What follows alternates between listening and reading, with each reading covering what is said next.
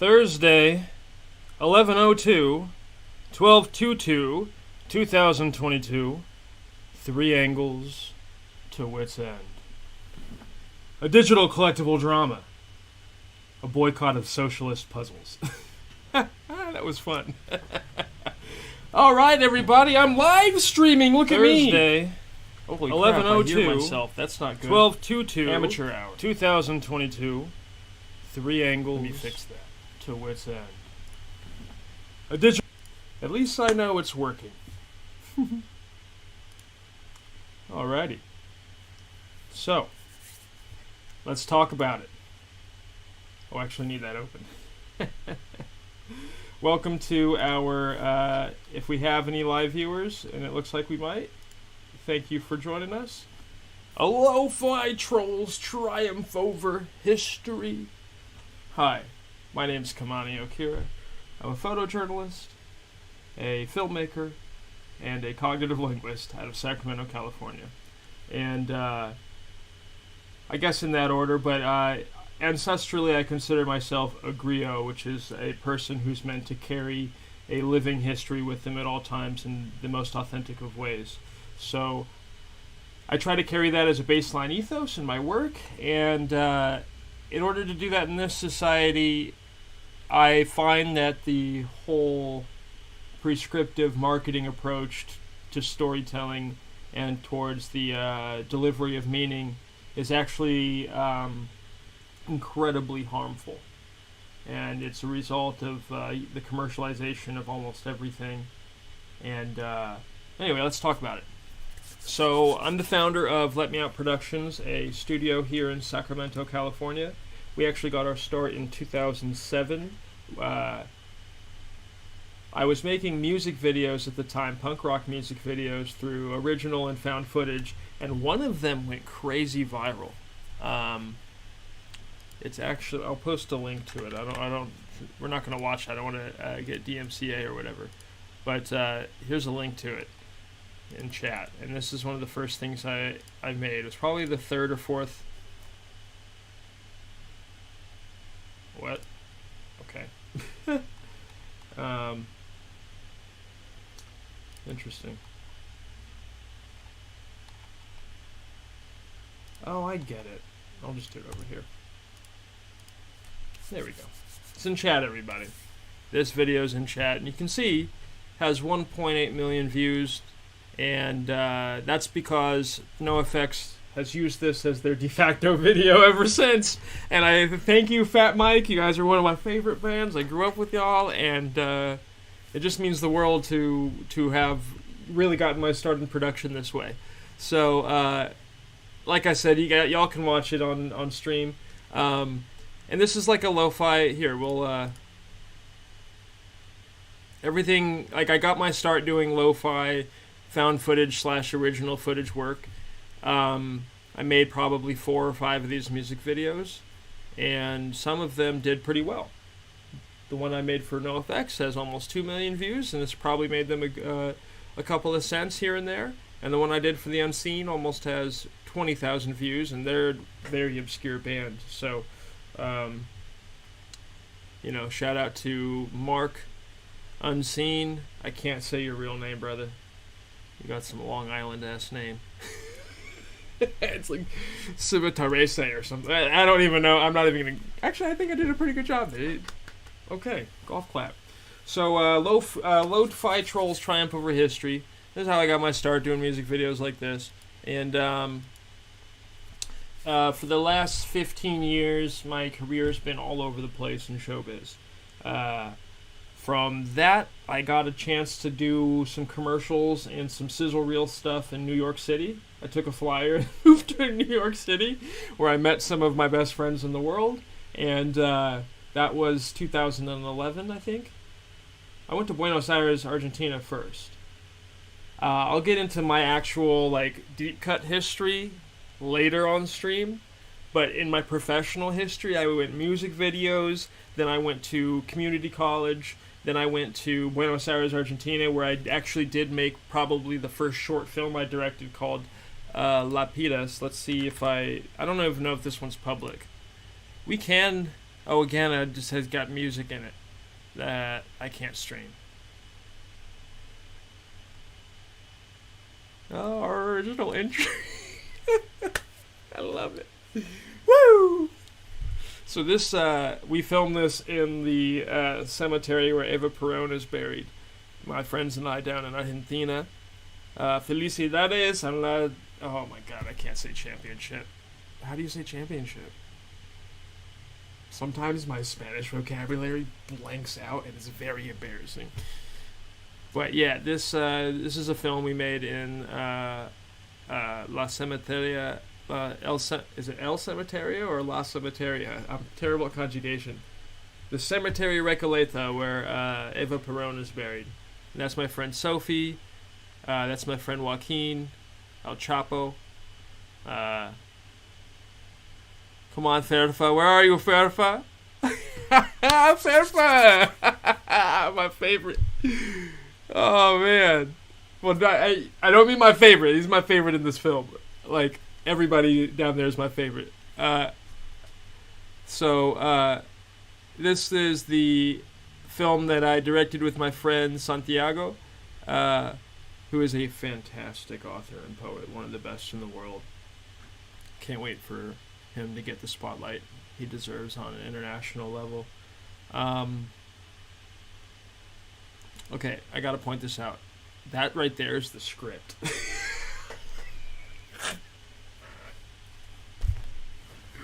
Woo! Yeah, go team! Vamos porteños!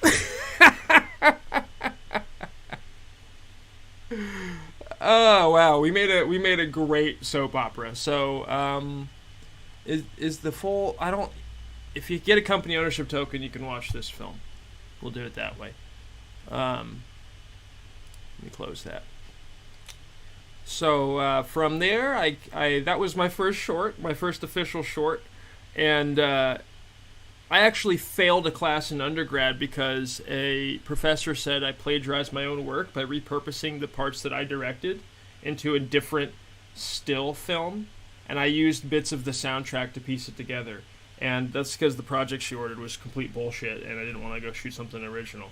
So I also wanted my classmates to see it. That's the reason I did that. So I wanted my classmates to see the work, and this woman was had animus against visual appearance.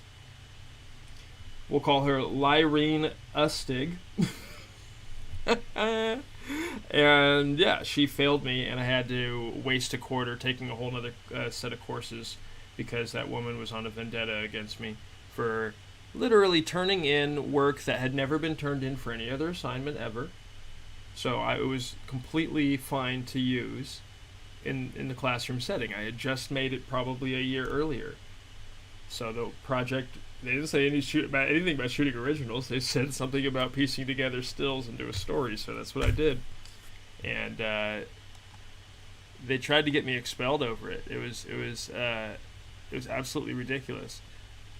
And the dean at the time was of zero help. So I want the chat window open over here. Can I pop it out? Yes, I can. Great news. Top chat.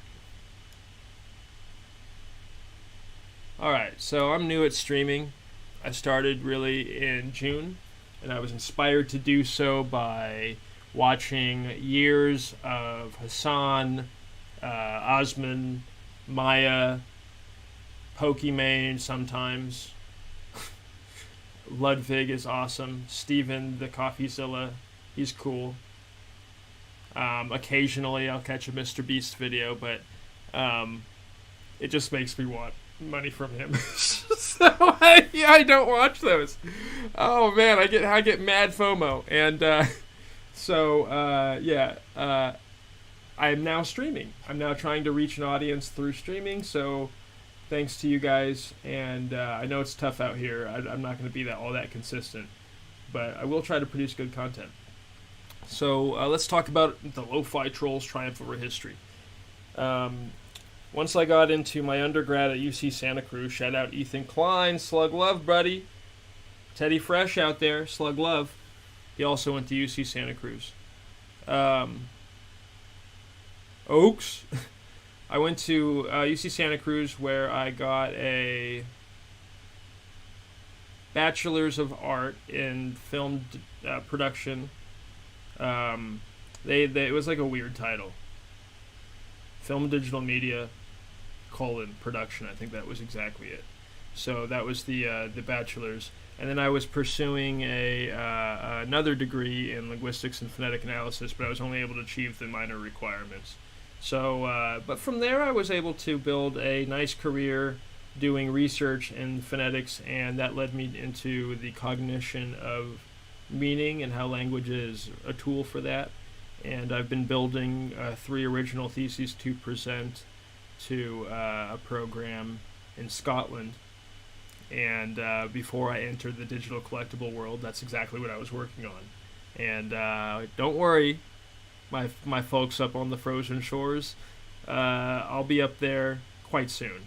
And listen to Aberdeen by Afi Kaplan. It's not about your town, but it's a great song, and you could probably turn it into a bar song. So it better be a bar song by the time I get there. It'll probably take me 3, 4, 5, 6, 7 years. I don't know. I don't want to be 40 in grad school, but who knows? If you are 40 in grad school, no worries. It's not a shade thing. It's just me personally. Let's talk about it. After grad school, I went to... No, not after grad school. I'm sorry. After undergrad, I went to Young Turks. That was my first hire. They hired me as a community ambassador, where I was also a producer of stories and editor of clips. I kind of wore a lot of hats there. An archivist. I did so many things. And I was really trying to impress that crowd.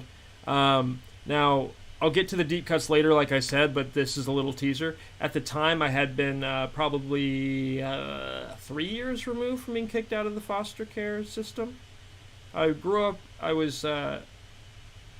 in a foundational family, so I did have one roof over my head since I was from 2 to 18. And then the day I turned 18, I was kicked out. So it's nothing like, it wasn't like life was beating me up until that day. But 3 years after that, I get hired by, was it 3, maybe 4 years after? 4 years? Had to be 4 years. 5 years. 5 years after that. Yeah, 5 years after that. I got hired by, shortly, between 4 and 5 years after that, I got hired by Young Turks as a community ambassador, producer, and editor. And, I entered as an intern, and I exited as an intern. I was paid, but I was really hustling my ass off, so I was doing a lot of work.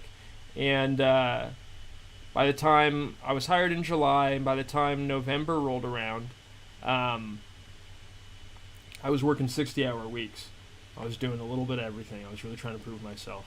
And on top of that, you can probably see it in their atmosphere. They have a really cool, unique family vibe in a studio that I really haven't seen ever since. I take that back. I think Glass House out of Philadelphia was pretty good. But anyway, they were pretty good. But TYT has a great family vibe, and so I look back on this all the time. I do a lot of inner work, and when I came into that environment, I was feeling that energy because I was needing that energy, right? So, but what I didn't speak up for myself really. I just kind of was a wallflower, just kept my nose to the grindstone, did my work, tried to contribute, tried to make an impact here and there, and but even in that setting, I was a lo-fi troll. I don't know how to explain it. So this is a clip that I was probably in maybe 4 or 5 clips during the 8-9 months I was there. 10 months? You'd have to ask Steve. But believes that the Earth is flat, and they also believe that the whole. So why do they have to fake everything? So and JR had a good question earlier in the day about Flat Earth Society, and we did a story on it because this is well before Kyrie Irving too. What is the context here? There's a story on it. Yeah, so this story was in HuffPo, and Cenk thought it would be funny to do a clip on it. So we did a clip, and it was around Halloween. Yeah, it was on Halloween. And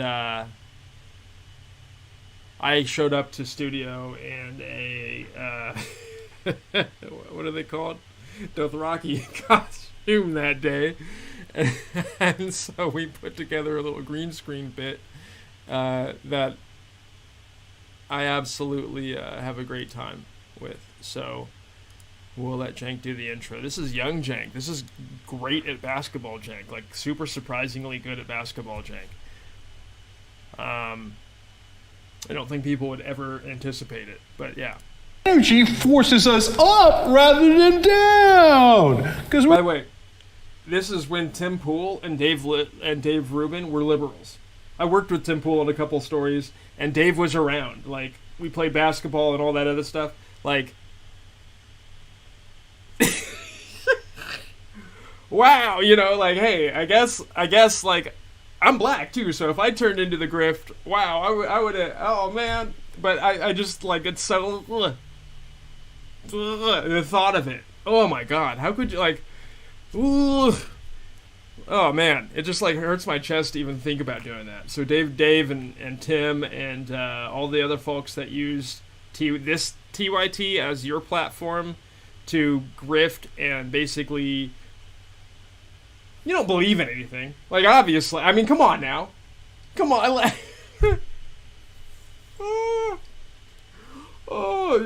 Watch. They're going to say they don't even remember me, but that's okay. Like, Tim was a super fucking lib. I can't even express it. So, and I think maybe he uses that as like, oh, you know, I fixed my ways, but you can't go super lib and do, like, Nazi, dude. You can't. You can't go super lib in a superior race just because your feelings are hurt. And Dave is just,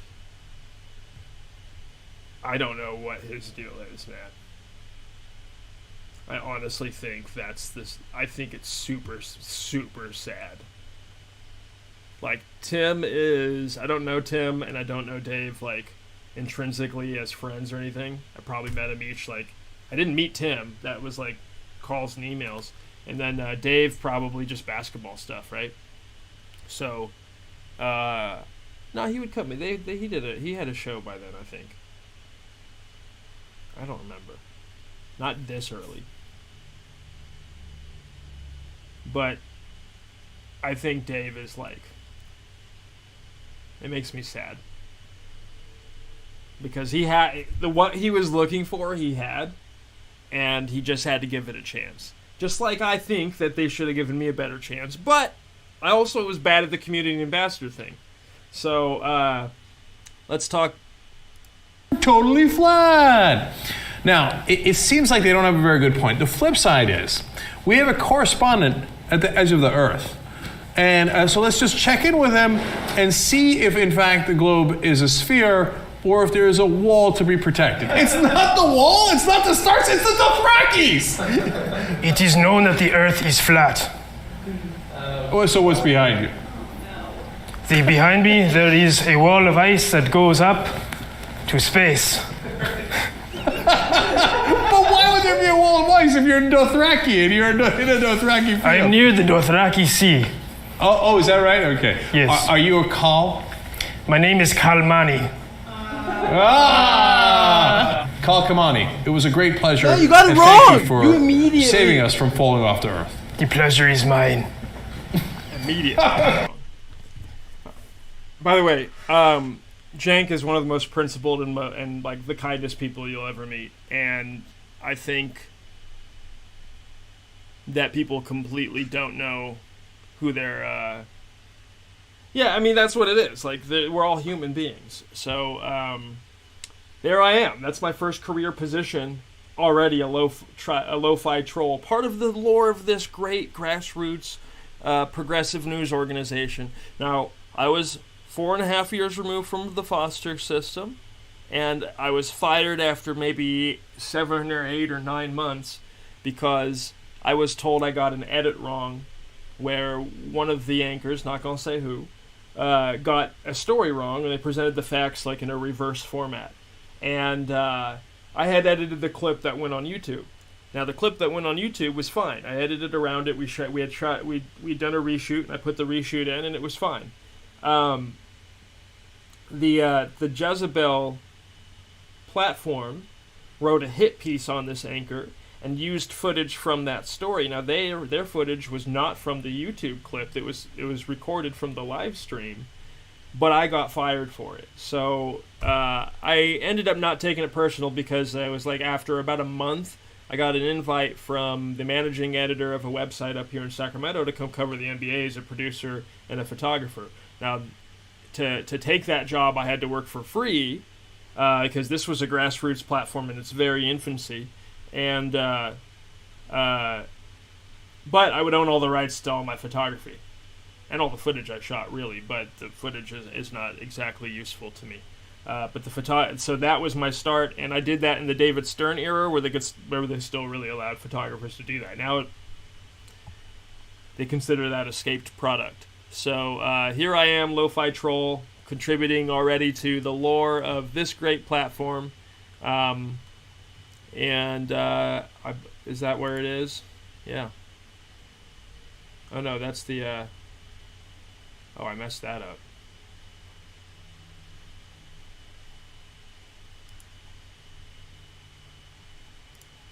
Oops.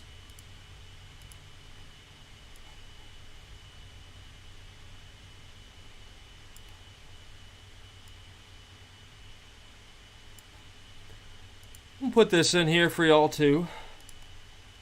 This is mainly for Hasan Piker, who I am a knobby head, man. I really, really value what you bring to the ecosystem of media. So from here, like I said, I joined NBA as a independent photojournalist and producer. I have like almost a 10-year archive of photography there, and I'm really proud of my work. Especially my growth over time, because honestly my first 2 seasons were complete garbage. Like, I didn't even shoot raw. Like, what? Why did they let me? Like, I still to this day, I'm like, count my lucky stars that I was even let in that environment. So, goodness gracious, what was wrong with me? I'm mad about it, because I have like Tim Duncan's and stuff from back then, and they're not in raw format. So I got to go do the fake camera raw thing. It's at least 5K, so. At least we got something to work with. But wow, that was like amateur hour for real, and everything's super yellow from back then. But yeah, I have and then, once I was up in Sacramento, we get a lot of projects that roll through here that need production help. So line producer, assistant director, that sort of thing. Some of y'all might have missed a little chapter I did with Smosh. I will not bring up any clips I did with Smosh because, yeah. I had no shade to Anthony and love y'all, but yeah, I have a little bit of a shadow career in the lore of YouTube so far, and I love it. Lo-Fi Troll already, like from day one, in YouTube, and having a great time with it. So there I am.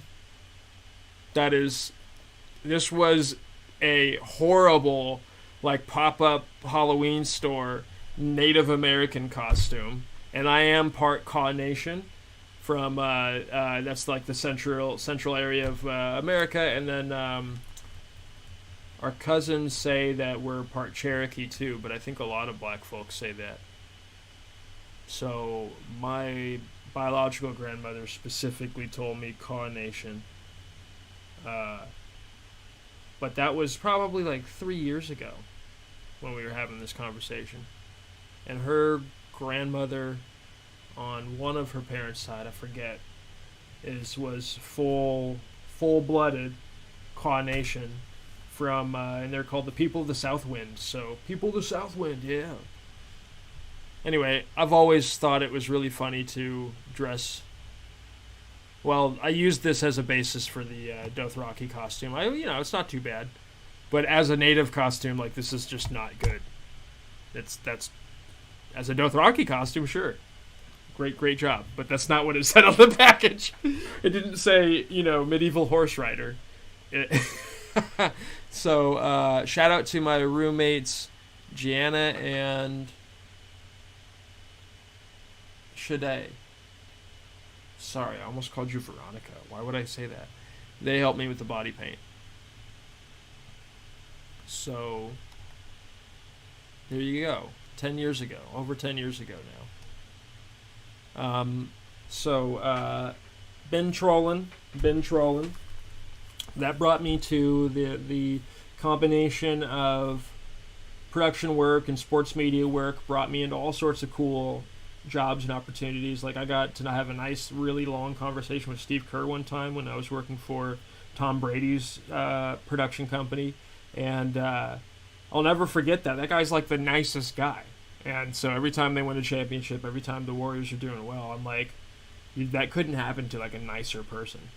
And every time, I'm not in this, I've retired from press, so it's been a minute since we've seen each other. But every time when I was working, every time he'd see me, he'd ask me how my disability is, because that was what we talked about. He's got a terrible back, and I've got terrible digestion. And so he'd always check on me and make sure that I was good. And it's like, you have so many things to worry about as a championship head coach. How do you even remember me? That's so, you know what I'm saying? Like, so I value that till the end of time. And shout out Steve Kerr. Shout out Draymond, too. We interviewed him during that interview, and that's when I kind of understood his whole character that he plays. Because it's a performance. And it's like, you guys all buy into it. It's really great. And he's really good at it. And he's, the basketball itself is not a performance. That's all real. They play that really hard. Although I do think for a long time the referees had their direct influence on what happened. So there you go, Flat Earth Society. That's in the chat. There's a couple of student films that we did back in the day, short films. This one is a fully independent film. I mean, we were students, but it wasn't for a class. And there's the trailer there.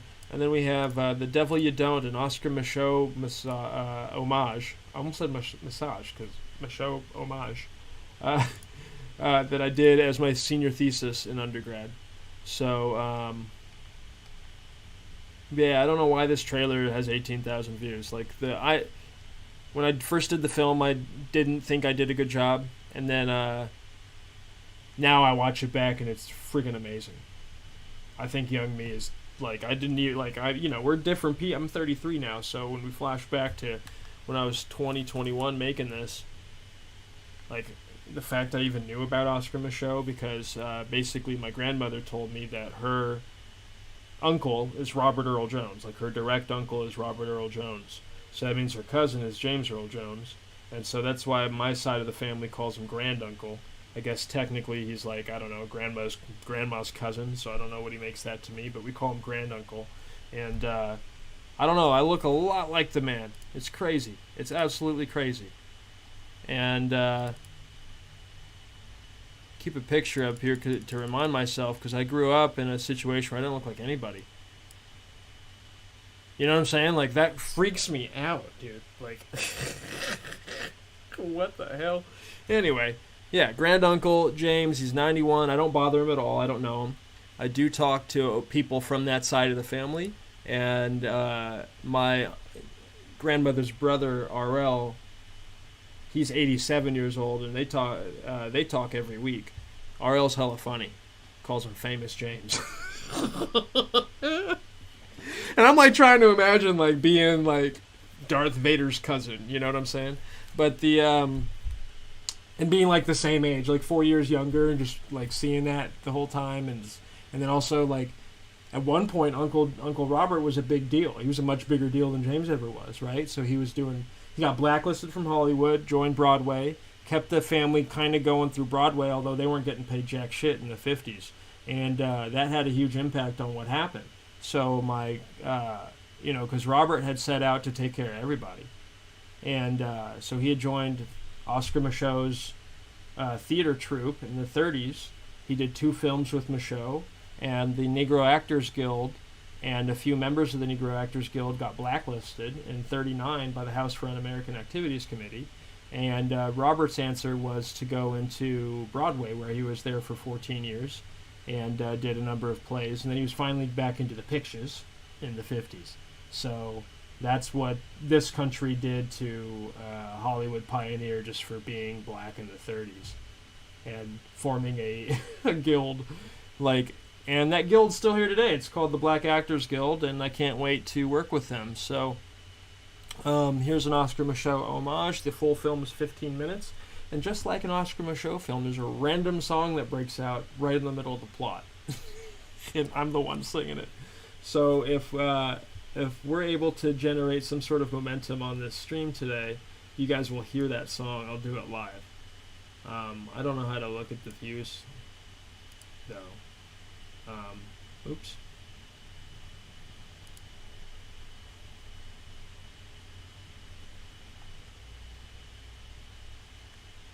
Interesting. Is this still working? Yeah, it is. Okay.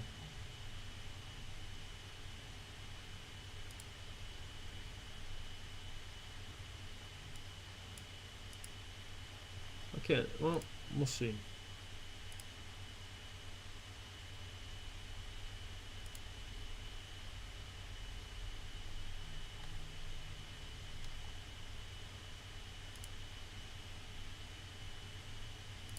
I'm checking analytics, folks.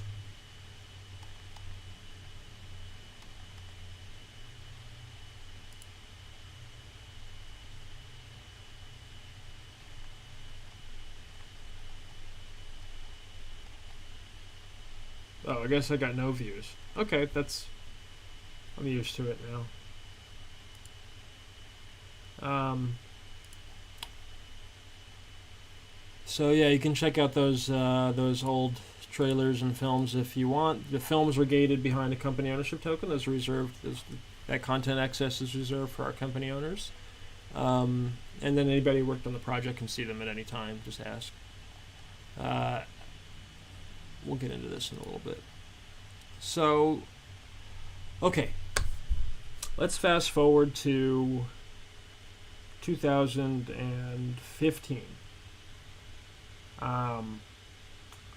This is now my third year in pro basketball, covering as a photojournalist, producer, etc. And this is the first year where I'm experiencing problems talking with what we call the media relations folks with the basketball team. And I've started noticing that there's a preference of certain platforms versus other platforms in terms of what access they were getting. And this was new to me.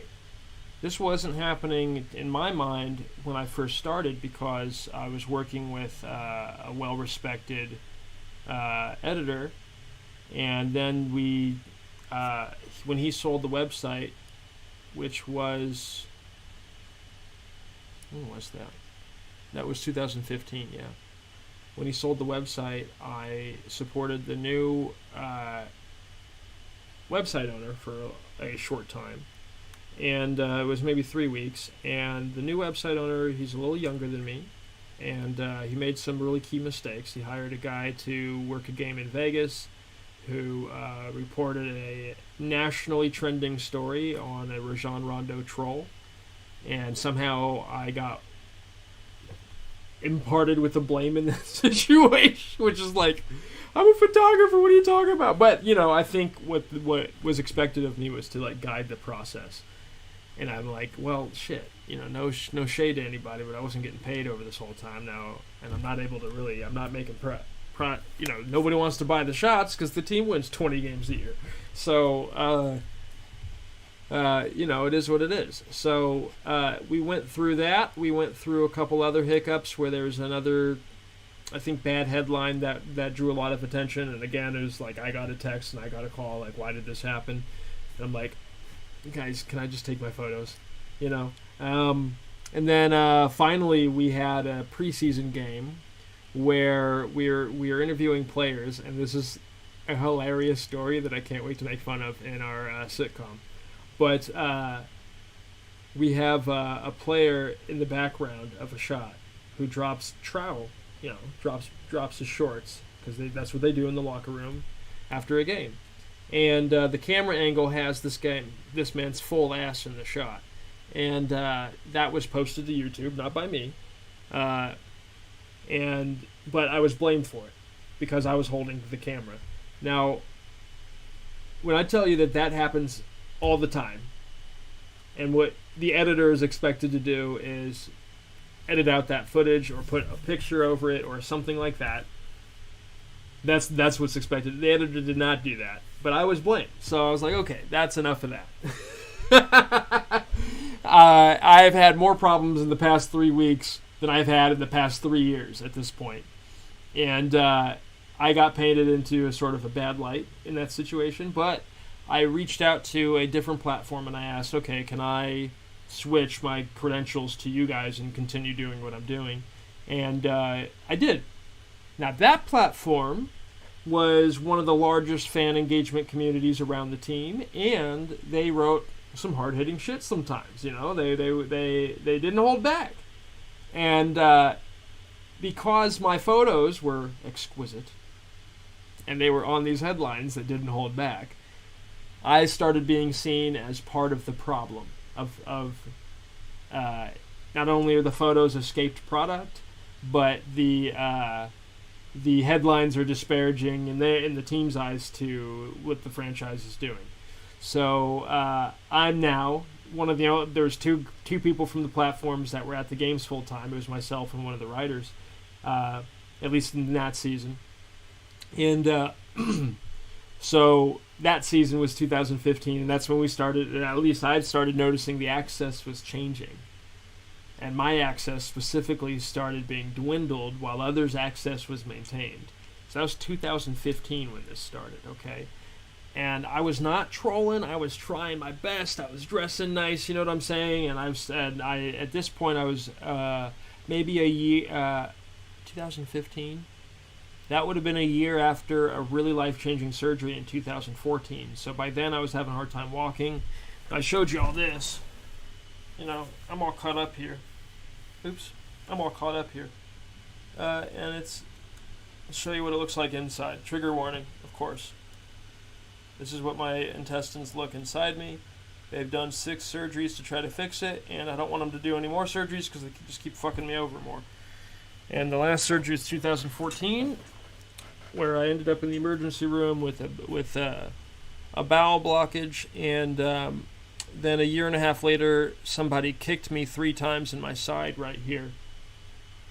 And this x-ray was taken in 2019. So I haven't done this process again because I almost died during this process.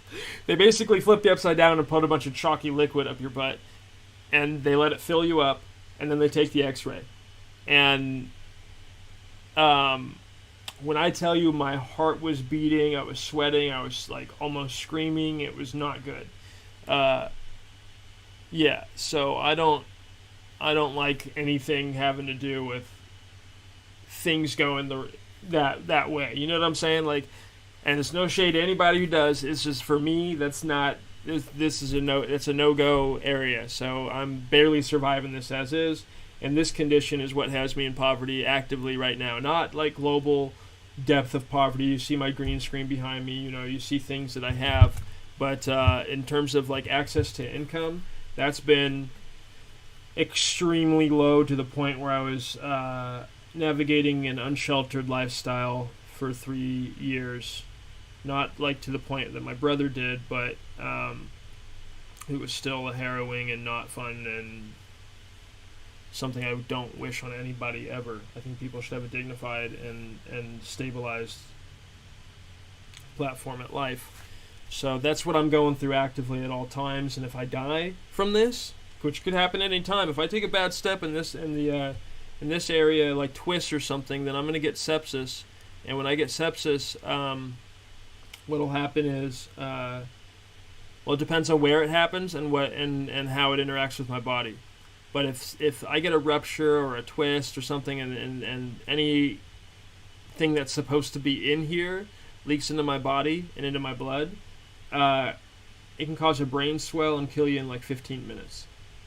And I'm so fragile, I could basically take a weird or bad step or get hit in the stomach or something like that, and be in that situation. So I actually stopped going to the cop protests for that reason, and that's why, like, it breaks my heart, but I can't risk it.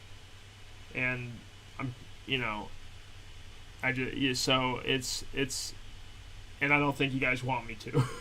with the way those dudes are. Can you see me like getting pushed over by a cop and one of them kicking me, and then that's it? That already happened to me. Somebody already did that to me. It wasn't a cop, but somebody already did that to me, and they knew what they were doing. They didn't know it looked like that, but they knew what they were doing, and so that's my biggest struggle right now, honestly. Like, I'll show you. I don't want to talk. I was supposed to talk about this later. Check this out. You know, you can use, if you have something similar, you can use like two things like this, like a boar bristle brush.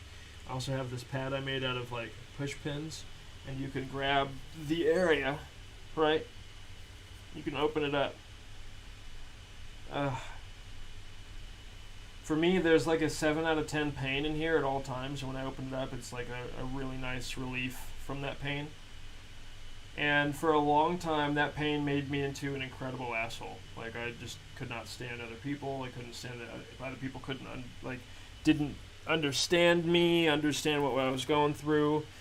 Couldn't see that I needed to take time to manage that pain and wouldn't make room for it. And I'm still going through that. That's still happening. So I hope that people can empathize and really... I was born on crack. Okay, so I was born with that. And they've done 6 surgeries to me so far, trying to fix it. And what I realized is we're all a bunch of hairless apes and nobody knows what they're doing, especially when it comes to unprecedented stuff like that. So I'm a theory. I'm a guinea pig when I'm under the knife. They don't know what to do with that, so they try, you know, and they do try a bunch of different things. So I haven't been able to work prolifically in my industry for a long time. And it's really hurt my personal economy, and I'm trying not to like get emotional over it because I miss working 12-hour days. I miss the set. I miss that life. And I want to get back to it, but I need them to be accommodating for what I need to go through. And the only way to do that is by putting them on my own name and on my own time. You know what I'm saying? And organizing everything to work for people like me, and I've done that. So I retired from the press in May of 2021, but let me explain the journey to get there. November 2020, I have my 2 vaccine shots. I have my credentials. I got no problem with vaccines. I got my credentials from the official association, you know. And the team that I cover here in Sacramento, California, is claiming that the county ordinance will only allow them to have 7 photographers in the circuit, and that I was one of the 4 that had to sit out.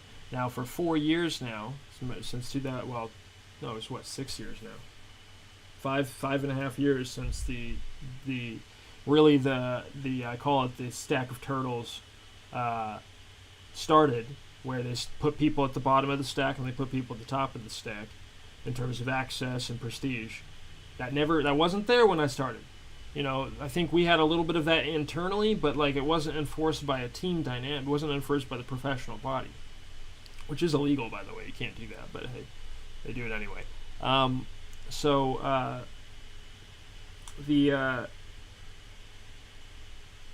I decided to troll that. I thought it was really funny because even while I did not flaunt it at all in my early career, because I just don't know the guy, and I was in Hollywood, I could have done that. I could have been like, John's grandnephew, look at me, you know, and I could have done that. Now I'm trying to break a boycott, so I have to let people know, because it's like you guys are boycotting to some degree James Earl Jones' legacy in my own little chapter of it. And here's how that works. If I fail, I'm some 6th degree nobody and the shit wins, and it doesn't matter. If I succeed, then our wikis link to each other, okay? That's about it. So, help me succeed, okay? And help us and our side of the family, like, grow, you know, and stabilize. Like, it's not just me. It's, like, a lot of folks that are, and you're, you know, viewers, like, colleagues, compadres, whatever you want to call yourselves, my network, you guys are probably in the same boat. So, December of 2020, I'm a month, the 2021 pro basketball season starts, and I'm told that that conspiracy to limit competition is in play, and that I'm gonna have to sit out, and Ricky's is gonna have to sit out, and Russ is gonna have to sit out, and Manny's gonna have to sit out. Okay, like it's 2 Mexicans and 2 black guys having to sit out with, well, I think it was 6 of the 7 photographers that got to access the circuit, access the product were white. And they just did this unironically. You know what I'm saying? And so that was the first season I was ever going to have my rights and a paycheck. I was so excited. I had earned that. I had fought years to earn it. And it was going to be my last season going into grad school, and I'd eventually come back. And maybe do a couple of games here and there. I don't like doing it full time, honestly. But I was going to go to grad school after 2021, so I was retiring from the press anyway. I have great player contacts. I was going to go pass my details around agencies and players, and then go to grad school, come back after, pepper in work here and there for the rest of my life. Still going to do that.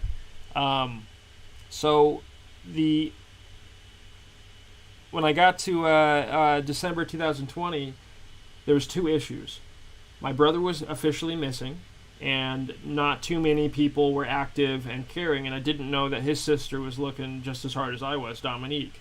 So we missed each other, Dom and I, and then Giovanni was missing, and he's a U.S. Navy veteran. He's a stoic individual. It's kind of like Tom Hanks kind of guy, you know, like a stoic Tom Hanks sort of guy.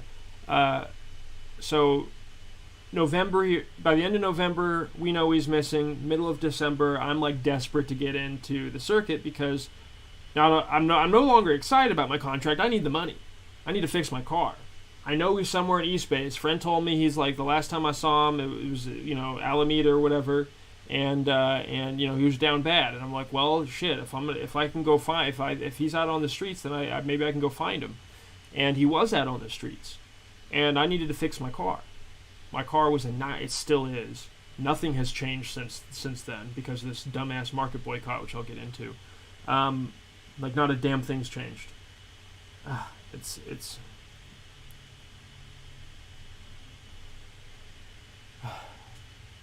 99 Malibu, December 2020. Thing barely runs. Okay, I gotta. It's registered and everything, but not anymore. It's 3 months past. I can't afford anything right now. Your guys' boycott has been super effective. Congratulations on boycotting a super marginalized person. Like, awesome job. Fuck yeah. Great work. While you're going around saying you're uplifting marginalized creators. Awesome fucking work. My God. Anyway, I'll get into it, but December 2020, I'm trying to fix my car. I expressed this to this $2 billion pro basketball team. 2 idiots in media relations and probably somebody a little higher up whose name starts with an M. That's where this whole yodel of turtles came from. The stack of turtles where people are more important than the next person down when we all do the same shit. We're all providing the entertainment to fans. It's like we all have the same job. Like, what the fuck? So anyway, I was told, like, no, you can't get in. I'm like, guys, like, I'm in a desperate situation. I gotta find, you know, I told him, I said, you know, we've been rubbing shoulders for years and years and years. Like, do you not care that my brother's missing and we need to, and they just didn't fucking give a shit. Alright, their names start with A and R. Now, neither of them work for this team anymore because I filed an FTC complaint over this. And,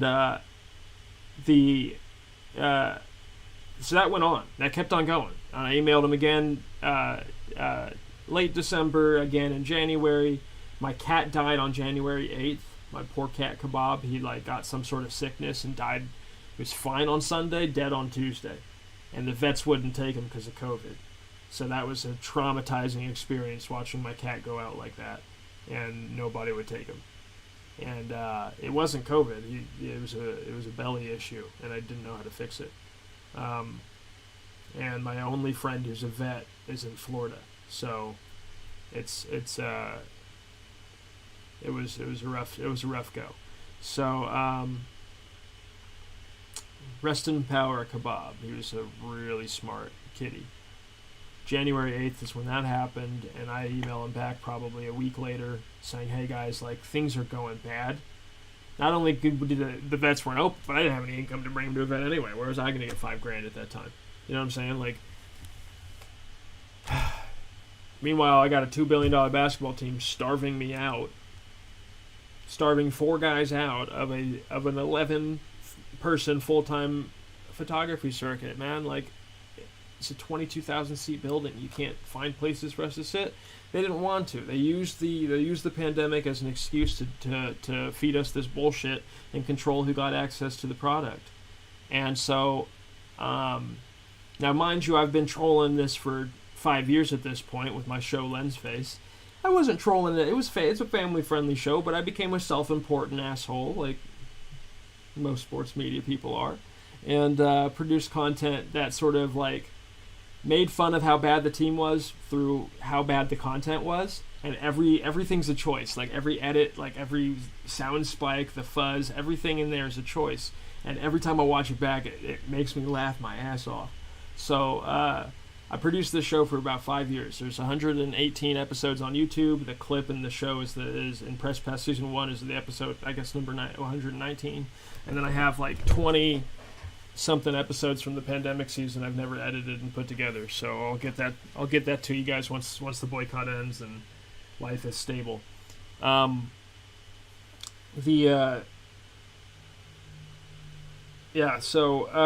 January rolls around. I'm desperate to find my brother. He's not answering any messages, and he hasn't since really September on any platform. Like, that's a nightmare, y'all. Like, I got walls of text on every single, you know what I'm saying? Like, just respond. You know, just hit somebody back. I don't care how down bad you are. Like, just hit somebody back. Don't leave walls of text, because it makes us think terrible things. And then something terrible did happen, and that happened to not just me. It happened to all my siblings. So we all went through that shared trauma together, including Dominique and I think 1 or 2 of his brothers and his dad.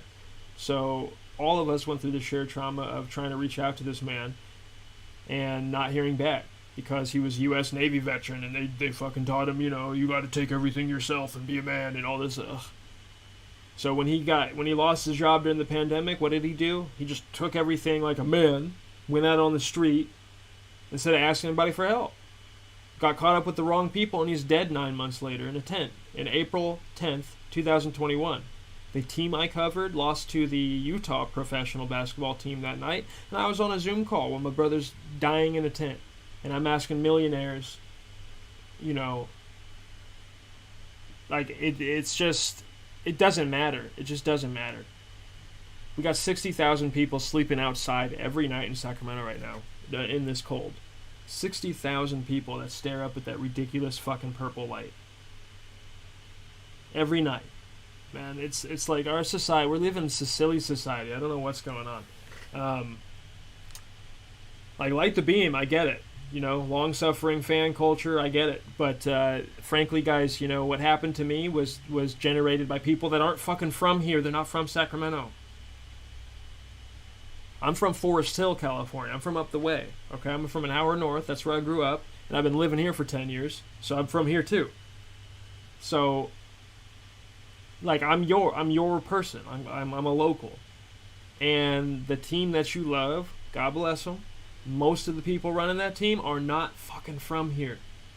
They don't hire locals. They hire anybody else. I've been watching it for years. Ever since that team was purchased, they don't hire locals. I've been like. They fired a bunch of locals, actually. And that struck me as odd. And then when they started bringing people in from willy-nilly all over the fucking country, I was like, why are, like you're a nice guy, but you're from Denver. Like, what, you know, you're a nice person, but you're from Florida. You're a nice person, but you're from Portland. What investment do you have in this community? You are here for yourself. You are here to look good. And so what do they do to look good? They find something to do. It's what middle managers do. They find something to do.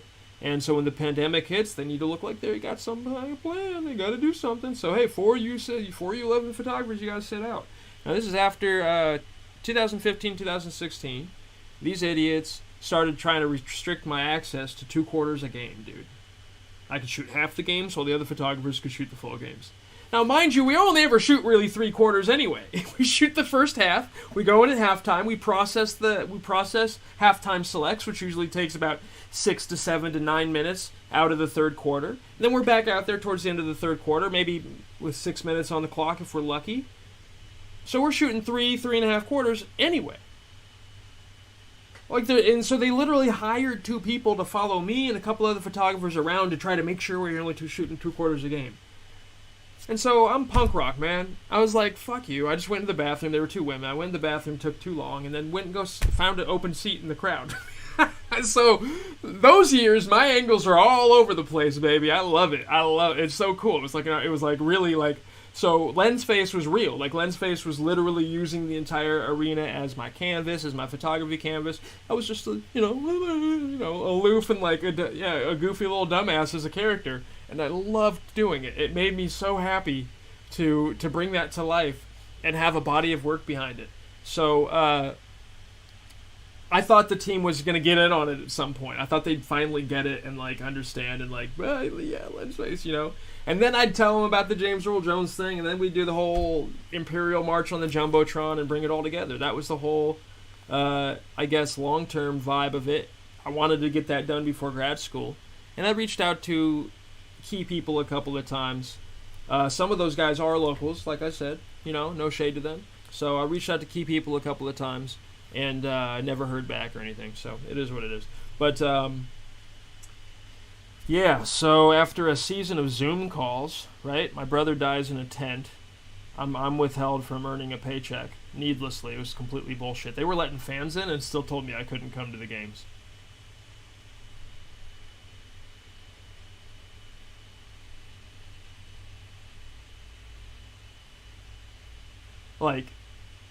And they did that to the other guys too. I don't know how Russ is doing, and I don't know how I know how one of the photographers is doing, and he's in just as bad shape as I am, and this was the reason. Okay, so you collapse 2 people's lives, A and R, for what? So you could present a plan about gating photographers during the pandemic, you assholes? A, you're from Sacramento, R, you're not, and neither one of you work for the team anymore, and I'm so glad that fucking happened. God damn. How dare you, honestly? It's ridiculous. It's ridiculous to put human beings through that for no reason at all. If we have our credentials, we have our vaccines, what's the difference between the Herald and USA Today? The Herald has more King's readers. So, just so you know, that conspiracy to limit competition forced the Herald to hire a photo service. So they forced the Herald to hire one of my competitors that did get access to the games. That's illegal. You can't do any of that. Now, I don't have a dime to my name, so I could never hire anybody or go. And I don't, honestly, as an indigenous person, I don't like thinking backwards. I'm a forward thinker. I like planning forward. So, anyway, I wanted to explain that because I came into digital collectibles December 2020. My brother's missing. I was desperate for something, and I have to sit there for a long time during the day and manage my guts. My hands are going crazy. I have a really weird hand issue because of where we live. I'm desperately trying to get out. Basically, the bathroom ceiling's full of mold, and property management refuses to take care of it for about a year at this point. Since we told them about it, and the mold has been there since we moved in. We just didn't know about it, and it was eating my hands alive. So. Yeah, guys, it's a lot. So December 2020, come into digital collectibles. I own all the rights to my shots. Now I have to sell them as non-commercial assets. If they're commercial assets, there's like 3 parties to tie into, and that gets really complicated. But as non-commercial assets, I can offer them as collectibles. So if I get a print and I go offer it at the farmer's market, you go hang it up on your wall, we're good. I basically have to define the digital sales that way too, and the only way really to do that before NFTs or digital collectibles was maybe like through DeviantArt or something like that. And DeviantArt and those platforms explicitly say we don't work with professional likenesses or anything like that. And so now I have the raws. I can prove that these shots are mine, and I can prove that this artistic output is mine.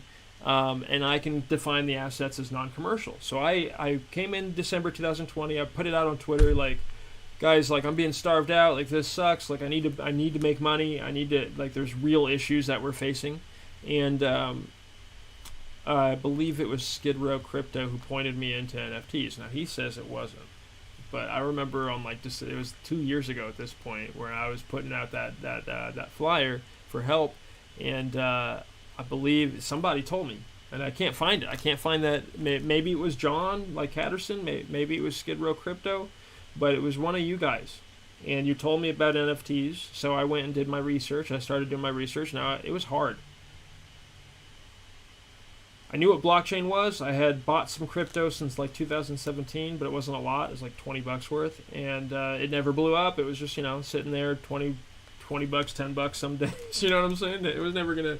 It never mooned, and so I never like got that experience. And but I figured, why not? Let's take on the information in a heavier degree. And I learned all I could about the blockchain, and I put my head against the cement of that process for a good 2.5 months there. And it ended up bringing me to a place called Decentraland in early February, where that was we can actually go there. It just kind of slows down the resources on my computer, so we're not going to stay there.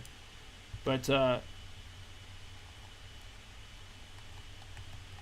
yeah, so it's open. It's already having a tough time. But this is sort of like an N64 style, GameCube style metaverse. Oh, I can just do this. Let's open up the desktop version. So this is actually kind of where I got my start in this. Once I learned the blockchain and what we were doing with digital collectibles, I basically was going to go in here and sell my shots to people in here. That was my plan.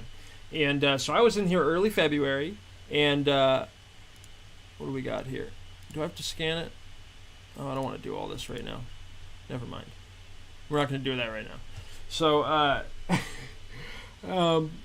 I got in there early February. I was thinking, okay, well, these are where all the rich crypto bros are at. Maybe they're going to want my pro basketball photos and put them up in their little abodes around. It was like, it wasn't too different than Elder Scrolls Online. It was kind of like that, but with like real financial utility to it. Like, you can get real money in these interactions and stuff. So I'm like, well, I'm used to Elder Scrolls. I'm used to those sorts of worlds. I'm not used to actually making money for what you do. So, and also, like, in Elder Scrolls, I can't go in Elder Scrolls and put a shot of Steph Curry up in my house. In Decentraland, now you can. And as long as you're not using it in a commercial way, then you're fine. So you can put it up in your place, display it in the gallery, whatever the hell you want to do. So, yeah, those shots, I'll show you. We'll walk through them later. In Decentraland, I was in there early. We experienced a massive, massive thing where the group behind Decentraland, called Metapurse, bought a JPEG for $69 million. $69 million for one JPEG. Now, this JPEG was produced by an artist named Beeple, who had collected every piece of art he's made for 13 years in a row. So he made a piece of art every day for 13 years. You can follow his Instagram to see him. They're actually pretty incredible. And he starts off as a very rudimentary artist and ends up being now he's like exquisite, can do anything kind of thing, because he just practiced every day. So he bundled up 13 years of work in one JPEG, chronological order, each piece, and full resolution, mind you, and then minted that as an NFT, sold it through auction at Christie's to Metapurse for $69 million damn dollars. Now, 3 years ago, 2018, I worked on the biggest show that I've worked on ever, which was The Bachelor, and they had, I think it was a $25 million budget, or whatever the hell it was.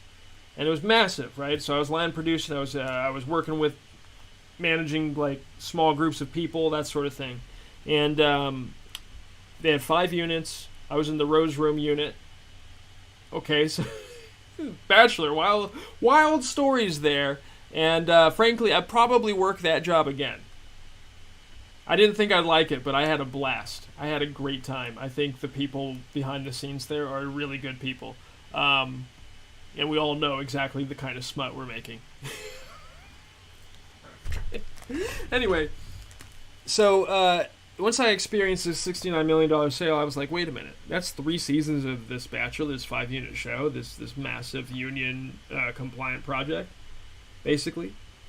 That's almost 3 seasons of that. In one transaction that nobody had to approve except for the buyer and the seller. I was already curious. So that woke me up to non-fungible tokens and the ultimate use of those, because I had still been explaining blockchains, how the data was transferred, registered, all of that, but the NFT thing still didn't quite get it. That one made me get it. I'm like, okay, so you could wrap a digital asset and you basically are providing a title to that digital asset. The digital asset may or may not be contained in that data point, because the digital asset might be huge and it might be needed to be like hosted somewhere and the data point references to it. But either way, you as the creator of that asset are now registering in public a title to that asset, and you're going to transact that title. That's what a non-fungible token is. So this Beeple guy, Mike something or other, he transacted a $69 million asset using this title mechanism on the blockchain. MetaPurse, the group behind Decentraland, they bought that piece, and they immediately hosted a 2-week seminar on what is an NFT. So everybody's like, oh, it was a publicity stunt. It's like, yeah, of course it was. And it changed the world. So what are you talking about? It changed the world. So shout out Metacoven, shout out Tubador, shout out Veritas Kami, shout out Brooke. Y'all are my people. Get back involved and let me out. Jesus. Stop. We're the same age. Don't leave us floundering out here. Come on now. You are our day ones. So we're still here. You know, our 2-year anniversary is coming up in March. So I did write the headline of the email in Tamil, so I got their attention. Yeah, I'm a producer, baby. I will get your attention. You may not like it because you might want to put me in my place, but I will get your attention. I don't have a place to be put in, by the way. I'm in the mud because of my disability, and I know that, and I'm good. I'm fine. I'm not trying to rise up out of there. That ain't never going to get better. So all I'm trying to do is stabilize my family. And that's what I came in here to do in December of 2020. That's what I came in here to do.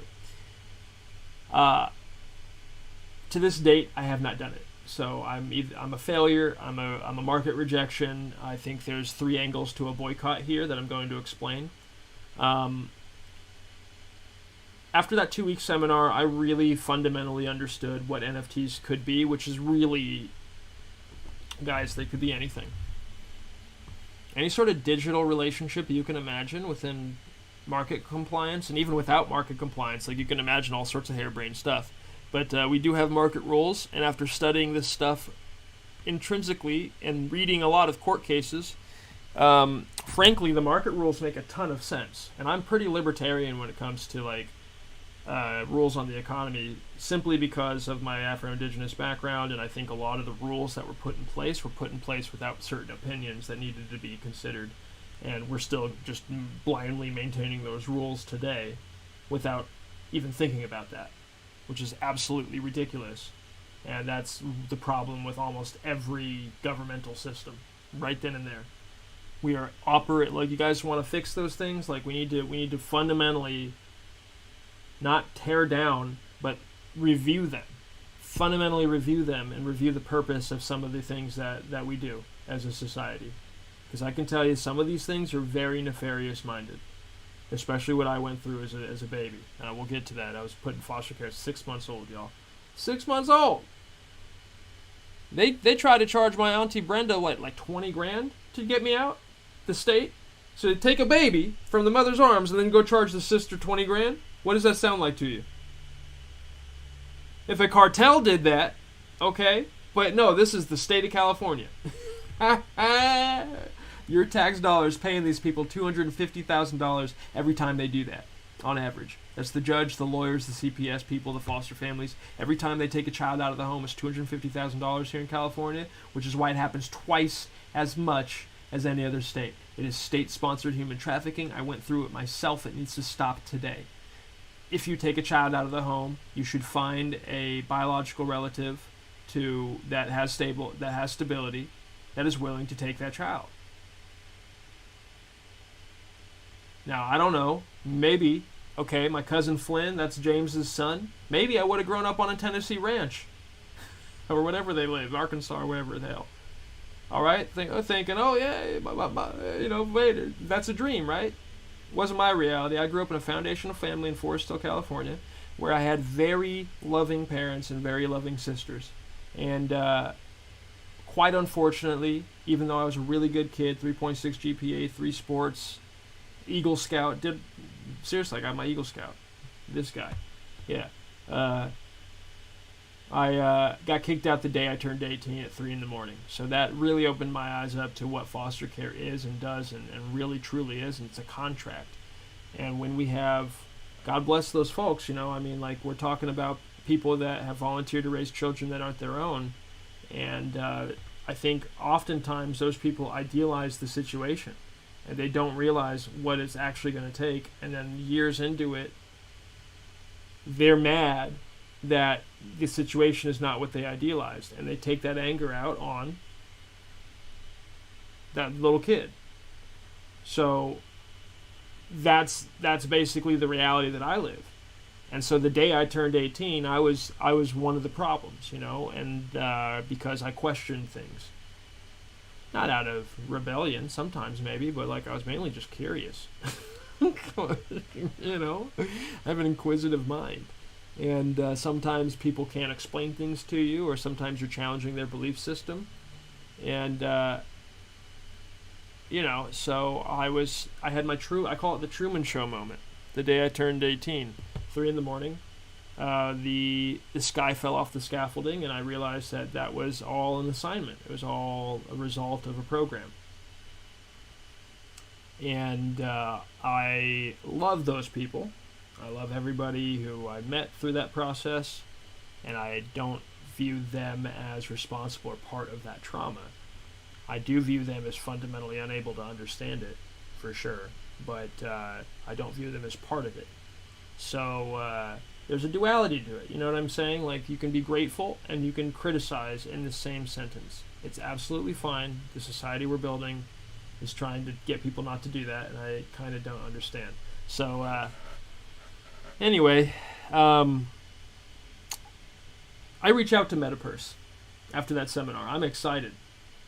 By the time that seminar is over, 2 weeks go by, they have fractionalized their ownership to that $69 million Beeple piece. And they formed a blockchain called the B20 chain. Now, if you're still watching this, and the blockchain talk didn't scare you away, I'm not a crypto bro. Okay, I don't act like... I do advocate. I'm a blockchain evangelical, but I also am very green-minded about our purpose here, and I'm very socialist-minded about our purpose here. And I think that's ultimately what this tool is here for, is to address both issues at scale, in a wide-scale solution. So it's very funny to me, honestly, but sad at the same time, that we've missed so much time, and people, have missed their opportunities to change their life because of the widespread market scorn over NFTs, just because some people don't know what the fuck they're talking about. Pisses me off, but hey, we'll get to it. So I reach out to MetaPurse, and lo and behold, they email me back. Now, I'm the type of producer that will email anybody for any reason. If I have an idea and I email you and you don't email me back, then that's fine. I don't give a shit. I'm going to email the next person. And everybody in production needs to do that. So you need to email me too. I'm actually ignoring 10 of them right now, and I'm really sorry. I'm in crisis mode in my personal life because of a lack of financial platform at all due to these boycotts. So I wrote a paper trying to impress this $2 billion platform called MetaPurse. After they emailed me back, after I wrote them a headline in Tamil, and I said, hey guys, I have an idea. I want to do what you did to that Beeple piece to a TV show. and I want to fractionalize the ownership of the show against the declared budget of what needs to be produced for the show to exist, and then go seek audience involvement in that show against 10% equity of that show. And to do so, I wrote a paper that basically turns intellectual property into a puzzle by establishing your franchise through a deed using these data points, and establishing a separate product we call the distributed asset from the franchise as a separate asset. So you as the creator keep your franchise in full, and your distributed asset then becomes a puzzle where you can sell pieces of that puzzle to audience collaborators. So right next to my face here, you can see our pieces to the puzzle. In Let Me Out Productions, there's 3 of the pieces to the puzzle, and over there on the rotating Van Gogh style pro basketball frames, that's the cover art, like an album art cover for a meme of production for the Press Pass Season 1 clip. So we'll get to all that in a minute. Let me get a drink of water here.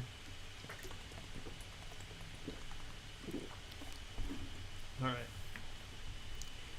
Metapurse, God bless them. These people are sweethearts. They reached back out and said, "Yeah, go for it. Let's talk about it. Let's get a plan together, send it in." And it was go time. These people are a $2 billion platform out of Singapore. They just spent $70 million on a JPEG. Okay, I'm looking for, at this point, for $15 million for season 1 of Press Pass. So it's go time. It's like, yeah, let's hustle, baby. Let's go. So I don't have a dime to my name. I'm already struggling, right? So I tell a group of folks that I trust and love to help me with this process. I say, hey guys, can you join this I can't pay you, but I can schedule you for payment, and I can measure everything. And we'll work for 3-4 months on the pilot, try to impress these guys to get a seed fund.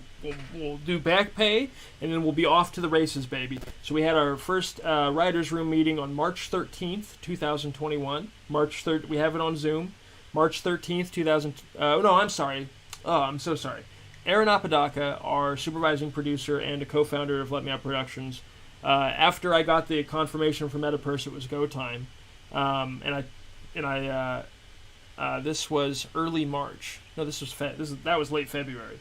So early March, I'm writing the first draft of the Elmo structure, doing the research, calling up lawyers, trying to meet people, trying to vet things, trying to read court cases, doing my research on securities law, commodities, whether Ethereum's a security or a commodity, all these things that haven't really been market clarified yet. I'm knee-deep in reading this stuff through the end of February and early March, and I'm writing the paper already. And it's purely descriptive gray literature. I can write academically for linguistics, but this sort of economic writing, I don't know at all. So I was like, let me just describe what I'm thinking and shape it against what I'm learning. And so that was the process for the paper. So it is a bit rambling, as somebody in my Instagram comments said. I haven't had the sponsorship from the community to even think about rewriting that and adding all the metaphors I've developed, and really taking the time. Really needs to be like one weekend in Santa Cruz in an Airbnb or something, you know what I'm saying? Like, just taking the time to do it. But yeah, so the writers' room got together on March 21st.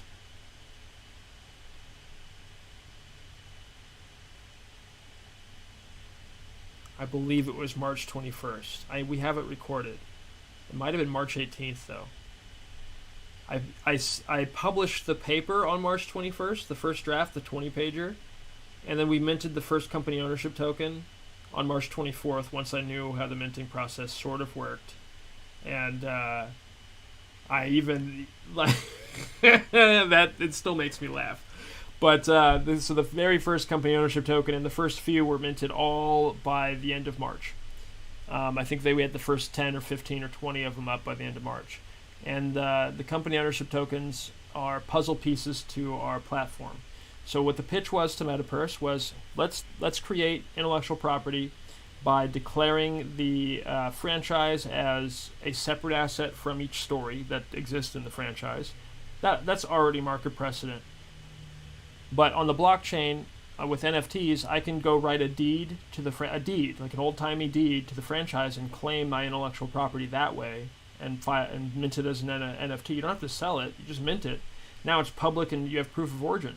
So anybody who tries to lean in on your franchise in any way, you can enforce that.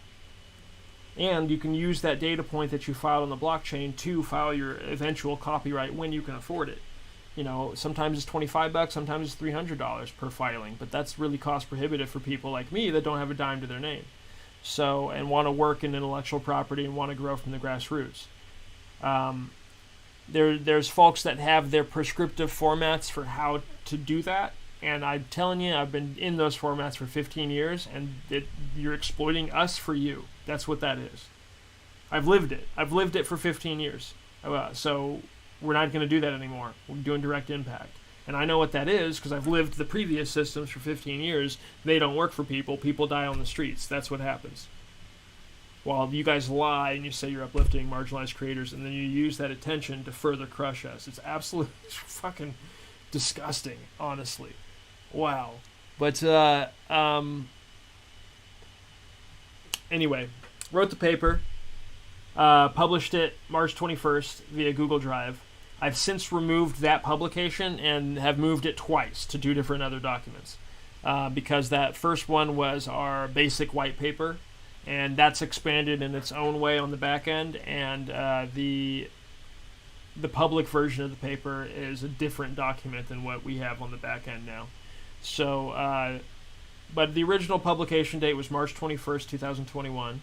We minted the first company ownership token March 24th, 2021. And then I continued working on Decentraland probably once or twice a week.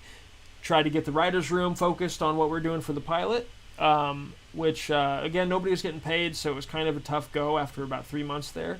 And we got something done, but, it wasn't fun for people, and I needed to make it fun.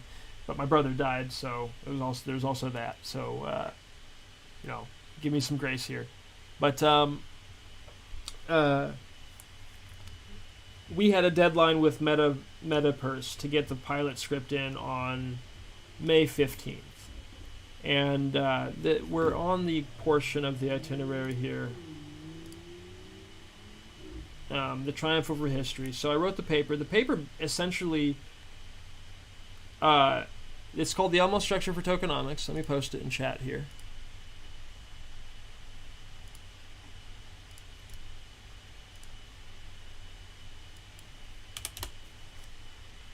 Okay, there you go. That's the paper called The Almost Structure for Tokenomics.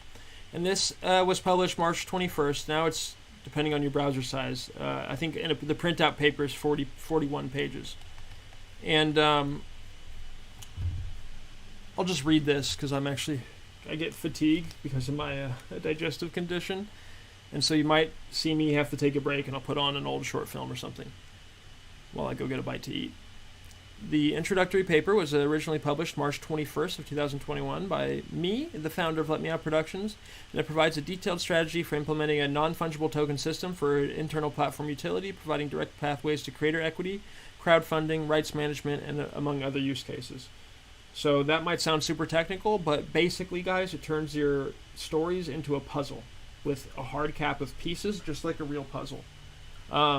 And when you have a hard cap of pieces, now you can sell some of those puzzle pieces to would-be collaborators. And if they want to collaborate, they come to your puzzle and they plug in their piece. And just like a real puzzle, if you were to sell a real puzzle piece at the farmer's market, that's their property. And once it's in the piece, once it's in the puzzle, the back of the piece has a serial number or something on it. That's what the blockchain does for us. And we know who owns what piece of the puzzle. So it's a great system for measuring labor. It's a great system for measuring the value of intellectual property.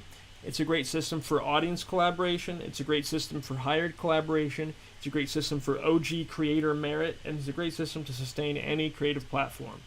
All of that built into one structure called the Almost Structure for Tokenomics, which breaks down any intellectual property output into a puzzle. And you can do it for your streams. You people, you weirdos that stream YouTube, I love you.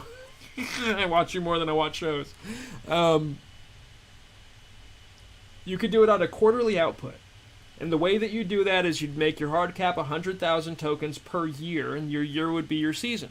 And so me, as your biggest fan, you'd sell 10% of those tokens. We'll get it. Actually, I don't want to explain the paper too deep because I do need to go get something to eat before I lose my energy. I still haven't gotten through part 1.1, and it's 86 minutes into the stream. That's amazing. A lo-fi troll's triumph over history. We established 6 use cases for the history of non-fungible tokens, digital collectibles, and we established them March 24th, 2021. At least some of them. And this was a month before the 4chan monkeys ever minted. The things you guys have seen be the primary example of what NFTs are. That's not what NFTs are. That is a way that they've been used. This is what NFTs are. So you can use a non-fungible token, which again is, think of a blockchain as LimeWire, okay? But instead of trading and instead of a peer-to-peer system that's sharing parts of files, it's a peer-to-peer system that's registering the authenticity of data using data points. And so when you submit something to the system, you're registering data to the system. And think of it as, right now, I have to pay somebody to register data, right? I have to file a copyright, a patent, a trade secret, a trademark, etc. And that costs money. Sometimes you hire a lawyer to do those things. Sometimes you do them yourself, and and you go to the central filing office and take care of it. But in most cases, it costs a lot of money. It's cost prohibitive to do so. So people like me that are coming from nothing can't do that. And so when we're in the realm of intellectual property and we go out to try to get that funding just to do that basic step, we are widely vulnerable. And you see it all the time. It's even happened to us 3 times. But the blockchain shut it down because nobody can mess with the March 24th, 2021 mint date for the company, and nobody can mess with the May 19th, 2021 mint date for the show. So where the company is concerned, we do have one group that shifted their goalposts before March 2021, which is like unethical, but it's not going to work. They were established in July 2021, and I so celebrate that. That mythology is a anti-competitive practice against somebody who is born on crack, neurodivergent in many ways. Like my serotonin and dopamine receptors don't work. I socially lock when people come at me politically like that, and it doesn't make sense to do it because why not just work within the authenticity of what happened? You know what I'm saying? We'll get to it when the past comes into the itinerary. So we established the use of these decentrally registered data points that can be transacted through custody of title, just like your car, as membership passes or access passes to a digital collectible experience, specifically in film and television. There's been a few other things that could qualify as using the blockchain this way, but we're talking specifically in studio and film production. Studio, film, and television production. So we're the first studio in the history of global show business to utilize this use case for a production platform in our company ownership token collaboration. These are membership passes and access passes to the company ownership collaboration, which are assigned, these are collectibles that are assigned 14 different rights and perks. The first right is to develop your stories in our collective and share production resources with the collective. If you want to pitch for for the official stamp and the official production partnership, we do that twice a year, and that is a competitive process for our internal development core. However, anybody can develop their work, so nobody has to pitch to develop. That happens automatically, and you have those resources. The pitching process is limited to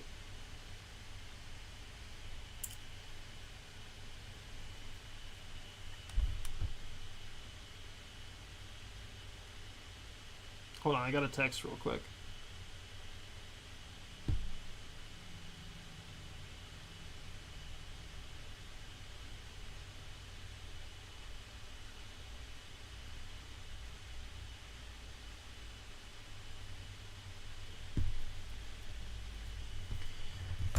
Oops, I spelled there wrong. I always do that these days. So a company ownership token is a access pass, a membership pass to the company ownership collaboration of a film studio. And we're designed to build from the mud. That's how we're designed to do it. We're not designed to be a speculative hype asset. We're designed to be something that's like, okay, I'm curious about this paper. I'm curious about the amount of work that this took to build. I'm curious about the society that we're building with it. And I want to be a part of the earliest adopters in that. That's who we're built to organically attract. We're not built to attract the hype train. So that's been sort of used against us. And the second use case is really interesting. Now for this, I'm going to turn on my other camera here. Okay, and this specific strategy of forming a community agreement to fractionalize ownership over rights or over a shared endeavor or asset, and assign those parts to token IDs of certified collectibles. We established the how, and we've made that use case open source. So the how is super easy, and I already kind of went through it. Now, ironically, I'm going to use these Service of Civil Process documents as representations of deeds, which these came a couple of days ago because your guys' boycott is killing me. It's absolutely murdering me. It's not a joke. It's not something that's fun. And it's been this way for almost 2 years for us. And I didn't do anything. What did I do? What did I do to get I got canceled for writing a paper. And we'll explain why that happened. But it was basically a manufactured illegal market boycott led by 2 people. But so when you have your idea for a story, doesn't matter what it is. Person does a thing, world fundamentally changes. You're describing a point in history, in real history, or in lore. It doesn't matter. If you have an idea for a story, you have an idea for a story. The minute you have that idea for a story, you have 2 assets. You have that specific story. There's a limit to it. There's a beginning, a middle, and an end. And then you have the wider world it exists in, which there are no limits to. So the wider world is a separate intellectual property asset than the beginning, middle, and end of that specific story. So the first asset, the wider world, is your franchise, your intellectual property franchise. At Let Me Out Productions, we call it the story world. So here, when you create a story world, you keep it. It's 100% yours. Okay, that's your story world. Think of this as a deed and not the notice of eviction. I'm just using that as because thick packet of material, and then also I love the art of demonstrating the results of the boycott after 19 months of it.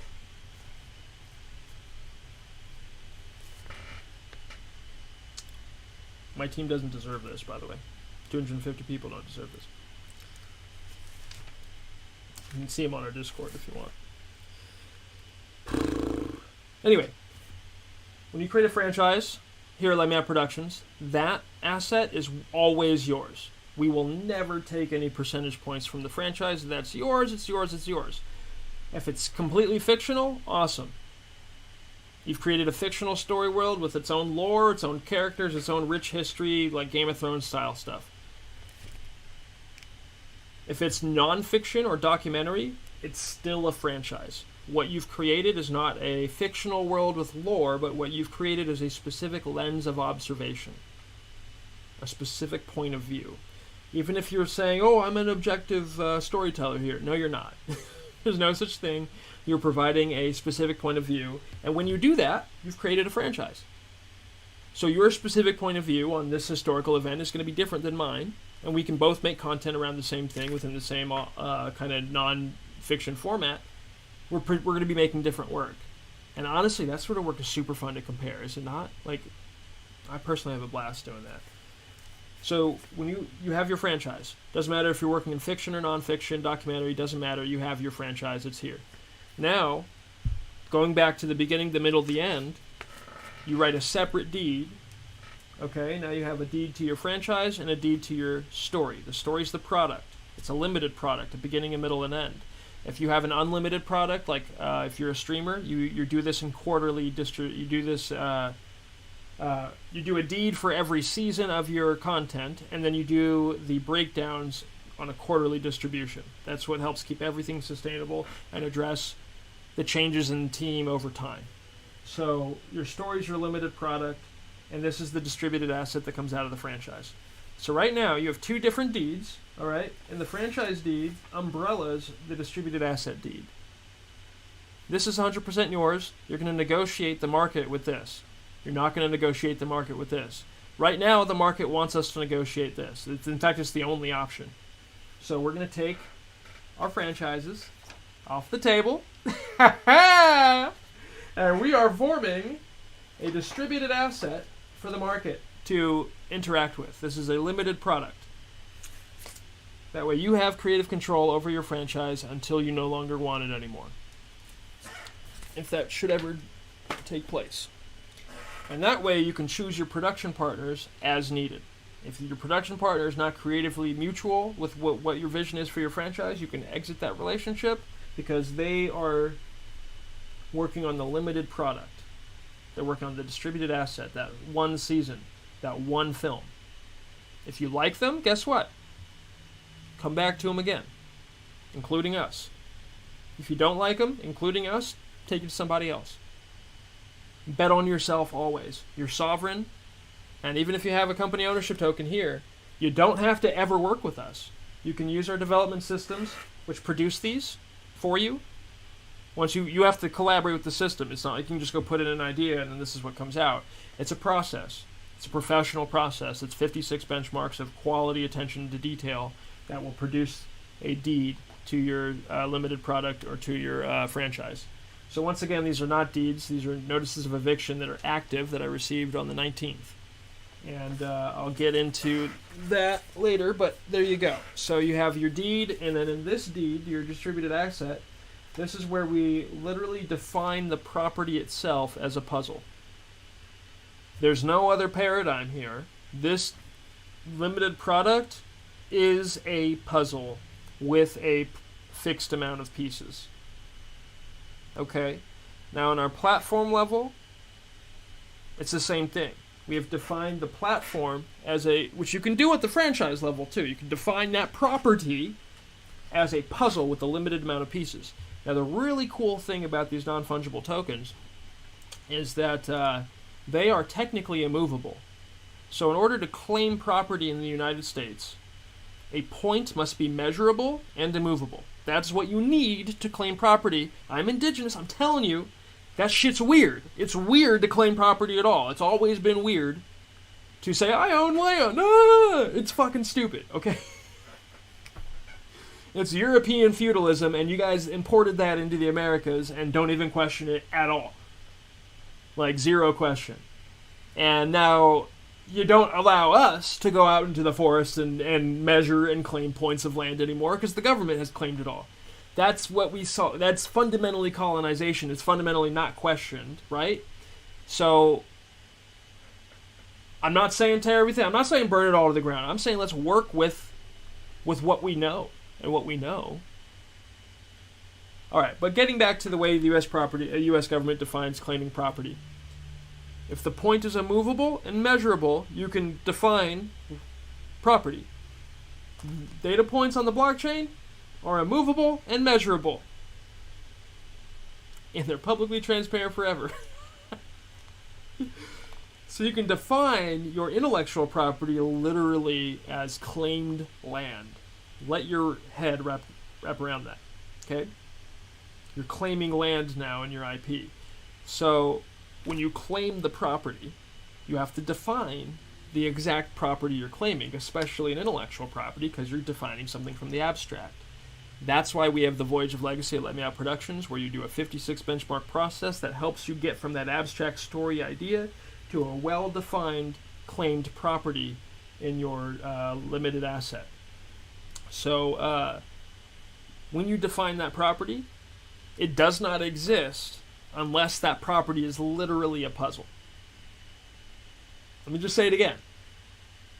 It's not a property where the ownership is therefore fractionalized. It's a property that only exists in a hard cap pool of 500,000 parts. That's how Let Me Out Productions works. It's a property that only exists in a hard cap pool of 5,309,160 parts. That's how Season 1 of Press Pass works. If those parts didn't exist, the property doesn't exist. Now, I've used the data points to define and claim the property because they're immovable and measurable. Now that we have a movable and measurable property to transact, we can transact it like property. And just like I can go private sell my car to you, and we exchange funds. We have to file that with the central office in that case. In this case, the filing's done automatically. It's already there. Everything is transparent for everybody to see. So when that title exchanges hands, everybody can see everything about that transaction. So it's actually a terrible place to do scams and fraud. And everybody doing those things is going to get caught because they've left. It's not even a crumb trail, guys. It's like running around doing crimes like with duct tape, taping everything that you're doing. And then when you go sit down and do your riches, all the duct tape leads right to you exactly where you're sitting, and the cops would be like, "What? What do you do? What is this?" And if you're not smart and you don't understand that that's how this works, and you think you're in here scamming people and getting rich quick, and they're not going to find out who you are, you're fooling yourself. Because not only is everything transparent, all the devices on the network that are and the signatures of those devices are also permanently recorded. You guys don't even know that, huh? So even if you're using a VPN, it's just you can't scam. Don't scam here. You're gonna get caught. So when you define the property as a puzzle, you can distribute the puzzle pieces to people who've helped put the puzzle together. So we have a model. That's what this paper is. It is a description of how to define the property as a puzzle, how to use the puzzle pieces as membership access passes, how to distribute the puzzle pieces to collaborators to anchor their equity for net earnings issuance. That's our third use case. We call that equity-backed labor with royalties. The fourth use case is using a non-fungible token as a collectible gateway for content distribution. So if you're a streamer and you wanted to go stream our show of Press Pass and you wanted the rights to Season 1, you'd go pick up one of the collectible gateways to Season 1. There's 16 of them available. So we could potentially be on 16 different streamers like you guys. We don't have to be on Netflix. I'd much rather... Come on, man. Hasan gets like 600,000 views live. Come on now. Are you kidding me?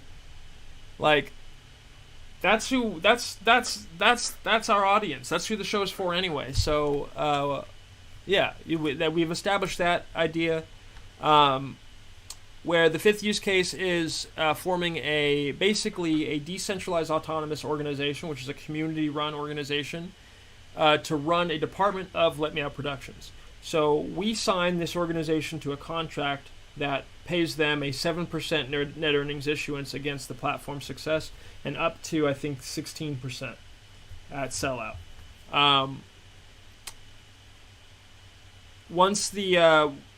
So what that 7% net earnings does is it facilitates a community treasury that everybody who has these collectibles shares. Now, they don't share just having the collectible. That's illegal. That's called selling a flow to future wealth, and you do have to register that as a security, and there's a whole process.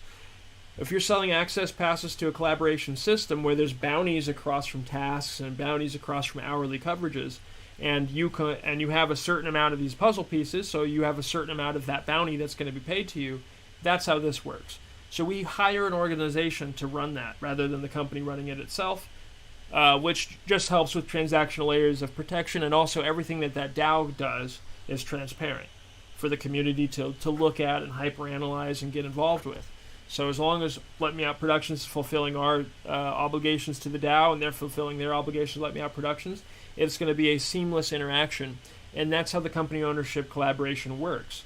The company ownership tokens come with access to the Top Brass DAO and the right to call yourself a part owner of Let Me Out Productions. So and the equity assignment in the deed of partnership. Now, the equity assignment does not carry a flow of wealth across from equity. So these are specifically not speculative assets. If you want to consider it ceremonial ownership, you can, but it does factor into the math of how much you've committed to the puzzle. And the people that commit more to the puzzle get paid more from the bounties. The minimum out of the bounty is like $36, so it's not bad. It's really not bad. To sit there on an 8-hour stream, I'm not going to stream for no 8 hours today, but to sit there on our stream and do chat mod, and you're getting paid $35 an hour as mod, $36 an hour as mod. How many of you streamers are doing that? Our systems are built to do that. So if you actually are in our system and you want to have your mods come from the system and you want to have our system pay them, then you're plugging a property into the system at 35%. And then they facilitate your audience collaborators into that DAO system. So 35% of the net earnings go to actually Let Me Out Productions as a platform, which collects all of our project net earnings and then distributes 7% of that platform overall to this organization. At least 7%. Right now, we'd have less than 0.1% of the ownership collected. So 7% of nothing is still nothing. So that's called forming an experience maximization system, or an XMax. And then the sixth use case is what I said earlier, when you measure the amount of puzzle pieces somebody has in the collaboration to gauge their commitment to the community property in a fixed tier system. So that way there's no gaming that at any point. If it's fixed tier, hey, if you reach 10 pieces, this is what happens. You reach 25 pieces, this is what happens. There's no politics. So, well, there is going to be a little politics, but there's no... inevitably, it's human condition. But that's how you expand rights and access, is by rewarding people who commit more to these puzzles. So there you go, y'all. I'm going to go get some food on the stove. And I will be back. Let's put the Lens Face show on. And I'll let that go on autoplay. Walking around downtown Sacramento on my way to the Sacramento Kings Media Day, checking out the new office. Oh my gosh, I love this look though. This is a terrific look for this character. I'm here with the Cowbell Kingdom team. We're so happy that they built this whole building for me to take photos in. Absolutely. It's fantastic.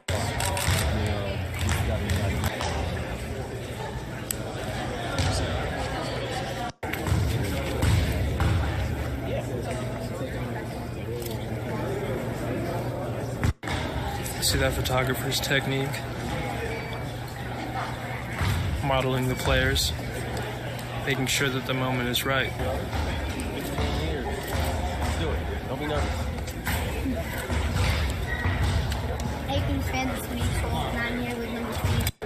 Luke Chang in with the technique.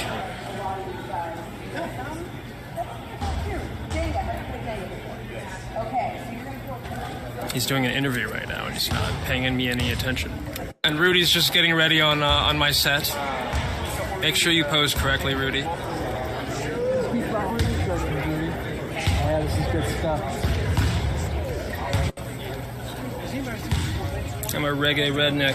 They call me a regneck.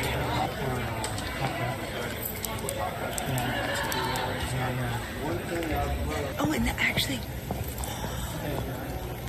So I'm going to be taking pictures of you this season too, and everybody just in the building. So what building's my office? Tell me say one thing, Nancy can't understand. One thing, Nancy can't understand. What make them a talk about me ambition? Say what make them a talk. Excited for me to take your photo this season, DeMarcus? What? Excited for me specifically to take your photo this season? Am I excited? Yeah. Bam bam, ayo.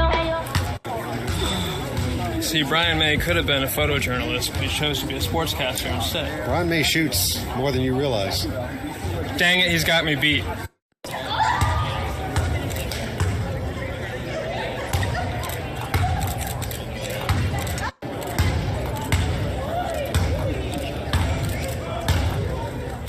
Oh yeah.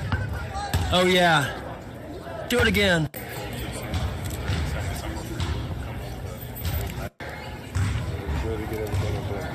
In that same line of answer, with the new pieces on this team, what do you like about it? What's impressive?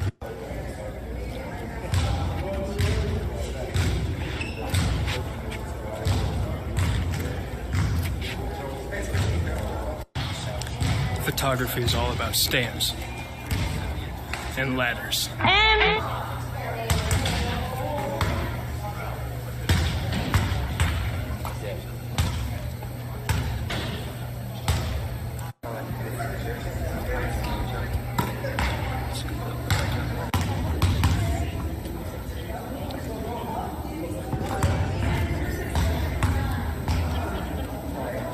Huh? Oh yeah, you know.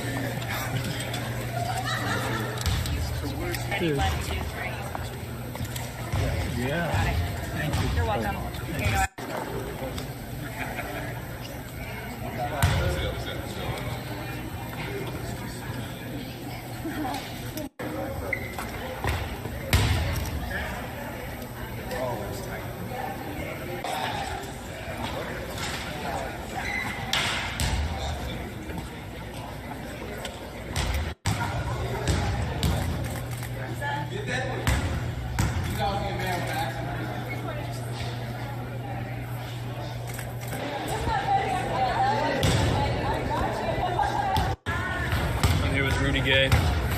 Now this season we're all focusing on my photography specifically, right?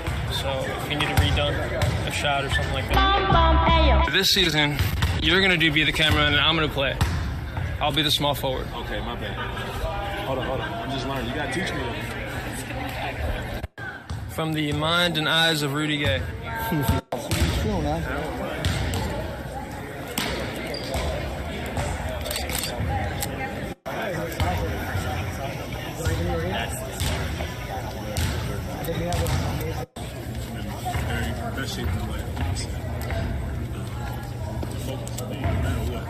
Asking questions, I just ask the players and tweet out the answers. So in the video, so they want to know of the new jerseys, which one's your favorite?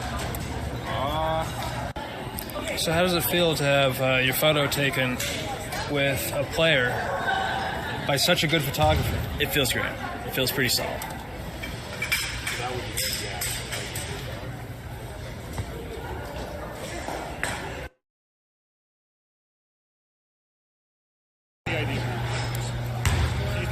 I'll take a photo. Alright. Can you get us both in there? Both of you guys? Yeah. Yeah. So you're taking all right. Come the other way. Yeah, that way. Handle with one hand.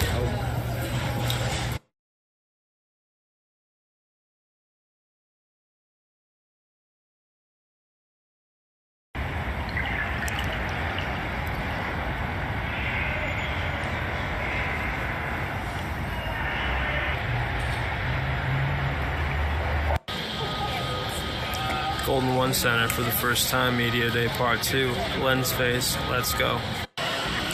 The media is all just waiting around for Vivek to come out, but they don't realize I haven't asked for him yet. I'm not ready.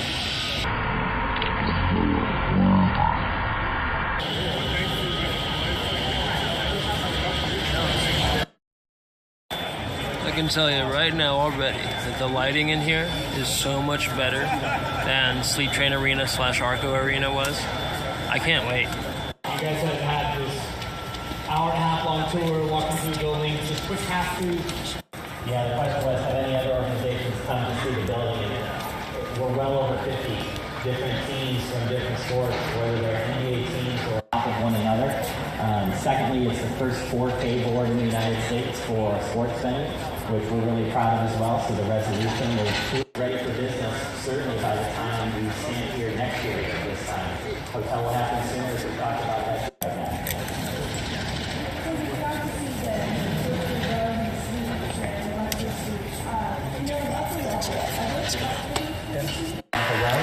So we don't have an option for cup holders up there, but again, we didn't have cup holders in the first 3 rows of the building either.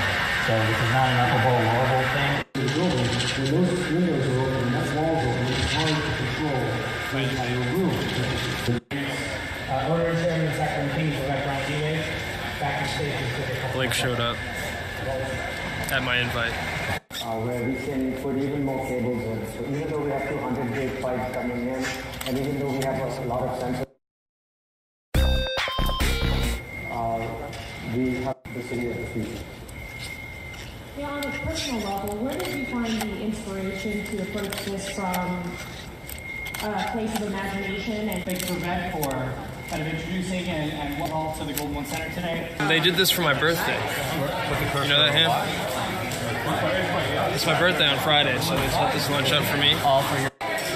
I'm here with the stars of the Do Some No podcast. Hey guys! And, fun fact about the Golden One Center. The Golden One they're referring to is me. Happy birthday to me. Happy birthday to me. Happy birthday. When I was growing up, I used to be uncomfortable in these super bougie situations, but now that it's all for me, you know, you gotta just roll with the celebration.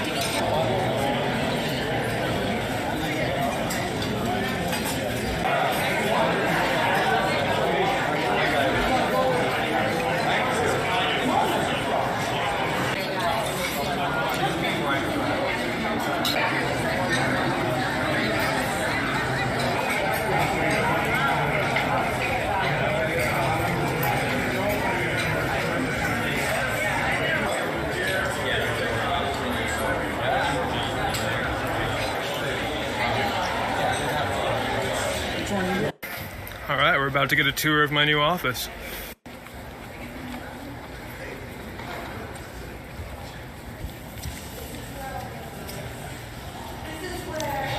We are at the Big Cheese Doghouse.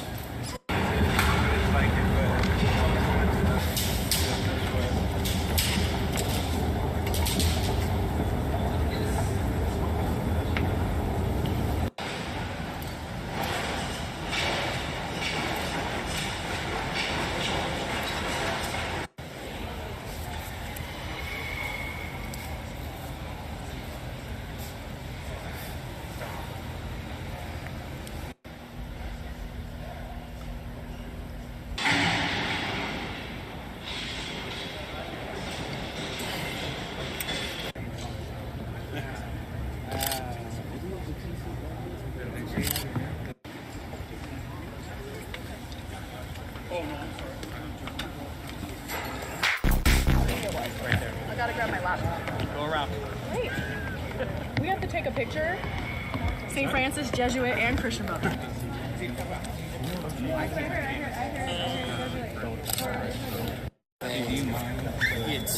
It's built into your building and part of the environment. One of the about the locker room? Okay, here. If you have time. If you don't, we'll do it tomorrow.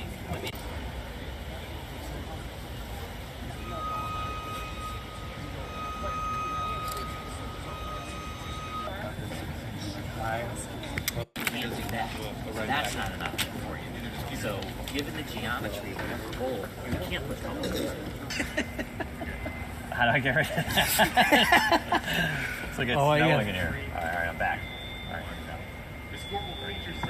we go. All right, Chris, there you go. There you go. Oh yeah, this is gonna be the money. So that was just Chris Granger, president of the Kings, and I testing the lighting on the court to make sure that all of my work this season doesn't get interrupted. All right, office, we'll be back.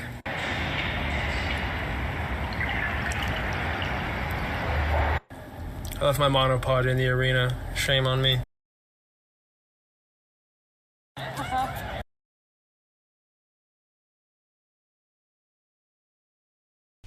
Facts, I did leave my monopod in the arena. Shame on me. And I never got that particular one back, but I did get a new one exactly like it, so. Yeah. I'm going to keep eating, and we can watch my favorite episode.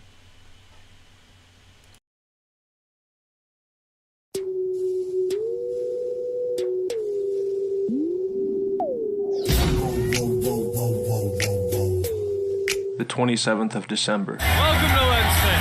Thursday. Festive meals still in the process of digesting in Golden One Center. Lakers, Kings, no matter how weak the flavor, these two wise guy, don't mix. The Lakers are up 95-84 at the start of the fourth quarter. JaVale McGee, Rajon Rondo, the King, injured or sick.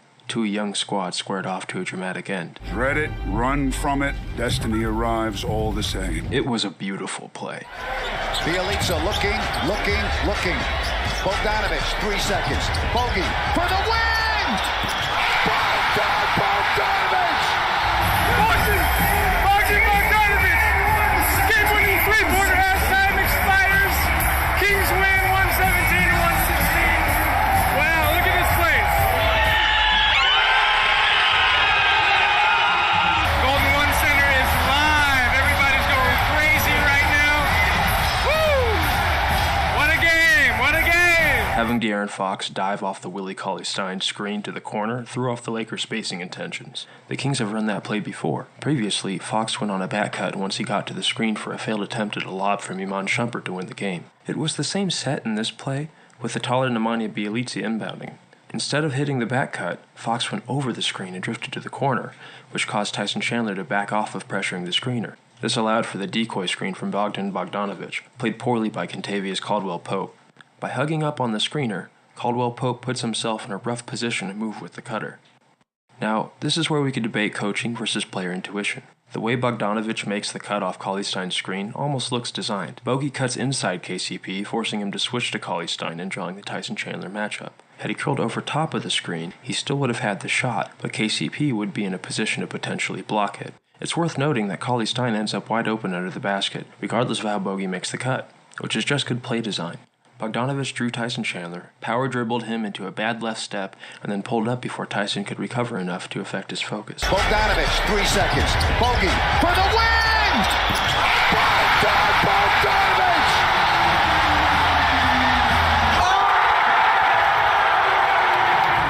Got Tyson Chandler on him, and then he just pulls up on his block, though. Woo, Bogey! I call you Cold Stone. Because you scoop and you cold, stone cold. I don't just go with it. But he said perfectly, like when somebody hits a shot like that, it feels like everybody hit the shot. They got super loud. Bogdanovich, 3 seconds. Bogey for the win! Bogdanovich! The details of this are fascinating, and it shows how much there is to consider when drawing up these kinds of plays. Welcome, NBA Lens Face. Welcome, NBA Lens Face. I'm back. I'm back to talk about the Elmo structure. Thank you for waiting and listening, and I'll turn back on my face here. There we go. So, all right. Just as a refresher, and for me too, I greatly value the bites that I got to snack on there. And, what am I doing? I need to find. Awesome. Okay. So once again, first use case, using these blockchain data points as membership or access passes to a digital storytelling collaboration in film and television. We wrote the paper. We established the data point. We're the first in history for this specific model with the property as a puzzle model. So congratulations to the Let Me Out Productions team. And we've also established the idea of declaring the property as a puzzle from the genesis of the property. So that's the second use case in the Elmo structure.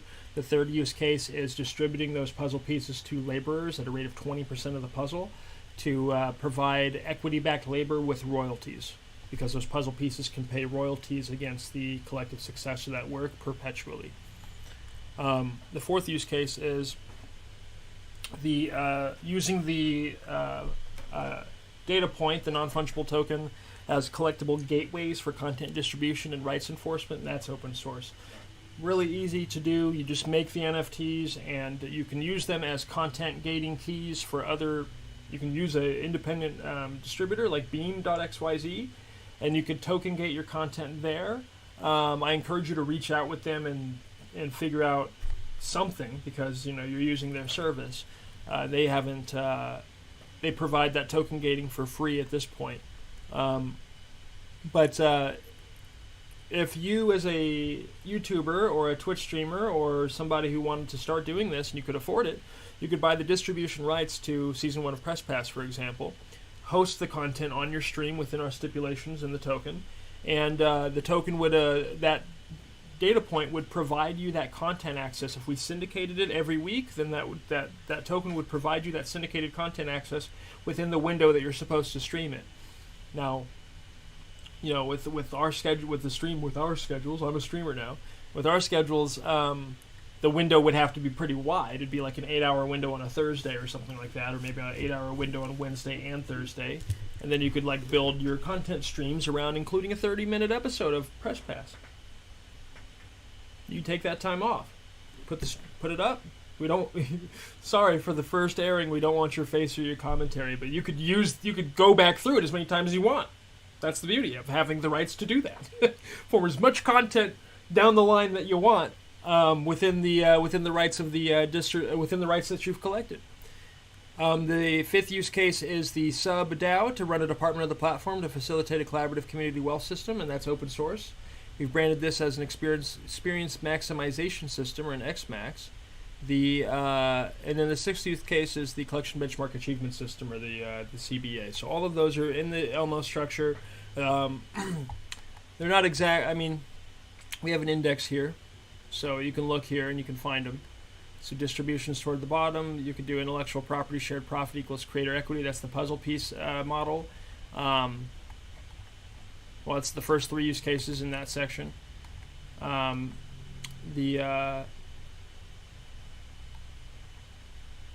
also have the experience maximization system described here under open collection. So it's all in here. Like I said, I really want to go through and rewrite this damn thing with market contrast, with the new language that we've established here, Let Me Out Productions. There's nothing stopping me from doing that. What's stopping me from doing it is allowing that paper, the new one, to be free again. And I want to do that again. So I can't reward a market boycott with more free work. That's just how it is. So let's get into our team here. We have an amazing team here at Let Me Out Productions. First, let's open that up, and then we'll get into our core team.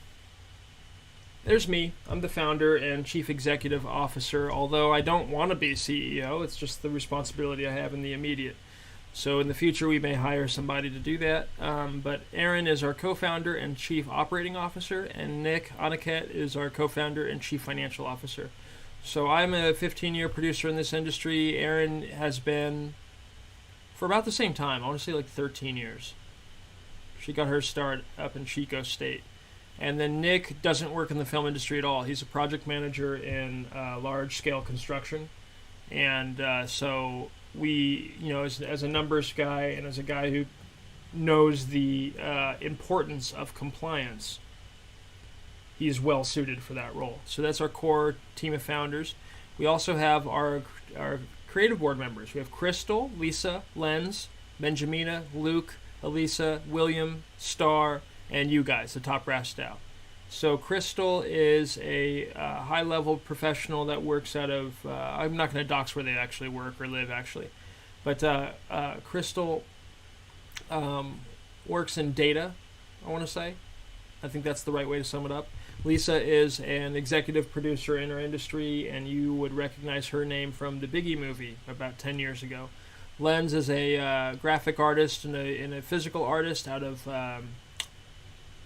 Madagascar. Our board is international. Benjamina is, I think she's in Scotland right now, but she's a master's anthropologist. Luke is he's one of my favorite performers of all time. But he was organically interested in this process from the very first minute I talked to him about it, and we added him to our creative board. He's a sketch comedy performer at the highest level, a YouTube pioneer, a industry marvel in all the ways that he doesn't even know.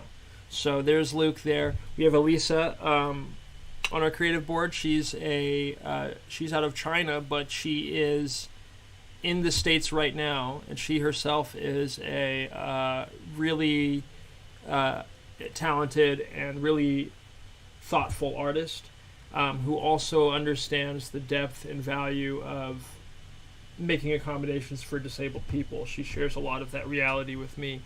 So William is a screenwriter from Hollywood. He's been in the industry for over 20-something years, 30 years probably, 40 years even. Sorry, Will. So if you liked 90s early 90s action films, you might see William's writing credit on one or two or three or four or seven of them. And then you have Star Holiday, who is an esthetician and a wellness advisor, and not exactly into filmmaking, but she's studied documentary work for 10 years and is our resident documentary expert. So that's our creative board. We also have a board of advisors with Alex, Matt, AK, Francesca, Caressa, Aaron. Yes. Those are our creative board members. So there you go. We might move Aaron up to our creative board from the board of advisors, so stay tuned on that. So that's our main team. We have 20 professionals that all have equity in Let Me Out Productions, and these folks are providing advice. These are we three are the ones providing the bulk of the labor right now. In fact, all of the labor is being provided by us three, and we want to get to a point to pay people to help. We don't want to exploit people's time, and I feel like a lot of these projects out here exploit people's time and get people hyped to get their time exploited, and I'm a little bit too cynical for that. I've just been through it so much, and I want people to feel the fundamental value and want to organically support. So there's our team. I think we brought this up a little bit earlier today, but I also wanted to bring it up because I think Hasan Piker, my man, right? I shared with you that I come from a family legacy type situation in my own small way. Grandnephew to Darth Vader. Not a big deal. There's 50 of us, okay? There's literally 50 of us. Grandnieces, grandnephews, everybody that could make that same exact claim with the same exact authenticity. So I do not claim at all to represent this man, his interests, what he does, his money, nothing. He doesn't know about me. Well, he might now, but as far as I know, he doesn't know about me. I love this man's body of work. I'm not a huge Star Wars fan. Our friend Alex on our board of advisors, he's the huge Star Wars fan. We both come from families. I come from biologically a family that has contributed a lot to the legacy of Hollywood, starting with Robert Earl Jones, who I would claim more directly than James. No shade to James. Robert Earl Jones is my grandmother's uncle, direct uncle. So he's her direct cousin. I don't know what that makes me to him, but I'm comfortable with grand uncle because he's 61 years older than me, so we're good. Hasan did a stream maybe 2 days ago where he was talking about nepotism babies in Hollywood. And one of the topics that came up was Lily Rose Depp saying, like, I'd be famous anyway if it weren't for my dad. Like, I deserve to be famous anyway. And it's like, maybe so. Maybe that's true. And to standard, like, me and you consumers, right, that's going to seem super arrogant. Because we see that she doesn't even have access to the same doors that she'd have unless Johnny's her father. So I hope that she realizes that. This situation has never opened up any doors to me, even to this day. People actually question if I make this up, which is like a whole other level of gaslighting toward my biological experience. So please don't do that. Like, I'm not going to put myself on trial and participate in that by pulling up emails and pulling up texts. I'm not going to do that. Just let it hit you in the ass if you want to think that. Go for it. I'm not going to put myself in your trial. Frankly, the people who need to know about what we're doing in that side of the family know exactly what we're doing, and that's all that matters to me. So the public opinion don't matter. But Hasan did a stream on Nepo babies the other day, and I think he's kind of got, come on now, Betty. Come on now. I know, come on now. Let me explain family legacy is a family business because Hasan was kind of going in on Nepo babies. Because, yeah, Hollywood has a lot of people that come from people that were generationally involved. I grew up in a small town called Forest Hill. Almost every business is a family business. So Hollywood is the one town where that can't happen? Now, I understand that we don't want mafia-esque control over especially show business, the control over, you know, what basically public opinion. But it's a family business. And I know that firsthand because I experienced things once I met my biological family. I'm hearing stories, I'm learning industry angles that I would not learn if not for those conversations. And that's how family business works. So I don't shade family business at all. Jack Quaid, for example, is an amazing performer. He's fantastic. Can't wait to meet the guy. Looks exactly like half Meg Ryan and half Dennis Quaid. He's like an exact, perfect 50-50 hybrid. It blows my mind. It blows my mind. So there's nothing wrong, again, with family business in the United States. And in show business, we have family businesses. That's how it works. So there's nothing wrong with that. Now, there is something wrong when that family business becomes a conspiracy to limit competition, as I suffered from the hands of a pro basketball team. All right, now there's no family across from there. There's two decision makers who needed to feel important. But in Hollywood, you know, if somebody from the Earl Jones family called me up and wanted me to do something for a documentary, I'm going to do it. That's part of my responsibility in my family. So you have to look at these Nepo babies as not Nepo babies. They have a responsibility in their family to uphold the family business. It's that simple. Hasan, you should understand that more than most. Now, I think why you did that stream is, one, because we're communicating in a weird proxy, man. I don't think it happens if I don't tell you about this, but who knows, because that article dropped at the same time, right? And I hope I'm not a blip in your world, but you banned me from your chat, so I didn't say anything offensive. All I was doing was telling you about this stuff. Okay. All right. On the same day you did a stream about Elon censorship. Well, we'll get into that later. There's nothing wrong with family business and show business. There is something wrong when it's manipulated and misused, and it creates situations like Weinstein, or that time where the I don't know who it was, but that actress paid to have her, kid get special privileges at USC or something like that. Like that's wrong, and it goes on far too much. And not to mention the weird sorts of cultural practices and the weird sorts of groups that exist that are kind of sub-mafias in their own way. Maybe not exactly family business, but definitely religion-oriented, those sorts of things that exist in Hollywood. Anything that's collusory to shut people out, in my opinion, is not okay. I don't mind purity filters. That makes all the sense in the world, especially when you have quality control and liability, especially when sets cost $1,000, $2,000 a minute. I understand that. We need to have those sorts of purity filters.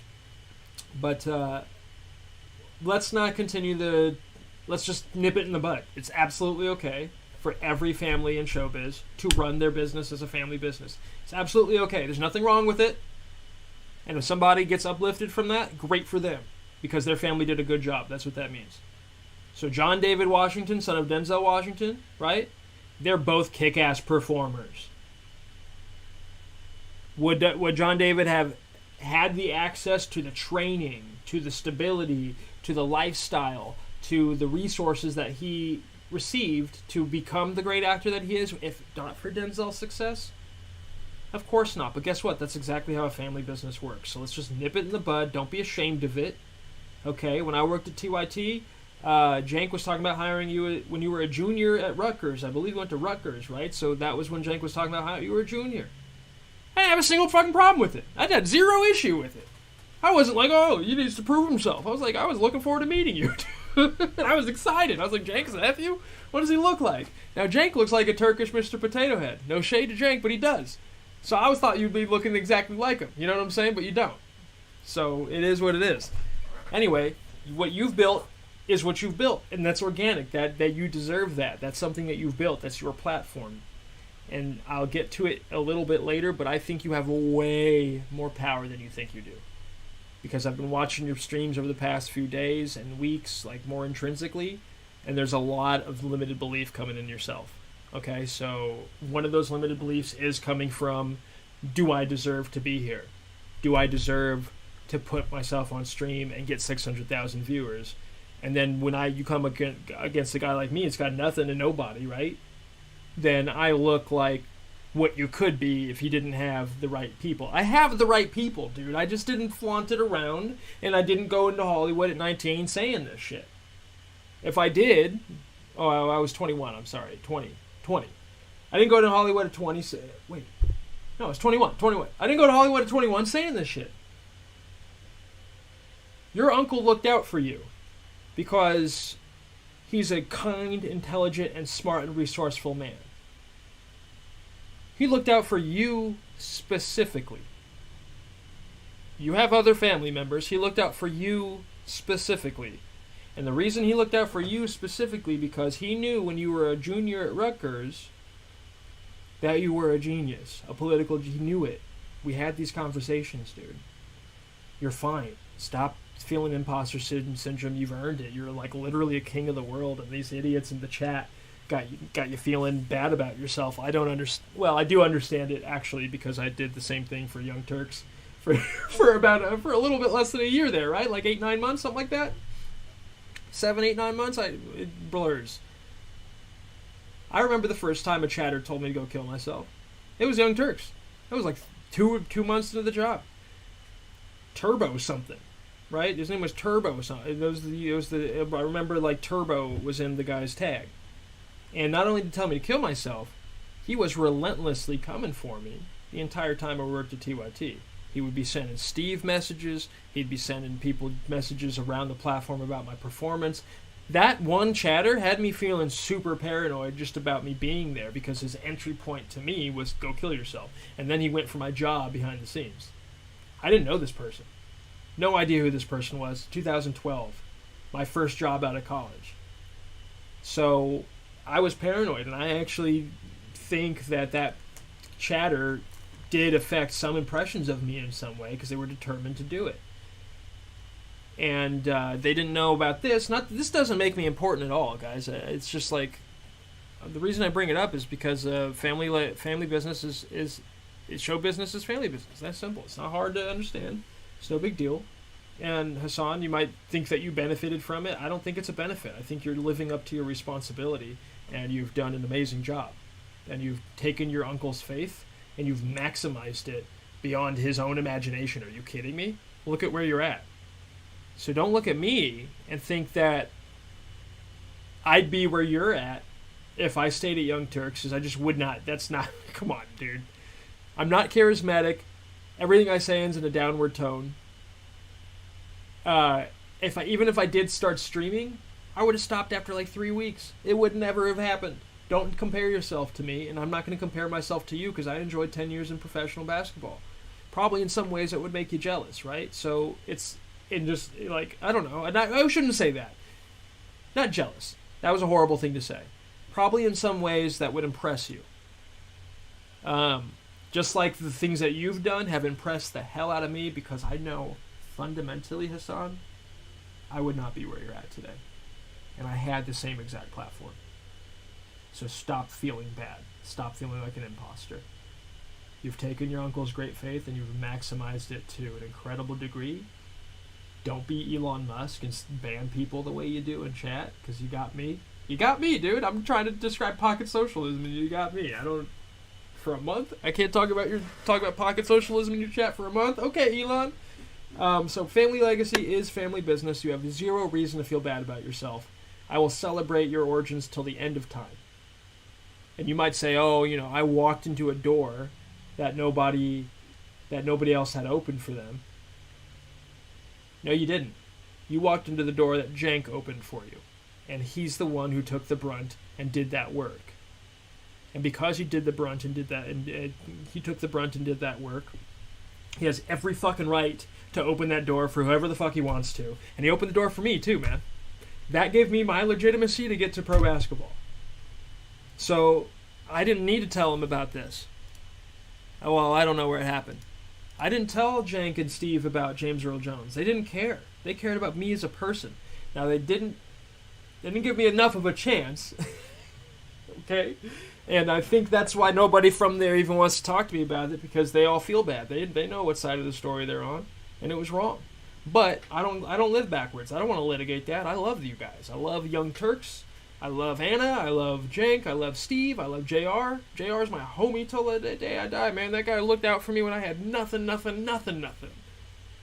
All right, I was sleeping on a love seat on my sister's apartment in Long Beach. I'd take an hour-and-a-half train ride on the MTA to Culver City, the very end of the blue line there.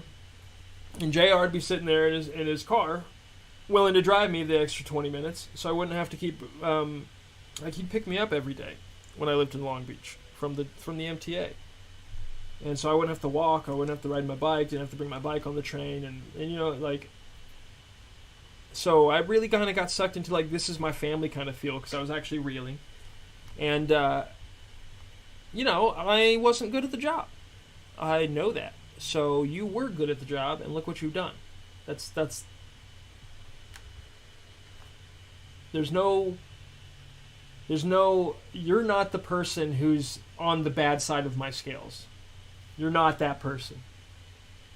You are if you ban me from your chat. That's like, don't complain about Elon censorship when that's how you move too. It's exactly how you move. You can look through Let Me Out Productions and see what I said. I said maybe 20 things total, maybe 30 things. I don't know. I'm joking around with the rest of the chat. Never, dude, I saw one on your stream yesterday. It was like so offensive. I'm like, how come that guy didn't get banned? Anyway, family legacy, family business. I have a small responsibility if I'm successful to contribute to mine, and once I am successful, I have to uphold that responsibility to the utmost degree of ethics. I can't be unethical, because that will affect everything that has come before me, going back to Robert Earl Jones, Oscar Micheaux films in the 30s. That's who opened those doors for us. You feel me? So you deserve to be here. You deserve to exist, and you deserve every viewer, every ounce of success you have. I'm not going to tell you how to run your business, but don't spend so much time on the negative people. I know they're the easiest to see, but don't spend so much time on them. I learned that within the first 3 months at Young Turks. I stopped engaging with them, and it actually really pissed them off, and then they kind of... I guess there's some benefit to it, you know? You get engagement. Anyway, property defined as puzzles with digital cement. Let's get into that. So when we have our... let me put on this camera again. Did I bump it? I think I bumped it. Alright, we have our story, our limited product, the distributed asset. This is a deed, and it's defined as a puzzle. And this is the puzzle that I bought for stream that we could do together. And there you go. So I'll put this over here so we have a reference. We have a puzzle now.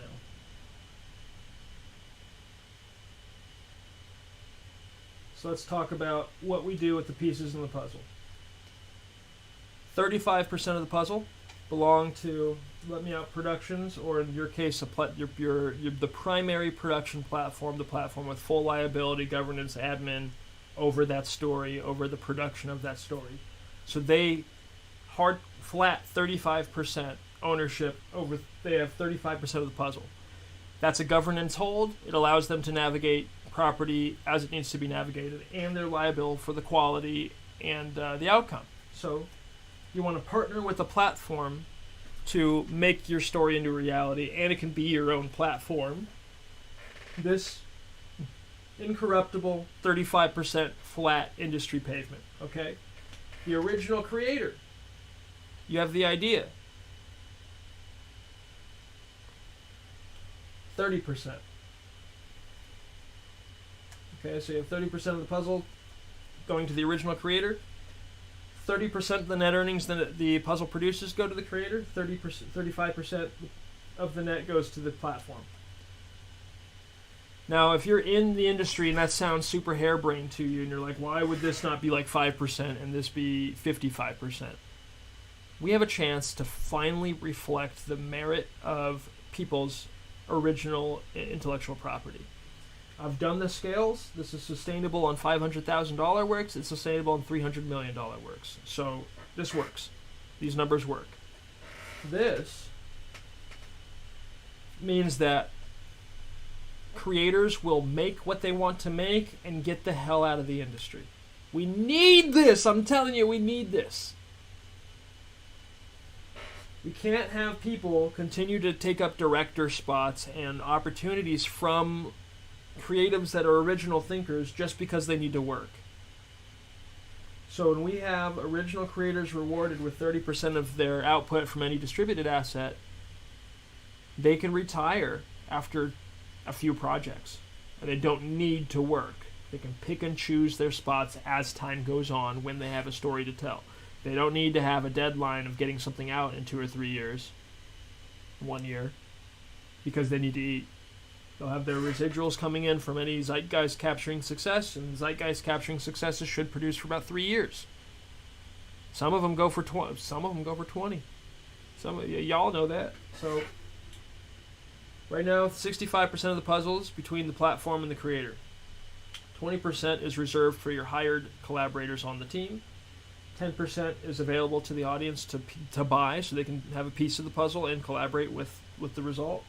And then we're doing 5% for unions, and you require a union rep to either work on the project or at least attend a meeting or a couple meetings every month. So whatever unions are plugged in, we do a equity distribution to the unions. These are collectibles after all, and the unions now get to keep a history of what they're involved in. If they attach the rep to the project, we have the built-in success reflected to all the unions who've contributed. Now, this is just going to be equal split for Press Pass Season 1 across from 18 unions, and let's just not even do that. Let's just accept it and move on, okay? We're trying to get the beta done, and we'll see how it goes from there. But if you're in a showbiz union and you think we're trying to skip you guys, we're not. Unions 5%. So that means 5% of the net earnings of the work go to the unions. 10% go to a community pool for the collaborators to use for things. I break it down as 3% go to basically a quarterly payout to people who vote. And then the other 7% is used to facilitate tasks, content creation, merchandise initiatives, games, events, things like that. So 10% of the treasury is reserved for this. Now, you sell these pieces to produce the entire production budget for the puzzle. You sell 10% of the pieces to produce the entire production budget of the puzzle. In this economic model, that does not mean that this is a tenth of the evaluation of the puzzle. That's not what it means. That means these are specific puzzle pieces. That means they fit in a very, very specific way into the puzzle. And when you buy one, you're buying this specific piece, which means it has this specific cost because it has this specific role. This is fundamentally not the same as this. They don't fit in the puzzle the same way. They are two different pieces. So if you buy this piece, and I have this piece as the original creator, we are doing different things in the puzzle. So this has a separate value market-wise than this. And therefore, they're not equal value parts. That is exactly non-fungibility. Property is puzzles, baby. Okay. So if the pieces are non-fungible and they have separate value for separate interactions, you have introduced the first layer of protection for removing any sort of ownership fractionalization you want to do on the blockchain against the regulator purview of being considered securities. There's other steps you have to take. For example, we don't manage this money. This pays out to the top brass DAO, and they manage the 7 and 3%. All of these puzzle piece holders contribute through the top brass DAO, so that DAO measures everything. So the hired labor, these pieces are held in this bucket and issued at Project Wrap according to who did what and what liability they had. So let's talk about Season 1 of Press Pass. I'm not an efficient streamer, guys. I'm still getting used to it.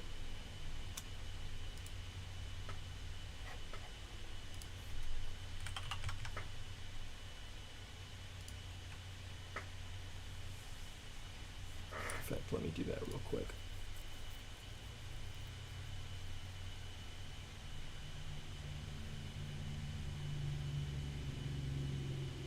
I'll be right back, actually.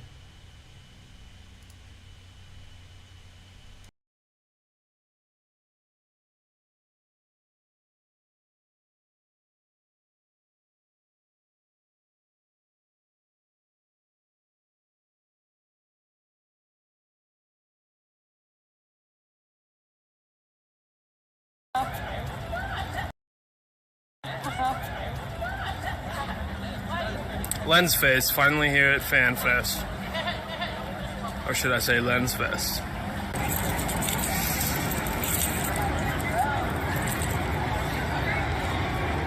What? How'd he do that?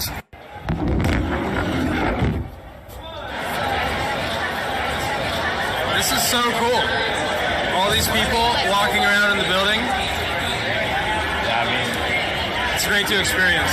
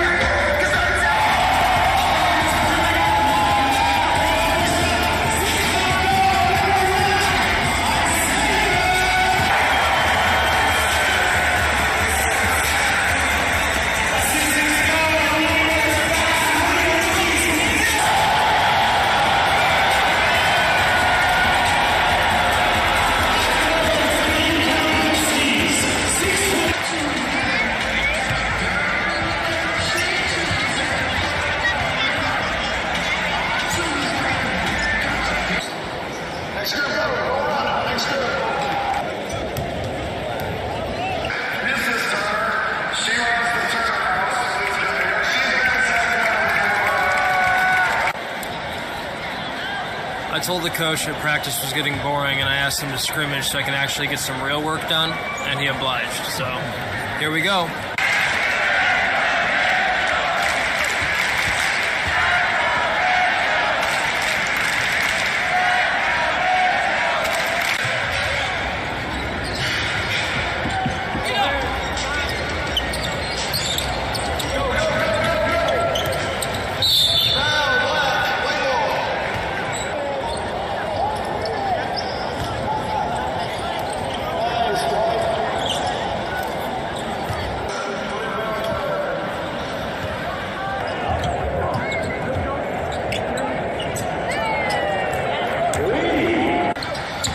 Thing about being a great NBA photographer is always paying attention when the action's happening. That way you never miss a shot or miss an opportunity. And you always want to position yourself in a way that your camera's always ready to go.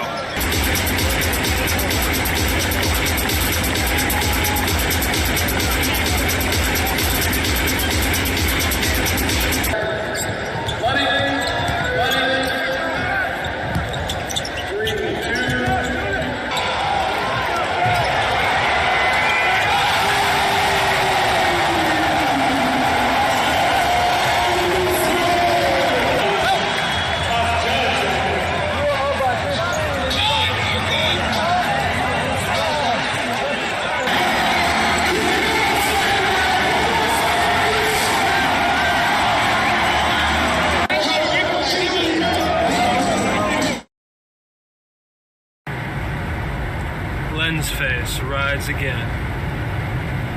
Alright, Lens Face here at the arena. Look at all the fans streaming in. You ready? I'm ready.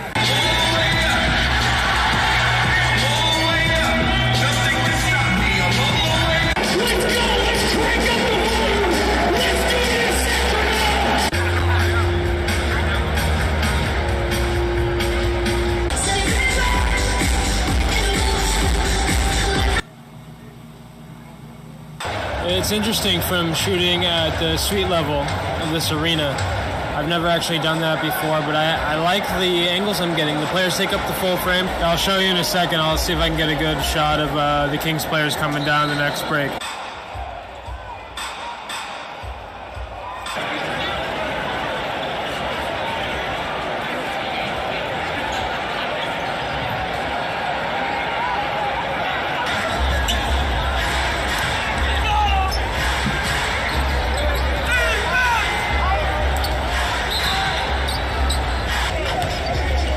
Weird, isn't it? This is pretty cool. Yeah.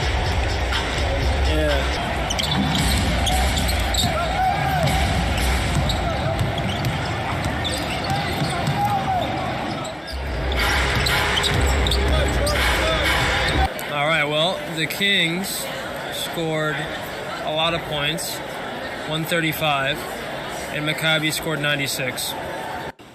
Okay, finally done with the photo edits.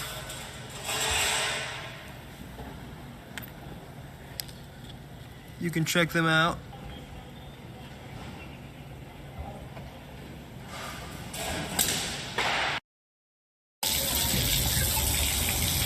Lens face here at the Golden One Center.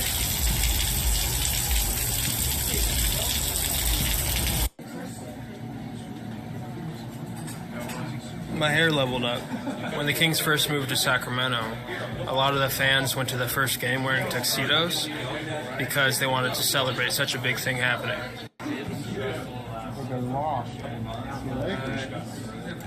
Super good.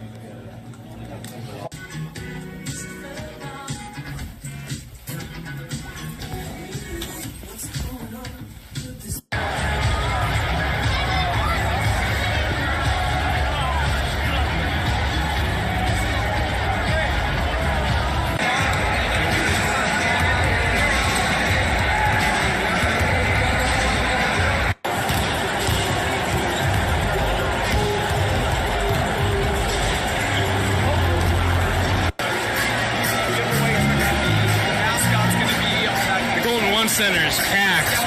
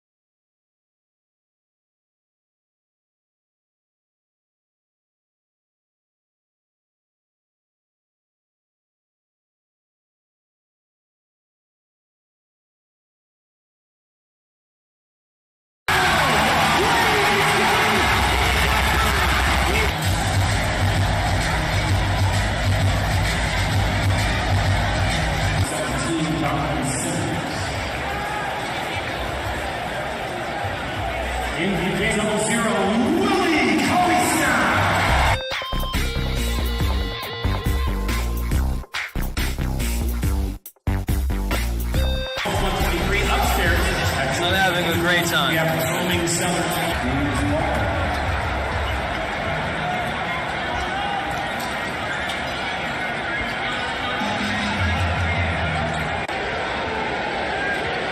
And you're a beast on the shutter.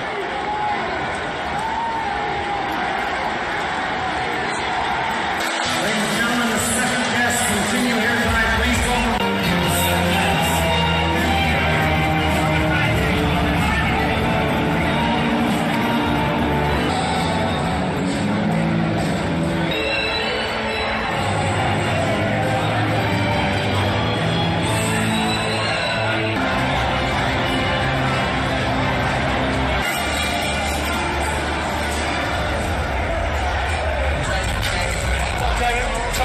Tony? Oh, nice to meet you. How was the trip? Up morning. And we're leaving tomorrow. So, we're taking care of it. We're talking. Go back home. When I get up, it feels like I'm the Pope or something. You've seen the tickets, right? And if you walk through, when I get up, it feels like I'm the Pope or something. You've seen the tickets, right? And if you walk through, I'm not saying I buy it. I'm saying it's a picture of got him.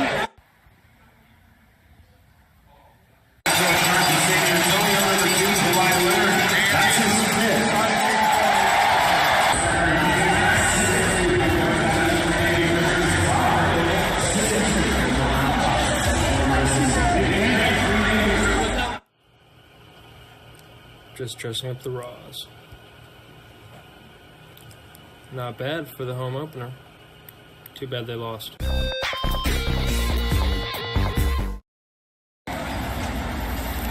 Lens face. Kings versus Timberwolves. Y'all ready? It's not even Halloween yet. Golden One Center.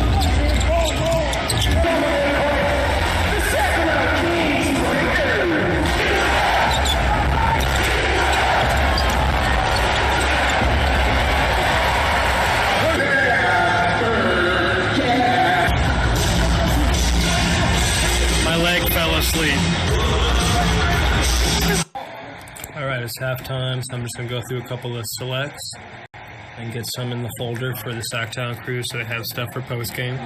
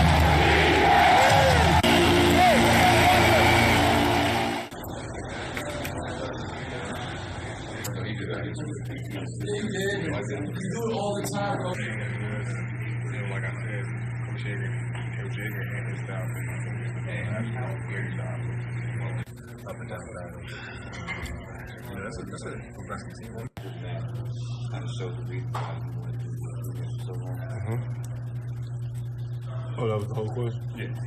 Yeah.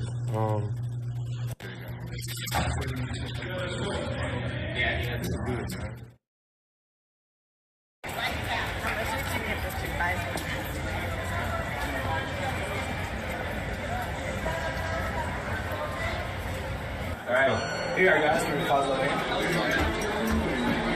We're gonna go down first. Be right back. Going down?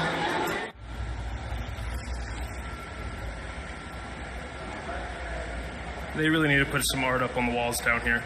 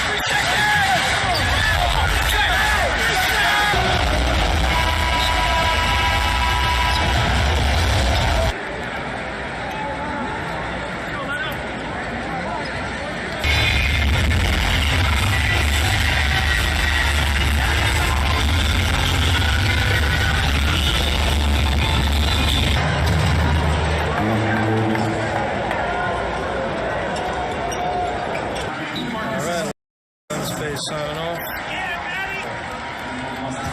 Have a good night.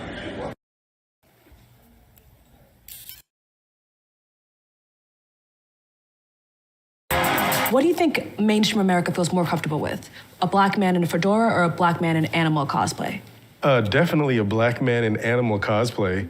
It's like when I was a kid, I was a character at Walt Disney World. I played Tigger and Goofy, and rednecks would take their kids and shove them in my arms. Tigger, oh my God. Go ahead. And you say Tigger, you say it with the hard R.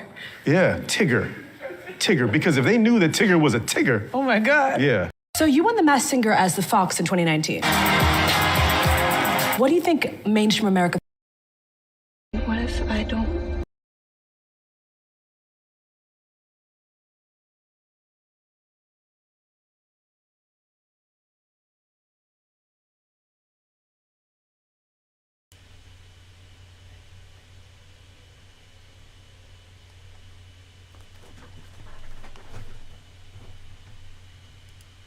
You were mid... I don't really get it. She is like ridiculously hot to me. My God. So,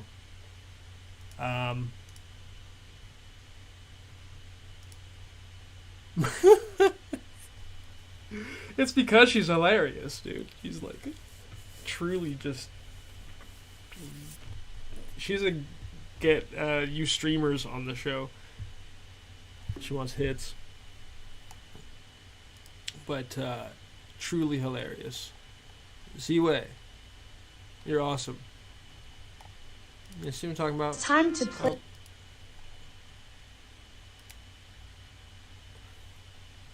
Yes. Keep killing it, girl. She's amazing. Is this D-Ray? Your interview with Katy Perry stoked a lot of criticism for being a publicity stunt. Why are you sighing? Okay. What about Katie? Can I...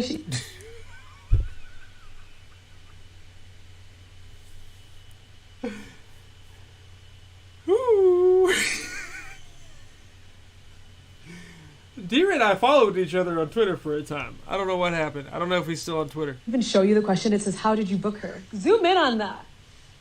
How dare you interrupt me? I actually think it's rude to come on someone's show and be surprised they're going to ask about the things you did in the past. Katie is my friend.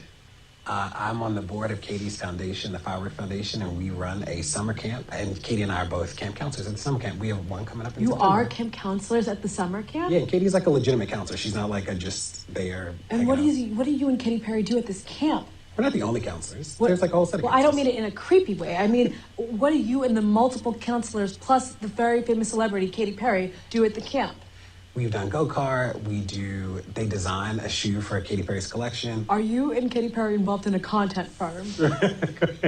No, they're middle schoolers. You know, any way that I can help make a difference, sign me up. Do you have a board? Are you a foundation? Can I be on the board? You love a board, child. Your interview with Katy Perry.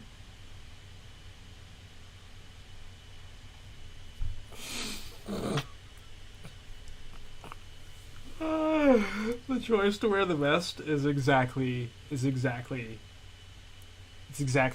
Showtime! You guys are perfect for Press Pass. You guys are Showtime basketball. We have a history. You're absolutely perfect for Press Pass, let me tell you. You're like, if we can't do HBO, let me not even say that. That might be offensive. Even just that framing alone. Showtime! Let me calm down. Don't strike me for the 2 Z-Way clips. She's just hot, so... but she's, like... She says she's super obsessed with Britney Spears. And that she wants to, like, render that outwardly at all times. And that makes sense. I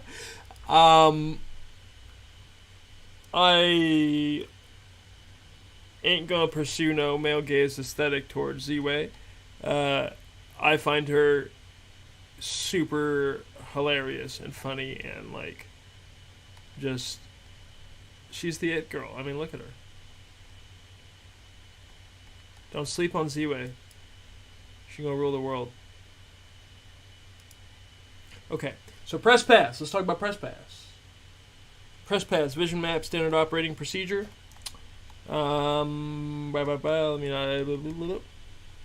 Okay. Press Pass Here We Stick, which is Season 1, is defined as a puzzle. The intellectual property asset, known as and defined as 24 episodes of awesome material we're putting together, has 5,309,160 pieces to it.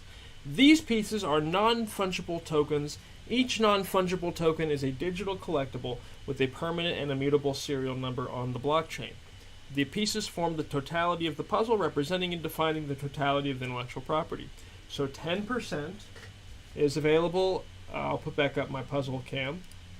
10% is available on the open NFT market for a limited collaborative role. Depending on the success of this program, we fund additional seasons this way, one at a time, separate intellectual properties, or fund all additional 7 remaining seasons at once if the project sees unfathomable success. Which we do have a interesting initiative built in where that could potentially happen. So I keep my 35. Well, if it was truly independent, I'd be 35%. But I'm issuing 5% of my puzzle pieces to 18 different guilds and unions, meaning my own holdings hold up actually the hair under 30%. So Let Me Up Productions retains 35% of the intellectual property pieces, and 20% is retained by the hired labor.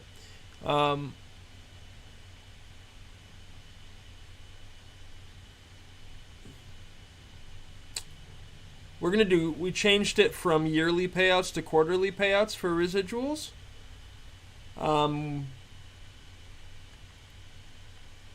Because we think it's healthier for property expense reporting. Press Pass is produced in a semi-traditional mockumentary format. The camera represents the actual people making the documentary in the story world.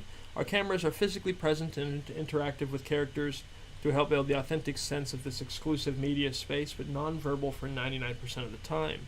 So you'll see this in formats like The Office, Reno 911, Parks and Rec is a good one too, where the camera people are there, they exist in the world. The documentary is a professional documentary, so the interactions with the camera are usually limited to the content that's being produced. So same with our world. We follow personalities in the Sacramento sports media circuit surrounding the city's only professional team, the Sacramento Majesty of the Mixed Gender Basketball Syndicate of America. It's a fictional retelling of my lived experiences as a photojournalist covering the historically worst professional basketball franchise of all time. Sorry, it's super funny. They're good now. I'm glad they're good. Don't ever get me wrong. The show examines how press coverage impacts and shapes the world of professional sports while empathizing with disability, eliminating supremacist thought, and exploring the roles of social media and technology in the world of professional sports journalism. So, we are a puzzle, and the audience collaborator role is you guys are producing Season 1's lore archive of content for this sports documentary. And you grab a ticket, you create a character, you can register that character against the ticket and your transaction hash. You then create a piece of content, and then you submit that to the content archive. Everybody votes. The people that vote get paid. The people who submit content get paid via merit of how that content performs. The content is sold as merchandise from Season 1. You keep 50% of original content. You keep 15% of content that's derived from other people, and they share 35% as sources of derivation pool. And anybody can create as many characters and content pieces as they want. However, people who are performing as characters in the show are limited to performing one face per era. So I say that very particularly because some of you guys may want to do some twin, triplet, that sort of narrative. And then Ryan George has the full permission from our show to make whatever character in whatever era he wants and have that be a huge running gag for any team. And he can bring in his own characters into the world too, because if you bring in characters that you own already, then the way it works is the property licenses those characters to you within all the splits. If you're willing to do that, and if you register the character, then you're willing to do that. You're also agreeing not to use that character in sports-related content outside of the Press Pass ecosystem. So, for characters you create within the process, those actually belong to the Press Pass franchise. And so you have to know that going in. And you carry the immutable licensing with the splits across from your licensing. It's perpetual and forever. And those licenses, those splits apply to you as the creator and the performers that you may cast to play your original characters. So that's organized in a very cool way. The audience collaborators each grab we have 30 fictional teams in the basketball syndicate, and at least 12 of the teams have 73 years of lore history. So you grab a token, you grab a collectible, you grab a piece of the puzzle, and to plug it into the puzzle, you pick yourself a year, a team, and a chapter of the history. We call it a lore chapter. So, for example, we have a team called the Boston Potatoes, and you could pick the 1939 lore chapter of the Boston. I can't say it. The Boston Potatoes, and this is what I'm doing. I'm the lore master for the 1939 Boston Potatoes. And that means that I get to lead a campaign through the results of that year for the Potatoes. The simulated results have already been produced, so we already know what happens, who won the playoffs, all that other stuff. We're actually in the process of voting on champions every Saturday, going back through the lore history, and we have about 20 of those left, so that's pretty exciting. We have 15 of those left, actually. Yeah. Cool, we're almost done with that. So then we simulate the games according to those voted on champions, and we literally have hardcore data cement for the entire history of the Basketball Syndicate of America. It's all fictional, the teams are fictional, the players are fictional, it's all made up. And you grab a puzzle piece, you go pick a lore chapter, and a lore master, somebody who has at least 25 pieces in the puzzle, gets to lead the campaign Dungeons & Dragons campaign master style. And you start from the media day of that year, and you go all the way to their playoff elimination, or to the Game 7 at the finals, whatever the hell it is, or to the last game of the season if they didn't make the playoffs. And you guys, as a community, create what happened. You find fun narratives to tell about why games were lost, keep it grounded in some sort of like sports documentary reality, and then you create that lore experience through about 4 or 5 meetings. It should take about 4 or 5 meetings to get through a season. About 2 hours, 3 hours each, and up to 277 characters can produce in any lore chapter for any team. So it's actually pretty limited. And you can bring your characters into many different lore chapters. You can have them move around if you want. You can have we expect people to try to go in a chronological order here. So what they will go to, if you start with the 1939 Boston Potatoes, you might grab maybe 3 tokens. Maybe you have 1 character. You're going to want a token for every content piece you're going to submit to the archive. You want 25 pieces to the puzzle, tokens, pieces, if you want to be the lore master and be basically the person who sows the seeds of what happens for your team that season. And it's going to be really fun, because one year you're going to be the lore master, and then the next season it might be somebody else. And you guys can rotate. You can focus on one team the whole time. If you want to go 15 years for 39 to 54 Boston Potatoes, go for it. And you can cast your characters appropriately, age them up. It's going to be really fun to do this together. The content pieces have to be 7 seconds or less. Unless you're a lore master, then they could be 5 minutes long. Now, if we use them in the show, you get paid. If we use them in ads, you get paid. If they will be used as merchandise, anything approved for the Canon Archive is immediately offered as merchandise from Season 1, and if it sells, you get paid. And all of the material, if it's not used in Season 1, or even if it is used in Season 1, is available for further seasons of both Press Pass, the main series, and any spin-off content we do related to the Basketball Syndicate of America in the future. So those are 4 different revenue streams that are produced by the content you're creating across from your puzzle piece. If you have 1, again, 7 seconds. If you have 7, you have a stronger voting weight in what gets approved for canon.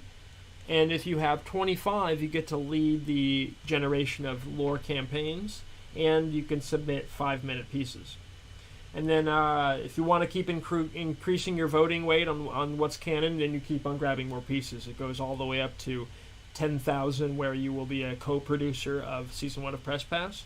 And if you participate in the co-producer role, you will have that credit on every episode, and you will help us create our ads, curate and create our ads. So our advertising for Press Pass Season 1 and all seasons of Press Pass really are not going to be clips from our real material that Let Me Out Productions is shooting. We will organize micro-narratives from our community archive and run those as ads. So your stories really get out there and really get diversified and widespread. And we'll do that across from community bounties from each ad, which right now are scheduled to be minimum $2,000 across from 4 people. So if you only have one piece to the puzzle, you're not getting a $500 issuance for being in that ad.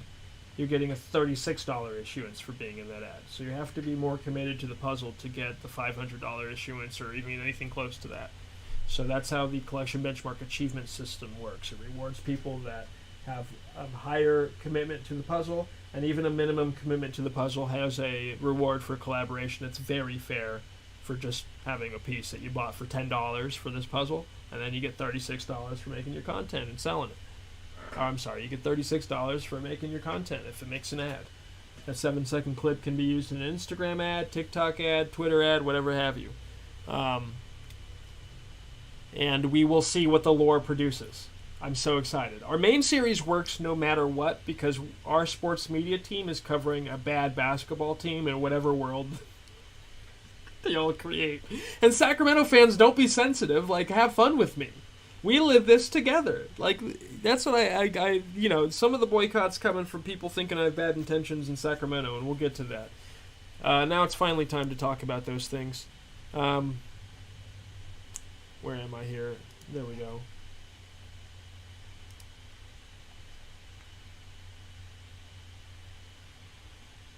Okay, so you've been right to hate the way non-fungible tokens have been misused. So essentially, this is collaborative community cement. That's the technology. It's not financial speculation. And what it's been used for financial speculation. So the Logan Paul thing, the SBF thing even, people put their hard-earned financial value into a asset, speculating that that value will grow. They don't collaborate necessarily in that asset. They may wear it around. They may flaunt it because they may literally own that image or own that asset. And in the case where the ownership is the property ownership is the transactional layer of value, everybody should know that that's what they're buying, is just a picture. If there's further collaborative access across from owning that picture, that's why we have the Elmo structure for tokenomics. So you can turn that picture into a puzzle piece in a hard cap situation where everything's community transparent and the numbers are well thought out and there's no harebrained stuff going on. And we have fixed market expectations coming from a structure like this. And that way everybody, all the consumers, every platform, every individual knows what we're getting involved with together. So the way that the speculative asset's been used is that they've released a picture, 10,000 of a variation of a picture, and they make some promise across from what's going to happen at certain stages, just like we have here. Okay? But a lot of these folks are young, and they're not used to running projects, and they're not used to having liability or realizing, or being 33 and seeing people die around them all the time from poverty. And, so they just say, 70 million is in my MetaMask. I'm going to go to Costa Rica. I'm going to go to Bali. I'm going to go somewhere else. I'm going to rug pull. I'm not going to do what I said I'm going to do. So everybody who bought that picture is left holding the bag because their rug was pulled out from the project. So it's called a rug pull. And it's just an awful situation on the market because people have been trained and basically led to participate in the market on speculative assets. Now, our market precedents, I'm not a lawyer, I want to be clear, so I'm actually just going to use very simple metaphors to explain this stuff. But there's market precedents for basically transacting speculative assets a very specific way. So the exact thing that's been happening doesn't happen.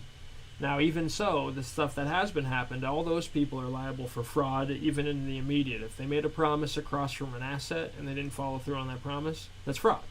That's false advertising, and they did it at a scale of like $70 million. So that's fraud. Even at a scale of like 20,000, that's fraud. But so, you know, that there's already rules for that, and you already see it happening. So don't worry necessarily about the scammers getting caught, because what they left it in a public, transparent cement path, like I said, putting duct tape on the wall right to their face. And eventually somebody's going to follow that trail. So it is what it is. So you guys are right. This should not be used as speculative assets. If you want to use them to put a puzzle together, that's pretty much the only way I feel NFTs should be used. And for film and television, I have the breakdown sitting right in front of you. So please check and do the research on the environmental fear, because that has changed as far as September, and we always knew it would. So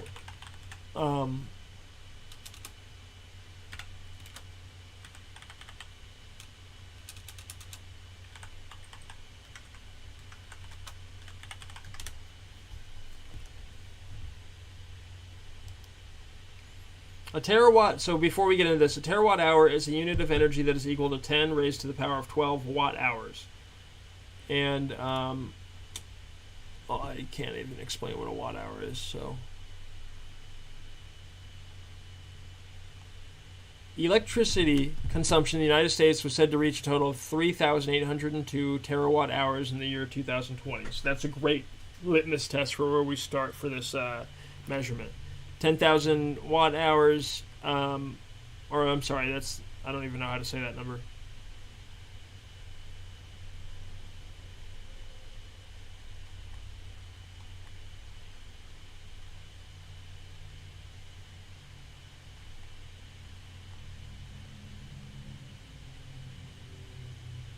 Okay, a watt hour, okay, well, let's use this as a measurement. Electricity consumption in the United States overall was said to reach a total of 3,802 terawatt hours in the year 2020. Okay, so now we're going to look at Ethereum, the chain that we've built on for these tokens here. Energy expenditure. So here's YouTube, 244. So if you've been on YouTube talking about the energy efficiency of, which I'm doing right now, of Ethereum, what are you talking about? Now, they've been around a lot longer, but that's still okay. 3,802 for our entire country, and that registers on that scale pretty significantly. So then you have gold mining, okay, global data centers like servers and shit. So all of these are pretty heavy impact on the global carbon footprint. Then you have so different gold mining rates. Now you have Bitcoin here at 100. So Netflix is 2.5 times Bitcoin. Now Bitcoin is a behemoth in energy consumption because it has machine after machine after machine hashing an algorithm to produce the next bit of coin. And people like it because it is a sound math ecosystem that can produce a baseline algorithmic value for the currency, and that's why people like it. The way that it's produced through the machines thrown against hashes, that's dangerous for the environment, for not just the impact on energy grids, which can be easy regulated. If you can afford that many ASICs, or you can afford that many machines, you can afford the amount of machines to be an effective miner, you can afford solar panels. You can afford batteries. You can afford the right equipment to get yourself off the grid and make sure that you're not impacting your wider community. So there's that. But the complication of that is that those batteries require lithium, the graphics cards themselves require cobalt, and these are rare minerals that are mainly mined out of Central Africa and the Congo. and the Central African Republic and the Democratic Republic of the Congo. So these materials and minerals are usually produced through heavily exploitative systems that does include child labor. And even as a hypocrite right now, I have a computer with a graphics card that's produced by the same exact technology. My phone, has the battery and its own processor. So we're all guilty of maintaining this kind of with a blind eye. And it really is as simple as this. It's that simple. When it comes to respecting the labor rights of those individuals. They all still make a lot of money, okay? This changes the world.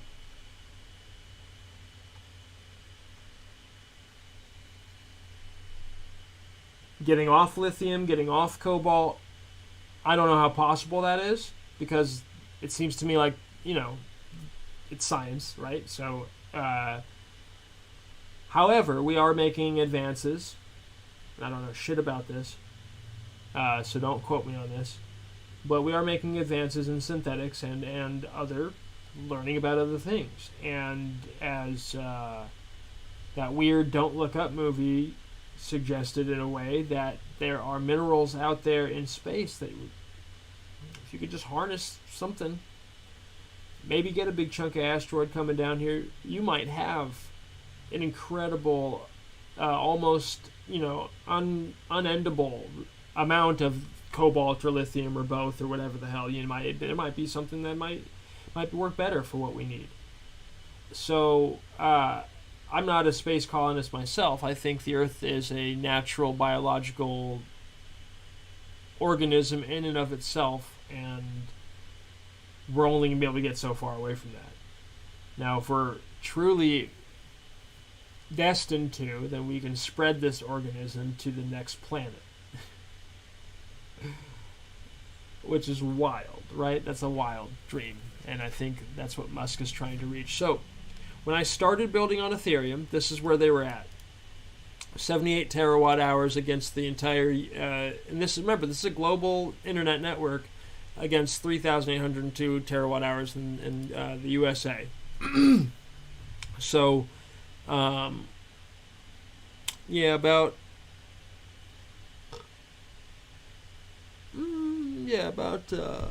a fourth of YouTube there for a global network that we're all building on. And from day one, they said, we are going to switch from proof of work, you see POW, that's the machines throwing themselves at an algorithm. We're going to switch from that system to something where people have to put up collateral and then verify transactions themselves to be a validator and earn money in the network. So that was called proof of stake. And so now we look at PayPal, right? Super energy efficient, one of the best internet networks out there in terms of efficiency, and Ethereum proof of stake. So there's it's 1/100th the impact of PayPal, and this is actually generous. It can be 1/100th up to 1/1000th. Now that's per transaction cost, and every time I create one of those tokens next to my face, okay, that's the transaction cost of that mint. Now, in our case, we've minted in a soft mint interface on OpenSea, so the actual Ethereum registration, this impact is done when you buy the token, only one time. Whereas at some other interfaces, you mint, I pay to mint it. That's one impact, and then you pay to buy it. So that's 2 points of impact. The way we've done our collection, there's only 1 point of impact. So I think that's something to celebrate. So there's Ethereum proof of stake, and you can see right there we're actively providing. Oh my gosh, I've been doing this portable cam. We're actively providing a solution this whole time. So here's PayPal again, 0.26 of a terawatt hour per year. Good for you, PayPal. And then 0.0026 for Ethereum proof of stake. And another interesting thing with PayPal is now you can buy Ethereum on PayPal and send it to your Ethereum addresses. So that's a very, very interesting development.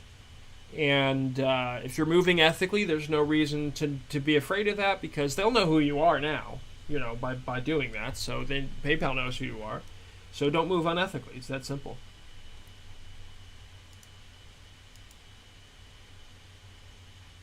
Okay, so I got over what they actually are, and then let's talk about Let Me Out Productions.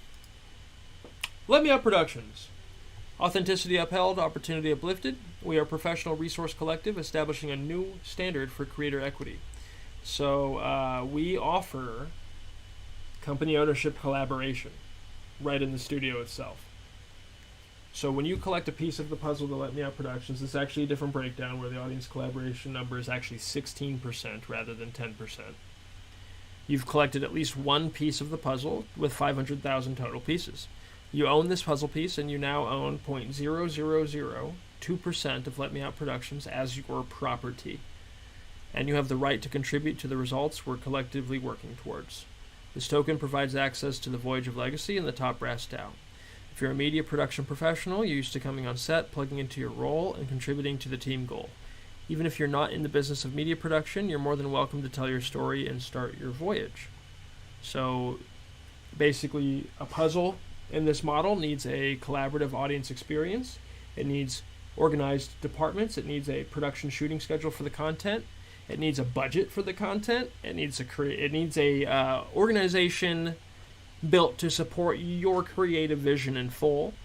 And it needs insurance for full compliance with both your local standards, your state standards, the federal standards, and union standards. And we work with unions at Let Me Out Productions. So we will encourage your projects too as well. Now, we work with unions, but we are not union exclusive.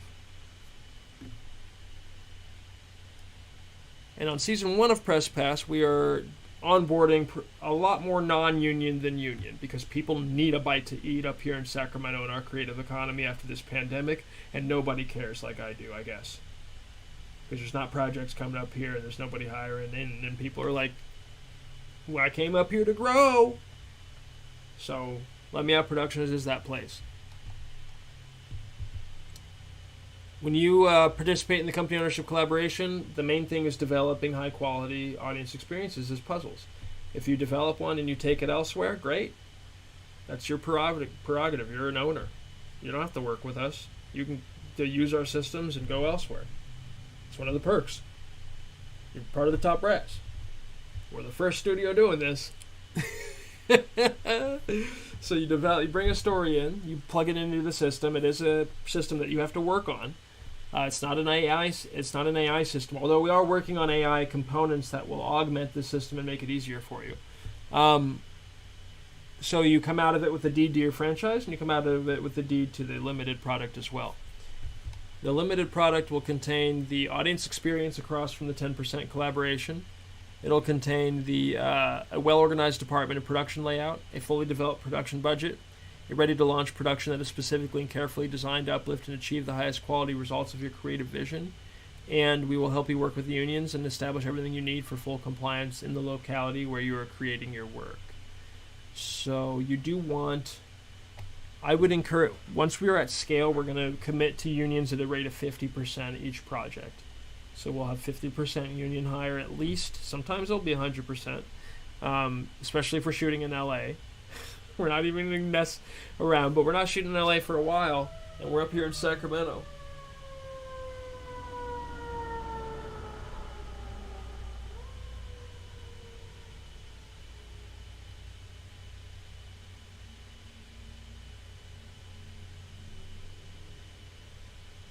Interesting. Okay. So the way that you get through that 56 benchmark process that produces this deed and all these results is that you have 2 meetings per month with a creative producer like myself and the people that we hire that learn this like the back of their hand, and they will help you with a quality. It's a guidance journey focused on quality of audience experience, both in the collaboration and in the content results. And our aim, and we're going to unabashedly say this because frankly they used the model, so I think that's a pretty loud endorsement. Our aim is to produce HBO quality material, and only HBO quality material. So if it's going to have Let Me Out Productions on the name of that content, produced by Let Me Out Productions, it's going to be that quality of material, the top of the zeitgeist stuff. If it doesn't conquer hearts and minds, and it ends up being something that sits for a long time and then maybe gets its due in the future, I get it. That happens. That's the market. But we do have a marketing system that should at least generate enough buzz to get your collaborators' roles sold out so you can get your budget in order. And we facilitate launch pads as a community for people who pitch to us to get their collaborator relationships sold out. Then they produce the budget. Let Me Out Productions would own 35% of the distributed asset and none of the franchise, and therefore be tied into 35% net earnings. The net earnings would be used to facilitate the operations budget of the production platform itself. And I myself, as founder, I'm tucked into a 3.6% net earnings distribution myself as a platform founder. That's the highest one. Our co-founders are at 3% each against 19% equity. I'm at 3.6% against 23.6% equity as the majority hold. And then every creative board member and a board of advisor member has their equity hold as well, and net earnings distribution. We also have 2 ceremonial founders who were part of this energy way back in the day. And they're not part of what we're doing now today, but they were, I think celebrating them is important. So they will each have 1,000 company ownership tokens and the right to participate in these systems. So, and because they contributed way back in the day, they'll have their net earnings across from their ceremonial founder position. So it's important to celebrate and tuck people in. So my stomach really hurts, guys, and I know I'm only partway through this itinerary that I was super ambitious. I talked about Press Pass Season 1, so I can skip that. Let's talk about market entry. December 2020. Again, came in to sell NBA shots. Once I experienced a $69 million Beeple sale, I transitioned to thinking about this technology in terms of film production rather than just collectibles. And I was pursuing a baseline economic system to establish for film production collectives. And that's what the Elmo structure of tokenomics is. So it establishes membership passes, all these things for the community. By the time we had put our team together for that, which was, again, Aaron came on March 13th, and then we had the full writers' room first meeting, and we had by then like 30 people on the team by March 21st. So if you remember, Bored Apes minted April 20th, so this is a month before Bored Apes. We have 30 people on our team. We have tokens minted on the blockchain. We're not on Clubhouse because I have an Android, and it wasn't on Android. I'm messing around in Decentraland. I know a couple of people on Decentraland, but I'm not meeting any like-minded folks. So we have a little bit of trouble even getting any sort of visibility at all out the gate. Didn't really mind because we're not there to impress the public at that point. We have a $2 billion platform that we're in discussions for a $15 million deal with. Just discussions. Nothing's on paper. But we are geared to impress those folks. And I plugged in everybody to fair numbers ahead of time and was very transparent about the entire process and put people into action.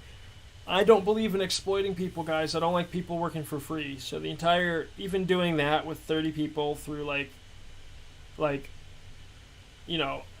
working through excitement, it's not healthy. It's not sustainable. And also, folks are not going to be comfortable filling in a role if they're not paid to fill a role. And that I was very idealistic about outcomes with a few folks, and it burned me in the ass, and I learned my lesson with that. So I'm glad I did early, but that ended up costing us that opportunity with the $2 billion platform of Metaverse. So they shelved our deal on June 22nd or 23rd. That painful email came in on one of those days. And it was obvious why. And there was 3 points that we missed, and I'm responsible for all 3. The pilot was late. Once again, idealistic about outcomes there. We had 2/4 of our previous founding core not showing up to anything. And that's because I idealistically place those expectations on them. And this last one is just how I handled a real-life event where my brother died in April of 2021. I was very jaded and cynical over what the basketball team had done since 2015 and had continued to do even during the pandemic, and it was just the nail in the coffin on that. And it cost me any opportunity I might have dreamed of to fix my car and try to go find my brother. I don't know if I could have impacted that situation. It very well probably would have turned out the exact same way. So I can't blame anybody for that outcome.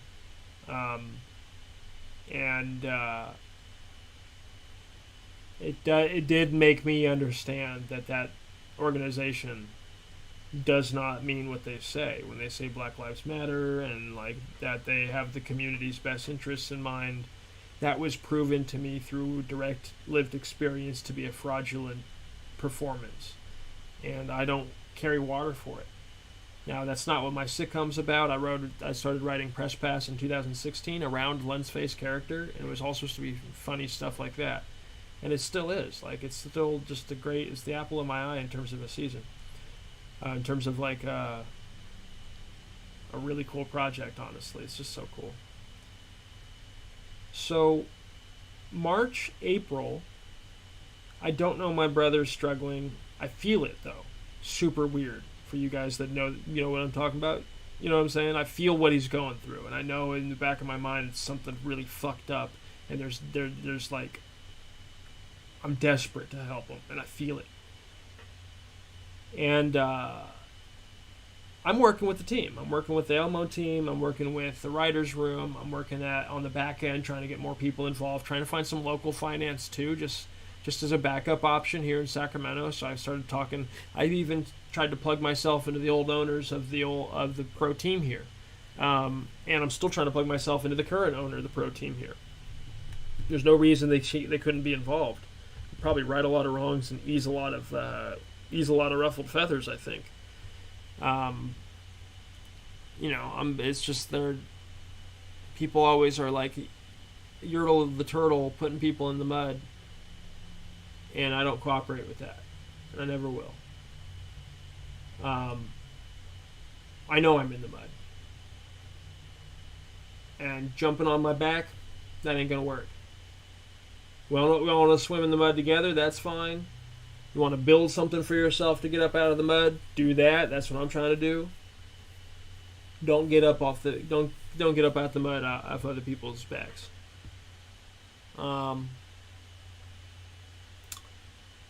May 2021.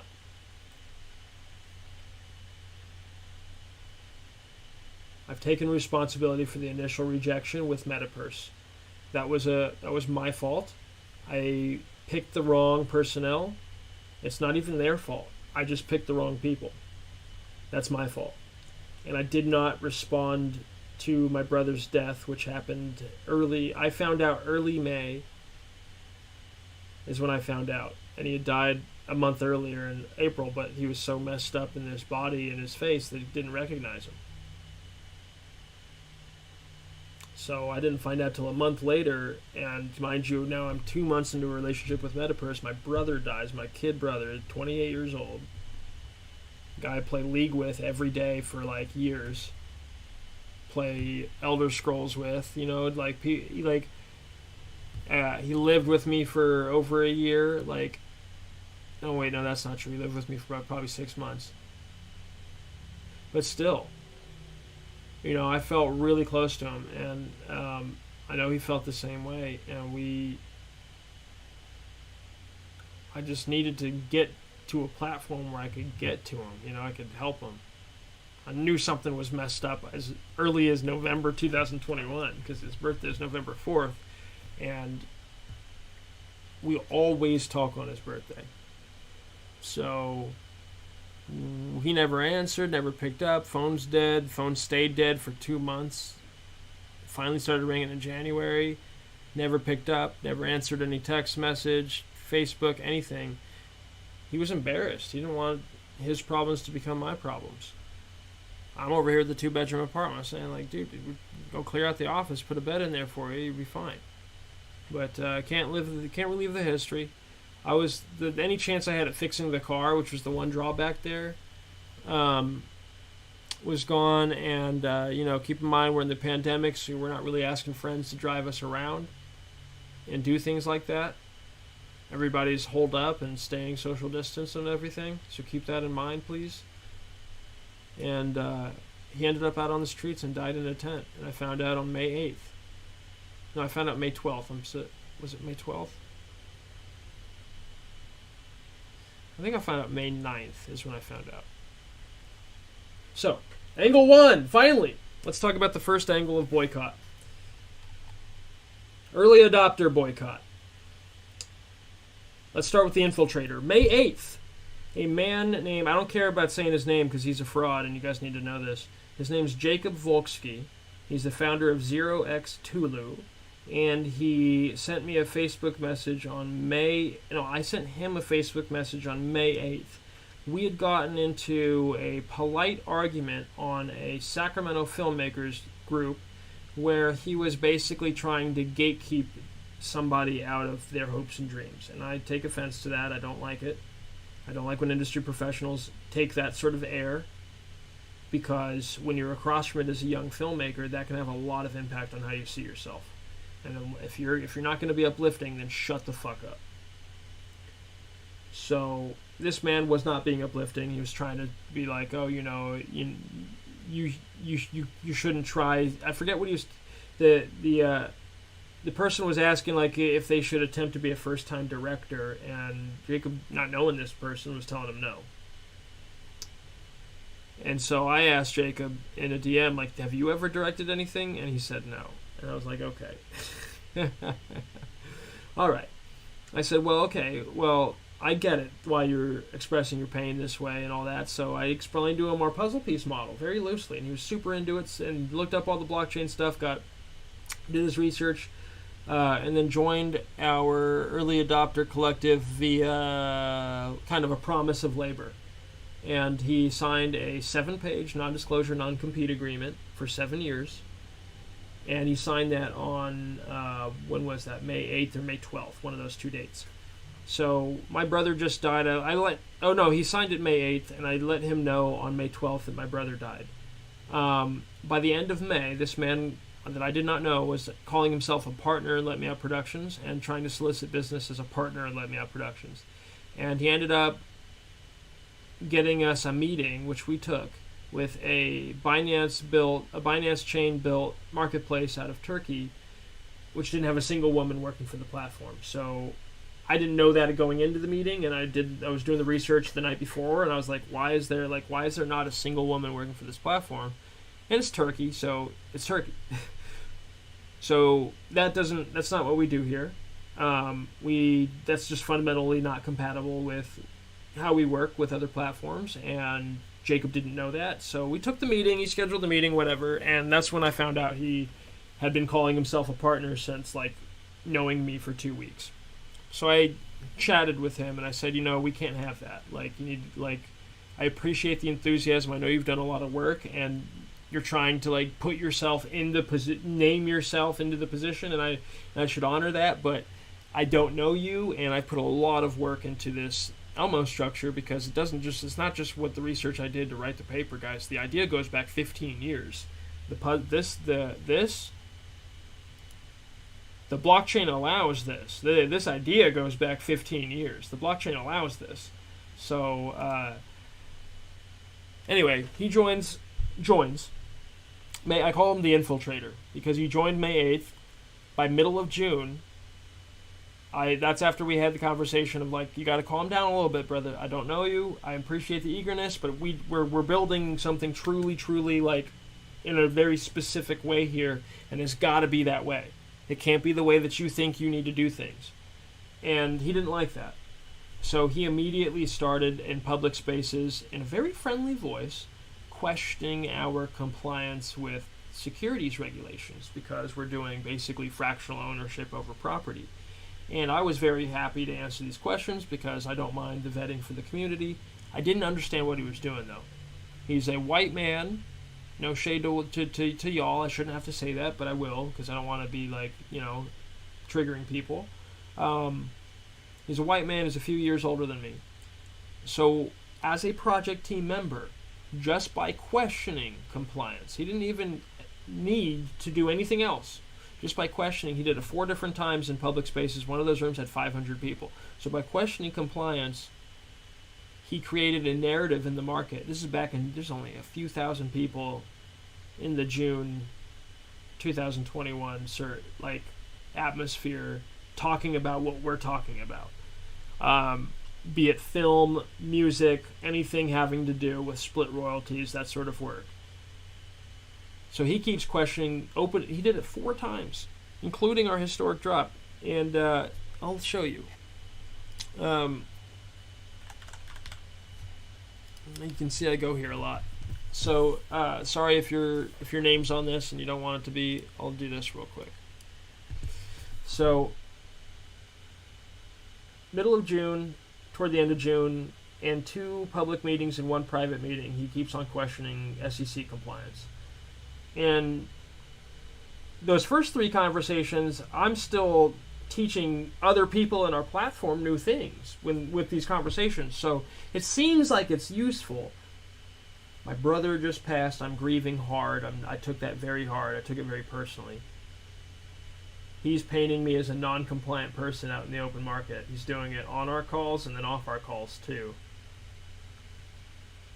So we're having a tough time connecting with consumers because everybody thinks we're offering securities. So that was the infiltrator who sowed that narrative. Now, we did a drop on July 3rd here, okay? First intellectual property rights NFT hard drop, TV show, Press Pass Season 1, Saturday, July 3rd, 2021, at 1 p.m. Pacific time. So let me, I'm going to use this company,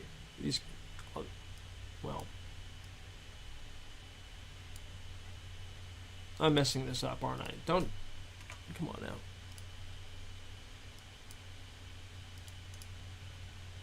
Oh, wait, this way. Okay. Yeah, it's mostly okay. Okay, so you see his name here, Jacob Volsky. You can look him up. Go see what he did. Go see what he did. Look at all the blockchain results. Go see what that man did. We call him the Infiltrator at Let Me Out Productions. Jacob Volsky, right there. Okay, so that's Jacob Volsky. He got a good look at everything back end because he was a prospective line producer and he signed the NDA. So he got a look at our fledgling top brass DAO document. He got a look at our distribution plans. He got a look at our the actual business constructs that aren't public. Our network of interactions, our marketing copy. He got a good look at all that stuff. Then he FUD'd us. That's what that's called. When you question a project compliance openly, you're sowing fear, uncertainty, and doubt into the market. And he knew what he was doing. So he did that in 2 rooms in June. He did it in another room in July. This one here, our historic drop. This one I spent 3 months planning, guys. I spent 3 months gathering 50 people from our project community from April to July. Gathering all those different people from all those different walks of life. Not many people were related to each other at all. I'm the fulcrum. I gathered 50 of them through 3 months to gather on July 3rd. All right, this is a holiday weekend, Saturday at 1 o'clock. Now, Jacob Volsky. We're talking about Press Pass Season 1, create a character in the sports documentary archive. Backed by equity in the show. Puzzle piece. So it's literally your property. Once again, in this room, we probably had maybe 100-something people in there at one point. He brought in 3 lawyers and kept taking over the mic and kept asking them if our shit was compliant, and they kept vaguely answering in like weird ways, and it was boring for one, not exciting, not something that gets community excited about your project. 2, incredibly damaging, and he's not qualified to talk about that. And 3, traumatizing for all of our team members. I still, to this day, we're almost a year and a half after this. To this day, most of those folks won't show back up on a Clubhouse call or a Twitter space or anything like that. Why? Nobody likes being on the phone. And these are group phone calls. That's all it is. It's a group phone call. So I organized everybody, 50 people, for a group phone call, and it went like that. They're not going to come back to the next one. So it's become a part of our culture in Web3 to like rely on these voice room technology without realizing it's been around for a long time. Conference calls have been around, and nobody ever likes them. So they're conference calls. That's all it is. And I don't participate in your conference call network because of you guys have decided to boycott Let Me Out Productions needlessly and put us here. This is where you've decided to put us with your... Okay, look at that. Anyway, I'm not swear. Let me kind of cuss these people out. I'm not entitled to their money. I am entitled to basic dignity and not to have my work lied about. So, the Infiltrator entered the project, damaged us on purpose, left the project, launched his own version. I do invite CoffeeZilla to check this out because here's a message that he sent me. Jacob Volksky. After much consideration, I've decided to withdraw my candidacy as producer-director for the Press Pass project. We're going to have him direct 2 episodes, too. Because he wanted to direct. That's what I brought. That's why I contacted you. Never directed before. I wanted to bring him in to direct 2 episodes. That's why I contacted him. I was like, opportunity uplifted, baby. Let's go. That's why I brought him in to fucking begin with. And now look at what happened. I decided to withdraw my candidacy as producer-director for the Press Pass project. Although I appreciate your offer to join the creative board of Let Me Out, I'm going to have to decline that opportunity as well. I don't remember if I ever offered him that. But I think you, Aaron, and the entire team are amazing people. I want you to know that I'm very fond of my relationships with all of you and would love to stay in touch and stay updated as to your progress. And this is the day after he damaged the drop, 10:24 in the morning. Now, I was going to fire him anyway. I was getting ready to fucking cuss him out. So he hit me up first. So, when I told him perfect, I stepped away from my phone to deal with a health issue. That's not true. I stepped away to walk around my apartment 3 times because he pissed me off to the degree where I was really ready to bite his head off on that group phone call. But at that point, we still had like 20 team members there, and I wanted to keep my composure. So,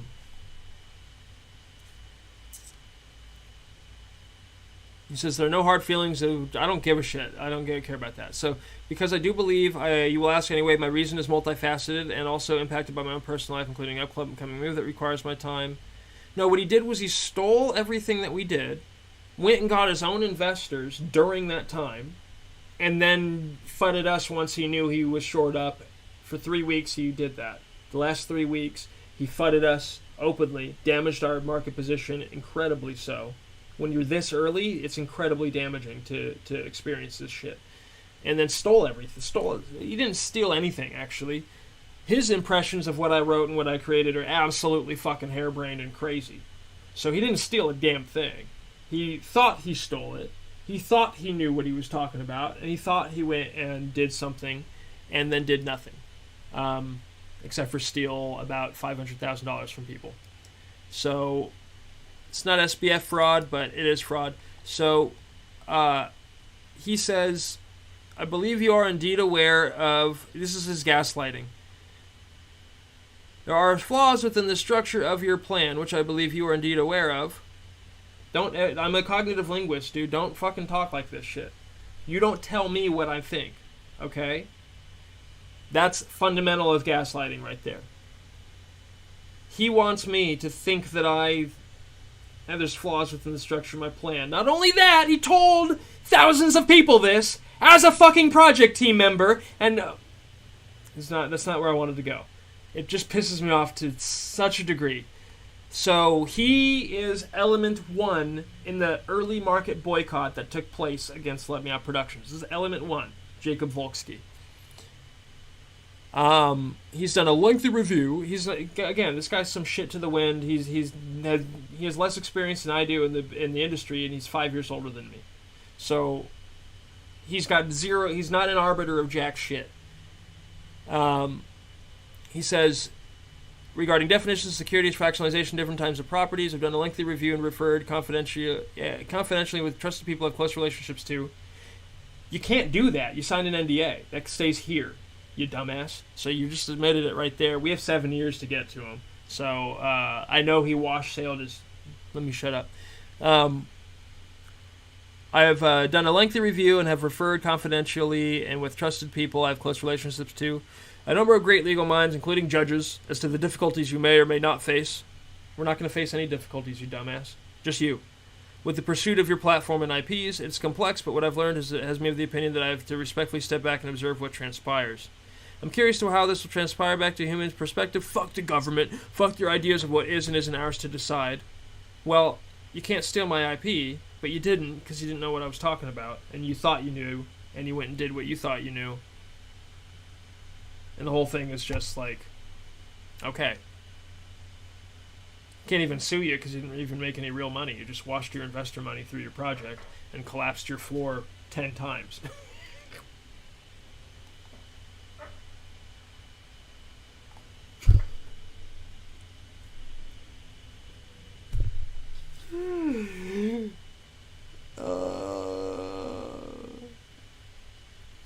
What a fraud. Okay. Anyway, it's just the gaslighting. You can see it here. He's telling me that I'm in some sort of battle. I need to shift the paradigm and win the war of definition for our rights. I will always cheer for you. What happened here was him and another person may or may not have colluded on this result. And let me get into that. So this is now July 4th, 2021. He's not the only person at this point that is showing a boycott narrative against Let Me Out Productions. So his boycott narrative was, we're offering securities. No, we've reinvented, so to speak, or maybe just adjusted, a Warhammer-style property definition, community property, into the blockchain. That's all it is. That's all we've done. It's very simple. And because of the way things currently work, we can pay hired collaborators their issuance based on the merit of their labor. We can do that. Labor royalties. That's what we've done. Using Warhammer constructs. It's not that fucking difficult, y'all. I don't really understand you. But I think everybody just needs to feel important. I really do think that's the majority of what it is. And this guy's leading the way. And then there's another person leading the way too. I can't afford to have my name on it, but you washed 500... Anyway, so all this gaslighting bullshit, and then he tells everybody he entered the space in August of 2021. So everything that Let Me Out Productions just didn't happen with this guy. And he entered in August of 2021. So that's the Infiltrator. Okay? He sowed the seed of market boycott through FUD, telling everybody that we were offering securities in our intellectual property, which just is not the case. We were offering collaborator puzzle pieces. We didn't have that marketing language that crisp back then. I wish we did, but that's all it is. It's very simple. So there you go. Jacob fucking Volsky, and I'm not even going to advertise his platform because you guys might mint it to troll at this point. I don't even trust you at all. So, all right, so that's the Infiltrator. And I don't mind doxing him. I don't mind talking about it because he signed the non-disclosure agreement. He stole information from us and then executed it in some weird harebrained way that was never going to work and defrauded his investors and defrauded collectors through a wash sale.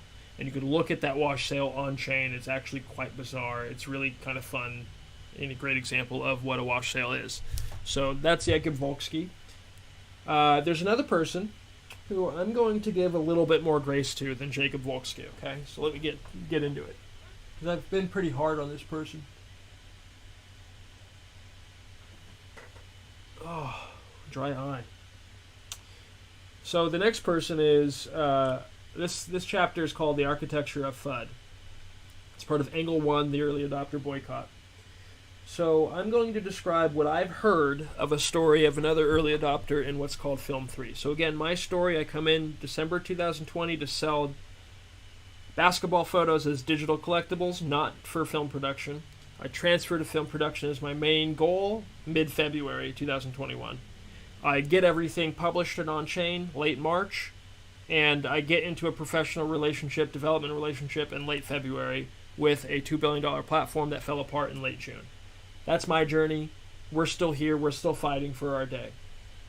This individual, as far as I remember their story, they were on Clubhouse learning about the technology, getting excited about a very similar style abstract ecosystem. And they were struggling finding people to work with and finding like-minded folks. So in January of 2021, this individual had the idea of organizing a collective for film production. Now, mind you, what we are doing is completely separate. So I want to encourage that person and everybody that's in that atmosphere to understand that Let Me Out Productions was always a collective since 2007. Always was. We had the puzzle piece model in place back then. We were going to use popsicle sticks back then, okay? It was harebrained. It wasn't going to work unless you have something like the blockchain to track and keep track of every single aspect and keep everything transparent.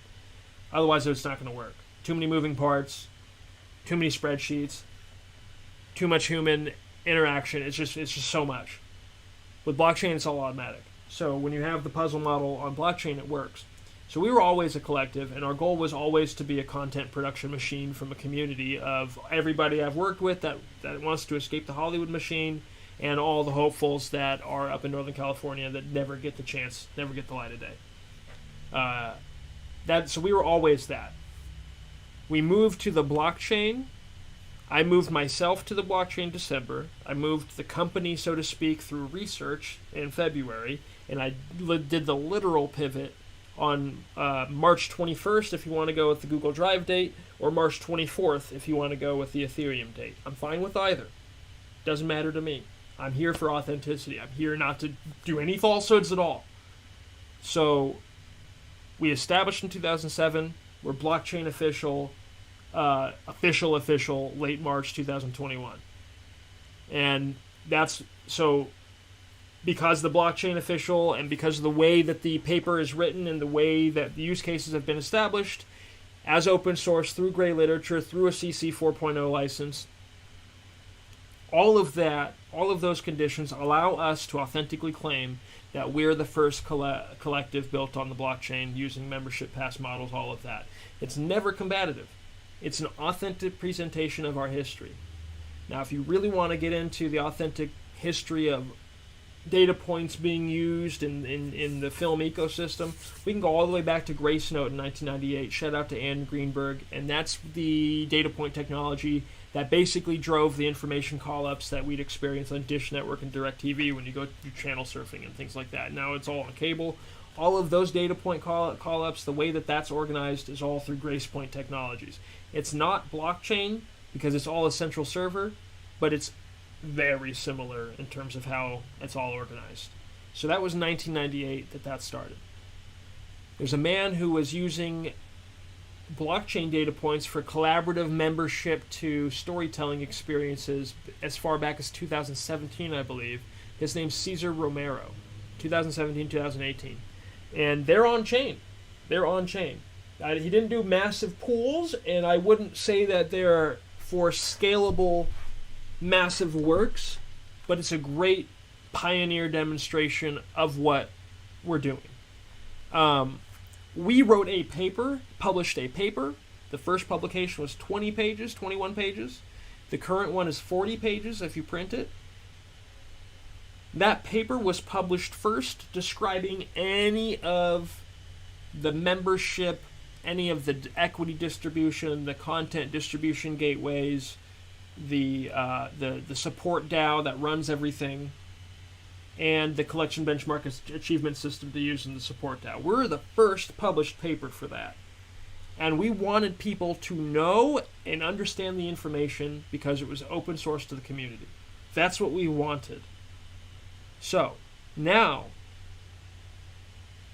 that's in March. I don't know about January. I don't know about this person starting their journey in January. I've got no reason not to believe that, except for some of the other things that have happened, which makes me kind of question all of the authenticity of what people are being told. So I'm comfortable repeating, January 2021, this person was looking to form a Film 3 ecosystem with like-minded people. So in February, I think they meet the first person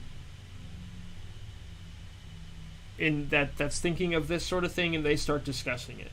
So at that point in time, their seed, I suppose, the social seed for that movement, for that specific group, is planted and grown. I celebrate that. That's authentic. We go into March. So I'm already working in February as well. I'm thinking of my ideas for collectives, and I'm working in Decentraland. I'm not working with anybody in particular. We're having wider discussions with about 50 people. And that was all in Decentraland. And none of those people were film producers, but we were all talking about it. I finally get my own people, my own team in on it, early March, and we get our thing on chain late March. There's no combat with these two groups. I don't think there needs to be any combat at all, but the individual that come from the first group decided that we were a threat and needed to be squashed out. So they raised a boycott against Let Me Out Productions. Here's how they did it. And it's not going to be fun to hear if you're coming from that group and you really trust this person. So just be prepared. March, April, I don't know this person, don't know what they're doing. They're on Clubhouse and they're gathering like-minded folks, and it's growing, right? That's as far as what I understand. I got no reason not to believe that. Late May 26th exactly, I get on Clubhouse. They finally do an Android release. My friend Kirsten invites me, so I get on Clubhouse, and immediately I formed the Let Me Out house like in June when they let me do it. But I joined some groups, and there's like people discussing NFTs. There's actors. There's a bunch of stuff on Clubhouse. It's really interesting. There's like a bunch of conference calls, but they're organized for various social reasons, and now you actually literally get to talk to people, hear people. It's no longer a parasocial relationship where you're watching somebody through a screen or reading their text. It's literal human interaction, which is like post-pandemic, man. Like, wow, we're craving it. So I'm going around to various groups. There's various groups. I don't know whose group's what. Like I remember Poor Marty had a group. He's an animator, so he's talking about film production. We had Black Dave, a composer, talking about film production in his group. We had the NFTS.tips community. That's who I first joined, and those group that they were talking about collaborative film production. So I was super excited because here I am with the friggin' published paper back in March, and I'm like looking around. I'm like looking at all the profiles. Everybody's like talking about this stuff, and they're talking about loose ideas that I've already figured out in the paper. I'm like, yeah, woo, my community, yeah. And so I'm out there on a mission now. It is late May, June, early June, to teach people. Now, remember Jacob Volsky's, he hasn't started countering this shit yet. But the first 3 weeks in Clubhouse, I'm having a great time. I'm building community. I'm hopping around different groups. I got like almost 900 followers in like a week or two. It was very fast growth. We were doing rooms of 500 people about the Elmo structure, teaching people that you could use these things as membership passes. You can build communities with fixed hard cap pools built around creative experiences. June 2021. Okay? Now, this person, at the time, I understand where they come from. They're 20-something years older than me. No shade. And they have more industry experience than me, and they have higher industry credentials. So they're looking at this, and they're saying, oh, well, I met my first collective member in February. Wait a minute. These guys are a threat to me and what I'm doing. We were never. It's like I'm coming from some deep-ass cuts. We were never a threat. Are you kidding me? We had zero money. What are you talking about? We were never a threat. Anyway, years in the industry beat this person up, right? And they're used to this. They're used to this. They're used to folks coming in, hot shots coming in, saying that they've done something, and pushing them aside. So this has probably happened to them in their career. Now we're not doing that, but they're sensitive to that dynamic, and that's how they see it. So we've talked about this with our team ad nauseum. And we've ran through, we're authenticity upheld #1. So we're not here trying to bring anybody down. We have our journey. Our journey's authentic. Our journey's real. Published paper. Taught people how to do some of this shit. No big deal. At the same time that early June's happening, I'm teaching people this technology, or at least our use cases in the technology. I'm, in some people's eyes, I'm taking up too much time. Now, I only met this person that I'm talking about maybe 4 times total. 4 different conversations total in life to date, and I wish none of them ever happened, to be honest. No shade to them, it just hasn't been good for us. Your presence anywhere near what we've done has not been good for us. When I would be teaching people the use cases in the Elmo structure, which again, I didn't have the crisp of language, I was still more in the abstract thought. But still, people were in awe, and they were joining, and they're figuring it out. And in some spaces I would share, maybe it was happened twice and I never came back. So there was a space that this person was responsible for. At the time, it wasn't any sort of official name or any sort of official body. We're talking mid-June 2021. No official name, no official body. That's why I take offense to the claims that official name and official body started in February. That's not authentic. Tell the real story. It's not, what's so hard about the real story? Anyway, this individual, every time I would give tips on the Elmo structure or try to give even a longer presentation or a shorter presentation, regardless of what it was, sometimes we're in these rooms for hours, and we'd be talking about these things multiple different occasions. And this individual would always follow me up by saying, hey, guys, remember, it's important to remember, nobody knows anything.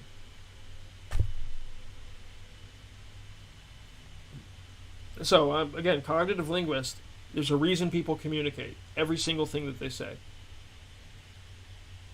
That was done to kneecap the authority that over my own information. That's what that was for. It was done the first time that we interacted over it. And that's when I was like, why did you say that? And then in further interactions, I got the sense that she was just not comfortable.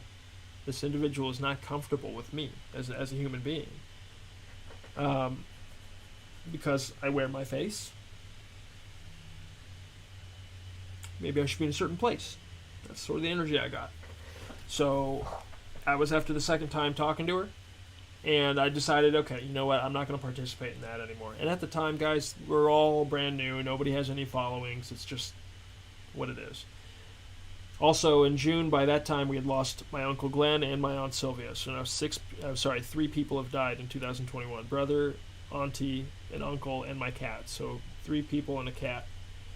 I'm pretty torn up. I'm pretty beat up. Mid-June, I keep on getting authority questioned, countered in real time, and presenting this information. So I leave those spaces. Come to find out that that individual had started using our information. And they were using our information in a very corrupt way. They were using us as an example of what not to do.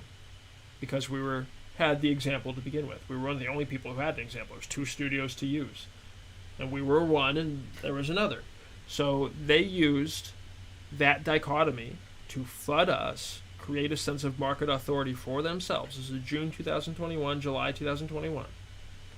And so not only did we have our project team member, supposedly, nonstop talking about security compliance and questioning our security compliance, we also had this other individual do really 3 fucked up things.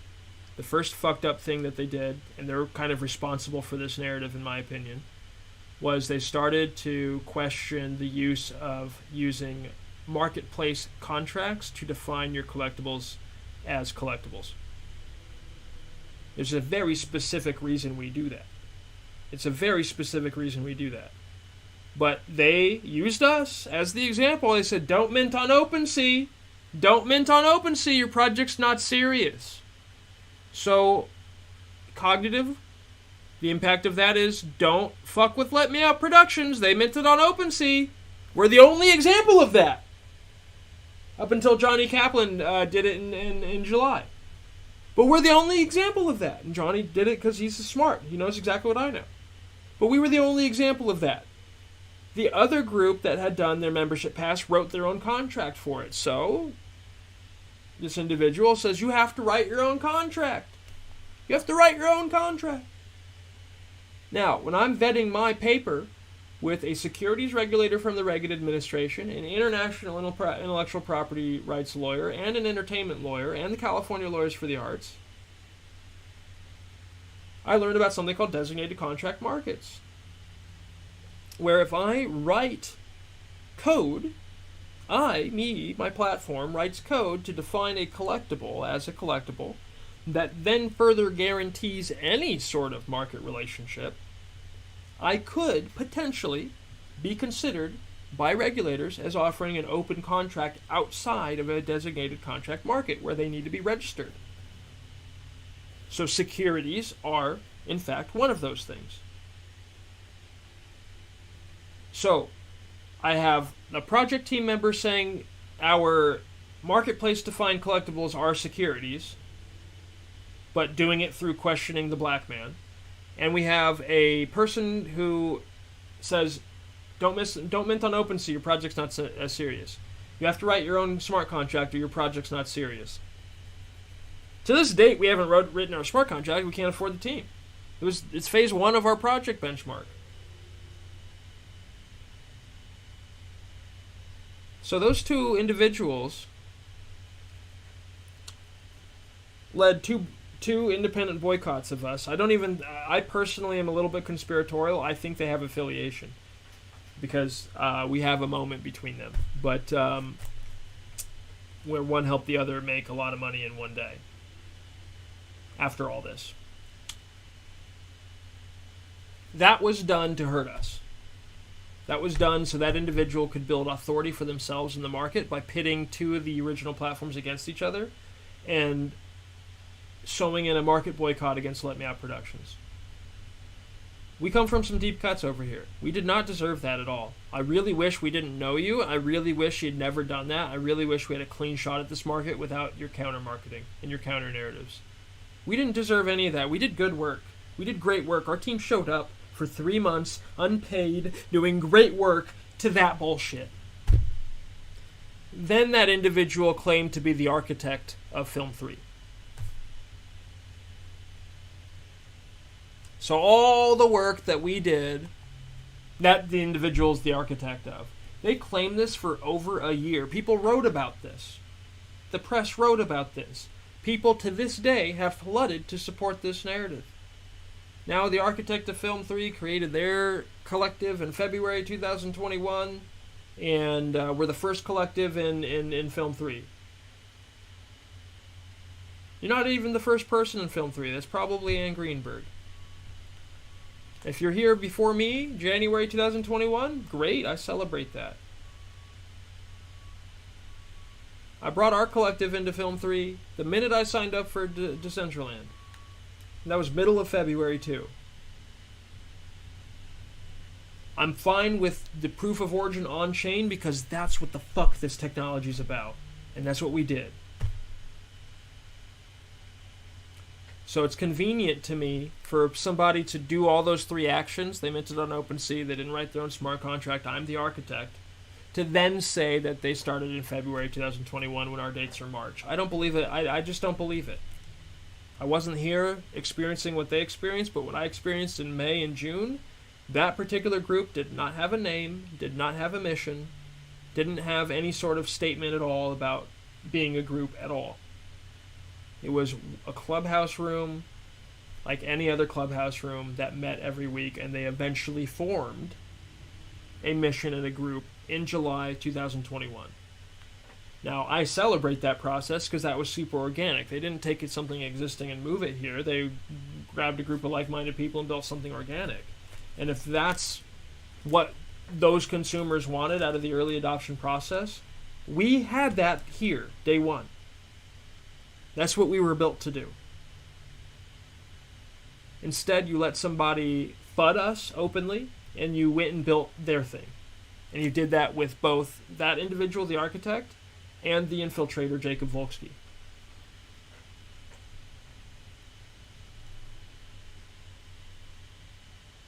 I will show you. Let me find it here.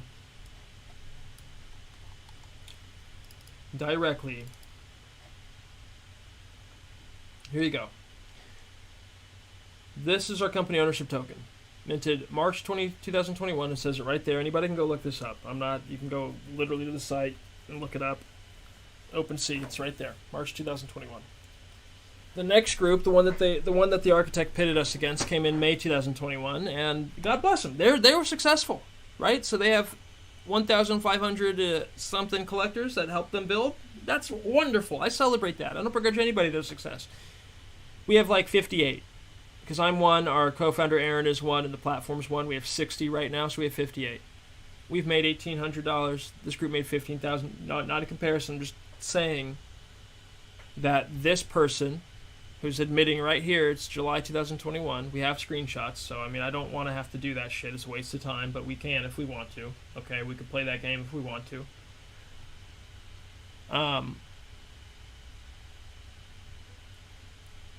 This group here in the green box pitted these two groups against each other for their own authority.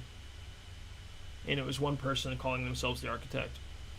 These other two studios have nothing to do with us. They're just like a great example of the maximum potential of this use case. So here's more of a Hollywood exclusive group where they have a lower amount of puzzle piece owners, but a much higher price to get involved. This is almost $700, $800. This group over here has a lot of puzzle piece owners, and they've made a lot of money for their platform, but you can see that the puzzle pieces themselves are probably $20. So they have, but it proves the point that the puzzle model works. So we're the first one. Now, we are eventually going to get to 80,000 pieces to the puzzle on the market and 500,000 overall. We're doing that 200 at a time because we don't want our company ownership tokens to be seen as a, what's it called? There's a regulation against using art as a facility for investment, so that releasing 200 collectibles at any, keeping a cap of 200 collectibles released at any time helps us with that. That's why every company does scarce releases. You don't want your product to be seen as a facility for investment. So that a chronological growth curve is what we call it. It's basically an indexed release curve is what we're doing. So eventually there'll be 80,000. So for everyone that gets sold, every new one that gets sold, I release a new one from the archive. And this allows us to do a really cool catch and release strategy where if you buy a company ownership token, you can actually make your own and add it to the collection at the number that you want to make it at and claim that number so nobody else can make that number. So if you want to make number 72,000, do it, and then we'll eventually be at 72,000 members or 72,000 company ownership puzzle pieces sold, and then yours will sell. You'll get some of that money. We do have 50 on creative contributions. It's always a 50% split for truly original works. So there's the company ownership token. So again, March 2021. Here's May 2021. Here's December 2021. Here's April 2022. These guys, like I said, July 2021. That's what I experienced. I'm fine with that's what I literally experienced. So that's when it says August 2022. That's misleading. It's really July 2021. I celebrate that, and it's an organic social. I would say it's the first organic social collective, the first organic production collective in Film 3, for sure. That's a great title, guys. It's a great title. So there you go. I don't begrudge them of their success either. It's funny, they use the 2-version model in the paper. See, if I were an asshole, guys, you would know it. That's the thing. But the narratives need to stop. So the Infiltrator and the Architect were the responsible for the first angle of Boycott, the early adopter Boycott. To this day, that boycott holds. To this day, it's been a community culture not to support what we're doing, and it started with those two individuals. And all we did was write a paper and try to teach it to people. Now, they're both white people, and I'm obviously not, so if we really want to change the world, guys, like, I'm not here to be labels, identities, all that, right? I'm Afro-Indigenous. I'm very proud of all of the different family contributions I have, both in my foster foundational family and in my biological family, as you can tell. Flaunting Vader all the time, you know what I'm saying? I got to get used to it. Grandma told me to. I'm not even comfortable with that, but Grandma told me to. So she's now resting. So it is what it is. That brings me to 2021. I did not fight these people. I didn't fight Jacob. I didn't fight the architect. I just kind of took it on the chin. And it started with my brother passing in April, and I found out in May, which was absolutely devastating. Not only was that devastating, we lost basically 2 project team members at that time. We had one... well, that was so early. It's you expect people to fall off that early, so it's no big deal. But one of them was super vital to getting the pilot in, and that was one of the reasons we were late. So then you go into lost my brother, and I found out early May. Lost my Uncle Glenn about 3 weeks into May. Lost my Auntie Sylvia about halfway through June, and she's coming from my foundational family. So when MetaPurse pulls the deal off the table on late June because of what happened, I'm devastated, guys. My brother died from poverty. My uncle died from poverty. My auntie died from cancer. And that probably wasn't going to be helped by any sort of movement.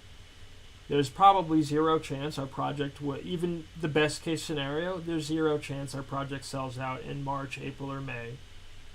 So, to my brother and to my Uncle Glenn, this project wouldn't have saved you. What would have helped them, specifically to my brother, is the job that I was coming from, not doing a conspiracy limit competition.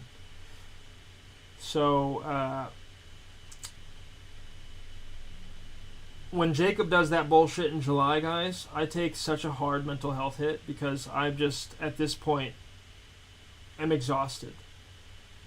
I had to... my 3 people died in the family.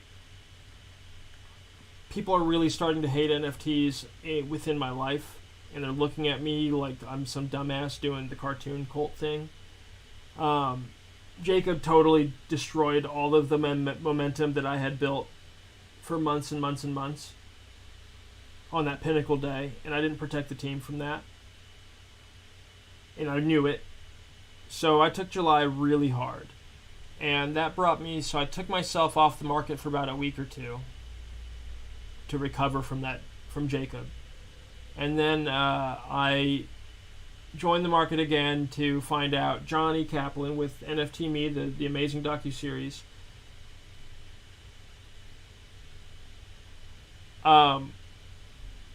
There he is, with a clubhouse room. First NFT series with a ton of people in it. And I'm like, God damn it, we just did a drop room 3 weeks ago for the first NFT series. And Jacob fucking ruined it. And here's Johnny getting a bunch of stuff, so I send a black man named Q a message. I say, Q, I'm black, brother. Don't participate in black erasure. We gotta get the copy fixed. Turns out Q and Johnny are good friends. Oh my god. Johnny's a sweetheart, by the way, because all Johnny did after that was reach out to me and was like, hey, man, so who are you, and what are you doing, and how can I help? Now we have tokens in each other's projects. He's a beautiful man, like, let me tell you. He's a beautiful soul. Experiencing that first was vital, because that's what probably helped me keep sane. Helped me keep my head on straight, that I wasn't going to have to deal with an infiltrator and an architect, that there's a Johnny. There's always a Johnny Kaplan. And so, Johnny, thank you. Thank you so much. So, NFT Me, everybody. The first part is coming out on Amazon, I believe. And he already did a streaming release on it. I was really sick and I didn't go. Really sorry about that. I have FOMO to this day. And for part 2, just hire me, brother. I need a job. Oh, come work on part 2, man. I need to get some income. Market boycott. Johnny not part of the market boycott. He supported us. And he had every reason to be, because I came after him, so to speak, in a way. Just that one DM to that one guy, but they could have taken it really, really hard. Instead, they talked to me. So, they're British, and, you know, I know the Britons are a mixed bag sometimes, but frankly, all my friends from there are awesome fucking people. So, I got no issues. Yeah, every single Londoner that's a friend of mine, like, knows how fucked up British history is. It's not a secret, not something they try to hide. It's actively something a lot of them, like, are focused on fixing in their lives, and to some degree, so, yeah. But I don't know, I mean, the pain goes back so deep. Anyway. So, July hurts a little bit.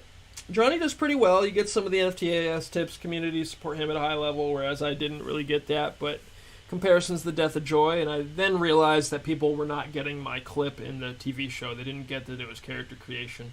And I had a hard time back then just boiling it down to, like, that.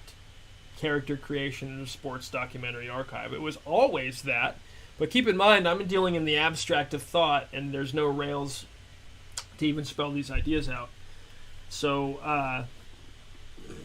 I'm calling it, you know, community contribution to the lore, and you do it through memes and all this stuff, and I'm not really just telling people how the puzzle works, and now I've learned to do that. So,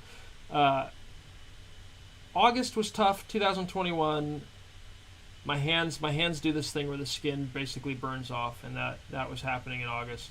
My, September 2021 rolls around, and I launched the Bisafe DAO for PressPass, where it's a DAO that produces the in-game results for the modern era of the show, and that'll be ran by audience collaborators as well. And it's actually our merchandising initiative for the entire series of PressPass. And the Bisafe DAO, I wrote that paper in September. That's a private paper. Jacob did not get a look at. It's a very thorough system there. And then my biological mom died. And I've only met her probably 5 or 6 times. Her name's Kimberly. They call her Kim. So my name's Kamani, and when they put me in the foster system, it was changed to Kim. And I only go by Kamani. I just want to be clear to everybody. Please do not call me Kim. That is my biological mom's name. And I'm not a junior to, you know, no shade to her resting spirit, because it's one of her biggest traumas. But, you know, she didn't raise me, and I'm not a junior to her. So that's the facts. And she passed on September 21st, 2021, unable to deal with my brother's passing. So she could have been saved by a mintout. We would have had her in stable housing and settled if July minted out. But Jacob needed to do what he did. So, like I said, this boycott that y'all are participating in is sort of murderous, you know.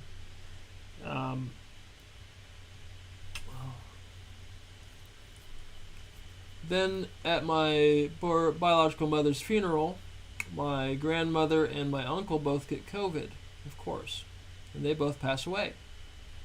So Barbara passes in mid-October, and my Uncle Earl passes the first week of November, and now we are at 6 deaths following the launch of the Elmo structure for tokenomics. 6 deaths amidst 2 boycotts coming from 2 individuals. That is still to this day here after a year and a half. The only reason I was able to go to my grandmother Barbara's funeral is because for some reason the ENS community airdropped people a bunch of freaking money in October or November, I forget when it was, and I had bought 2 domain names from them in July. I was an early adopter of the ENS protocol, and so I wake up one morning and there's like several $1,000s in my crypto wallet, and it was quite the experience and something I want to experience again. And that was the only reason I was able to go to the funerals, because they were in Memphis, Tennessee. Well, actually in Arkansas, but right outside of Memphis, Tennessee. And it's sad because we had planned a pre-production unit launch in October of 2021 that was supposed to run from October through the end of November. And both my grandmother and my uncle died in both of those months, so I was not a great leader during that time either. It's like every time I got community together to run an action, people died immediately. It only happened twice. But, yeah. So, December, the pre-pro unit we have on PressPass to do some marketing initiatives. It's good community building, but we don't actually get much done, except for the website that you're looking at right now. Where this was one of the results, and it looks beautiful, so great job to that team.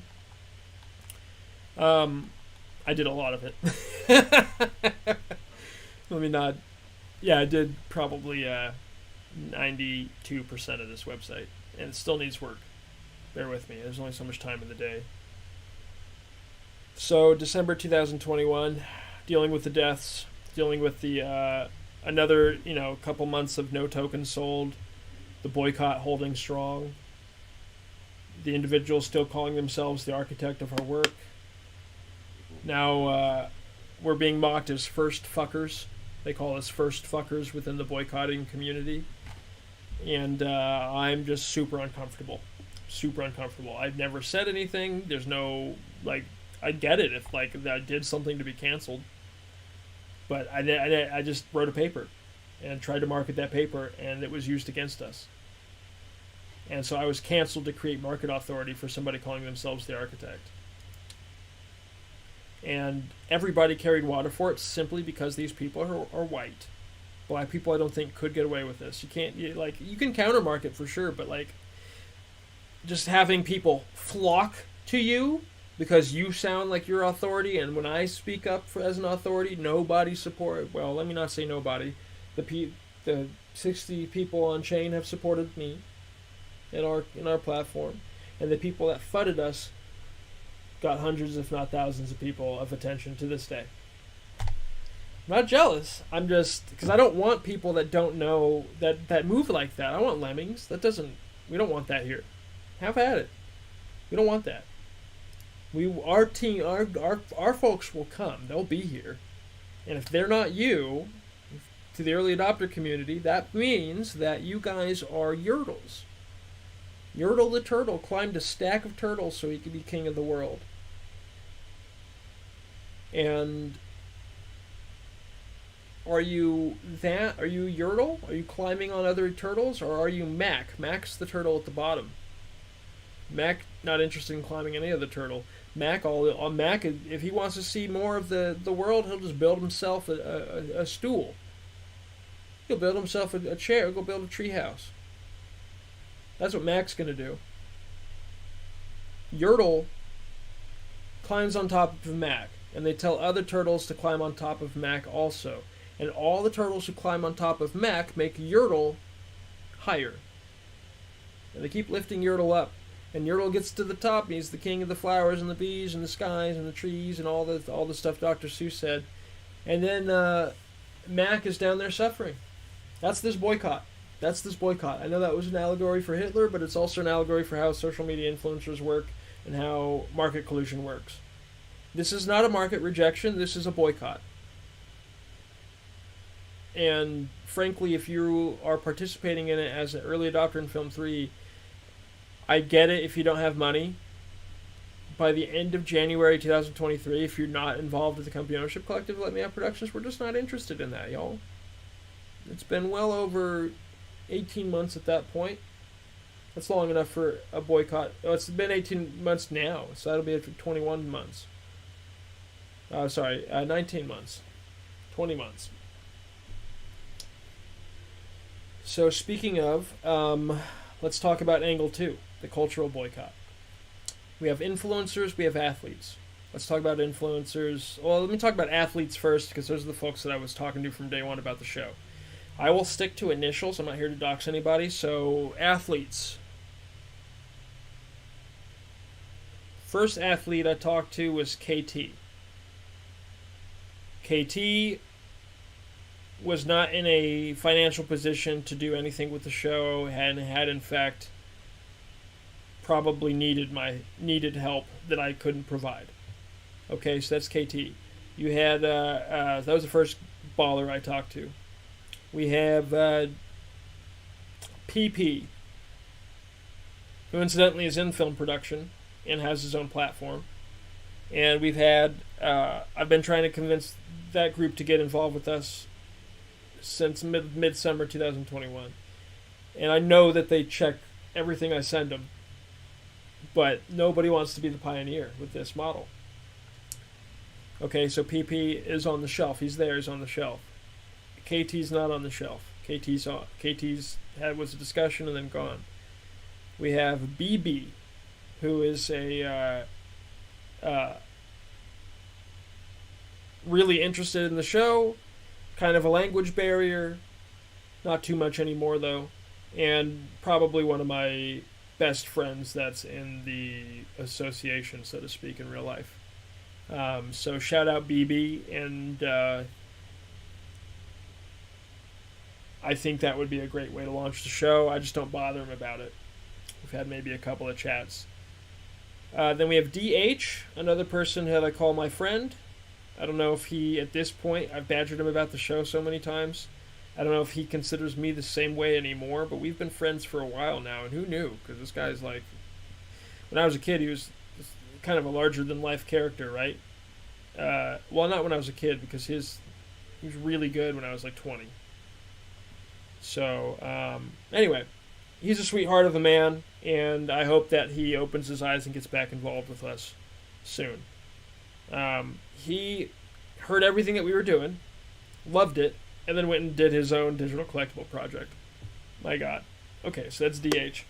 Then we got MB, who, another one of my good friends in the Assoc. And he's down with it. I think ultimately, though, there's a politic to it that could make us both look bad and the show look bad, because everybody will make assumptions about what the show's about if he gets involved. And that's sort of one of the narratives we're exploring, is that, like, this guy, he doesn't deserve that at all. It's something we laugh about. Anyway, so that's the athlete run through. Who else we got? Oh, we have football players, including, I don't mind saying it, Big Tom. Tom! Press pass! Come on now! We work together, not directly. I work for your company. You already know me. Come on, Tom. So, influencers. Let's talk influencers. The athletes are not part of the cultural boycott. I think they understand the tech and are actively pursuing projects that are there to make them money. They're not there to do what we're doing, which is community cement for collaboration. But you've seen the money-making collection so far, and usually that's people on their team. That's what it is. It's usually people on their team saying, "Hey, I got this thing. Let's get involved with NFTs. Let me get some money from you. So I'm not on anybody's team. I'm trying to get their money from outside their team as a friend. But not even that much. 20K, PayPal.me/theComonster, 20,000. No, put it through the show. Put it through. You want the puzzle pieces. Okay, so influencers are a huge problem. This goes for Osmongold, it goes for Hasan Piker, Ludwig, Pokimane, everybody who talks shit about NFTs like you know what's going on. You don't know what's going on. You're right to talk shit about the way it's used. You're right about that. People have been stealing resources from communities with this now for far too long. It's wrong.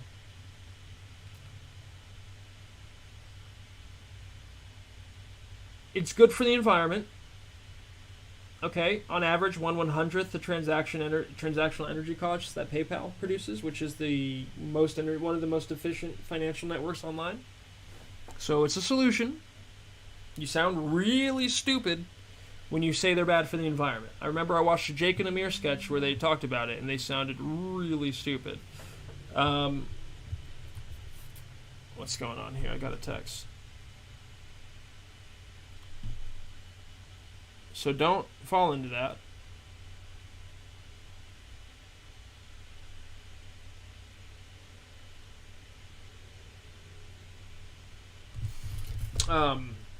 Do your research so you actually know what you're talking about. They're not bad for the environment. There are some blockchains like Bitcoin that do use a lot of energy, and you should explain why, how, and the solutions that we can provide as community to regulate that efficiently. That's how the discussion's supposed to work. Not the entire thing is bad for the environment. It's the technology, it's email. Bitcoin is one platform, okay? So if Yahoo's doing things that are bad for the environment, it doesn't mean that Proton Mail is too. And Ethereum's would be the Proton Mail in that case, or well, not really. It's kind of the opposite. It's super, super public. They do have privacy blockchains if you're concerned about being overly transparent, but when we are talking about raising hundreds of thousands and millions of dollars from a community, that transparency is necessary. So you, as a project collaborator, can know that the collaborator funds are being appropriated correctly and according to what was set out for them. So that's why we put out our benchmark thermometer online. This is a public document here where we've listed out every single bit of money that we're spending on Season 1 of Press Pass and the order in which it will be spent and what it does. Now, we did not dock salaries, right? Like, that would be really stupid. So the transparency during production and even after production of the production will always be pretty thorough. And while you'll see community treasury dispersals going out to team members, you won't know which team members who, because we use the same puzzle piece for all the team members. No, we don't even do different departments. It's the same puzzle piece across the entire property, even for me. So you'll know my wallet, you'll know this wallet, you'll know the platform wallet, but you won't know the individual wallets. And so we have everything listed out here in order. Benchmark 1, pre-production foundation, about $220,000. That's actually increased to $500,000 because we want to get we moved some of the ambitions that were in a later phase forward into phase 1. So I have to redo this thing. But literally every puzzle project should have one of these for the community. Tell them what you're spending the money on and how it's going to be executed and in what order. And you need that anyway. You need to know that anyway. So I think a lot of the problem is these projects, they raise too much money and they don't have anything like this in place. And so even the leader doesn't know what the fuck they're doing. So there you go. Benchmark thermometer, liquidity scale. I'll post this. Did I just post it? It needs to be updated, like I said, but there you go. So I want to talk about pitching the product of property puzzles in a prescriptivist world of dumbassery. I remember one of the first pitch meetings I had was a practice pitch with a guy named Harold something or other, Harold Hughes, Howard Hughes, something like that. He was a black VC, and I remember pitching him the puzzle model. I did not, again, the marketing wasn't crisp, but I did a good job. The guy just didn't get it. And because he didn't get it, he sat there on stage and pontificated about how I needed to make him get it, rather than admitting anything that, like, he just didn't know enough about the technology, because that's what it was. So this was a guy offering himself as an authority to the community over blockchain tech and not knowing enough about the tech to understand that the pieces are immovable, all the things you have to understand to know how property is transacted on the blockchain. So he's an influencer, small influencer, but within the early adopters that was taking stage time and stage presence and taking authority over other people's projects despite not knowing enough to do so. That happened a lot. I would say that 95% of the authorities, so to speak, in Web3, even if they know what they're talking about today, they got their start doing that. They got their start just claiming that they knew what the fuck they're talking about, getting up on stage, and learning on the job. I hated it because I didn't do that. I poured myself into hard research for 3 months and tested it. Talked to lawyers, did my research, built scales on spreadsheets. Okay, That was all. Like, I did work. I did hardcore work, 16-hour days for 7 days a week for 2 months straight on that paper. Okay? I still do 16-hour days. You're witnessing one right now. So those influencers in the early adopter phase were awful, and you saw exactly what I'm talking about. The architect is one of them. That's exactly what I'm talking about. So even if they know what they're talking about today, and they're going back and trying to fix the things, all the damage they created for other people earlier, you know exactly what I'm talking about. So we pitched the puzzle model, and prescriptivism is a linguistic ethos where you say language must be performed in a certain way for meaning to be delivered. And you guys say the same thing in commercialism. You say a product needs to be designed or presented a certain way in order for the meaning to be delivered. No, you're just a dumbass. You're just a dumbass. And you need things presented to you in a way that you can consume. And because you have those needs, you think that makes you an arbiter of everybody else. But you're not. I'm a descriptivist. So prescribing how meaning is to be delivered is fundamentally at odds with my existence. Meaning is experienced through description at all times, whether you like it or not. Meaning is always just experienced. If I misspeak, you will still understand what I mean, because you are experiencing the meaning of what I'm delivering. If you judge me for misspeaking, it's because you need me to perform language in a very specific way, and you have now assigned a value to that performance. You're not the arbiter of jack shit. You're not a cognitive linguist. You're not qualified to be the arbiter of speech performance, period. The only times you're qualified to be an arbiter of speech performance is if you live or are working in a very specific prescriptivist sector of the economy, and there are uses for that. The military is a great example. Words and interactions and meaning must be performed exactly precise. Otherwise the bomb goes to the wrong spot, or the wrong person gets shot. Same thing in the field of medicine. Exactly precise. In standard-ass conversation on streams, things like that, people misspeak. We're having live conversation. We don't have to be mentally sharp to be right on the line all the time. Just regardless of that, I'm misspeaking right now. Regardless of that, it's a waste of goddamn time. It's a waste of your time. It's a waste of my time. Don't ever correct me. Don't ever correct a typo. I know I made the typo as soon as I post a tweet. I don't pay the Twitter Blue to edit it, so I know there's a typo there. I miss the there spellings all the time.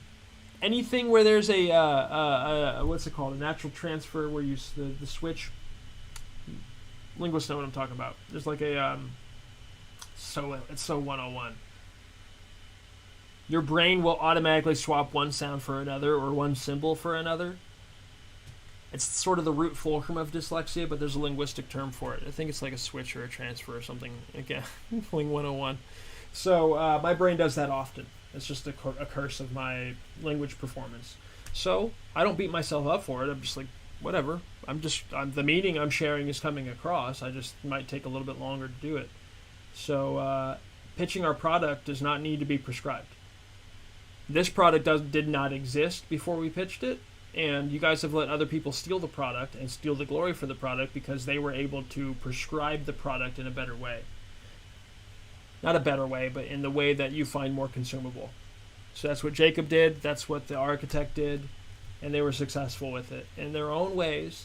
Now, Jacob probably didn't actually make a dime, and then the architect has done moderately well, and I can't begrudge them for it because they've been working really hard over a long period of time. So I think that they deserve it. They didn't need to put us beneath the boot, but it is what it is. We'll fix it. Time will fix it. And they need to do their part in fixing it too and getting on the right side of the narrative.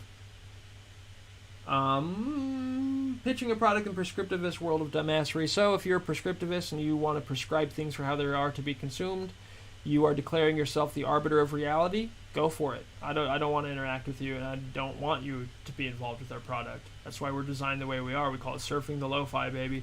When you surf the lo-fi, you only get the organically curious that are interested in what you have to offer. And I learned this directly from Cenk Uygur and the Young Turks. So shout out to them. The culture of the self-righteous, this is part of the cultural boycott. Early in the process, these influencers, especially you YouTubers and Twitch streamers, were telling people that NFTs were bad for the environment. So naturally, one of my idealistic choices to launch this thing came up on that side of the argument. They're bad for the environment. They're just a fad. And just always negativity, no exploration, no natural research, because they were listening to you and not actually doing any research. They were listening to the influencers, not actually doing any research. And what you guys do is you do this fallacy where you appeal to people's self-righteousness all the time. That's how you maintain your audiences.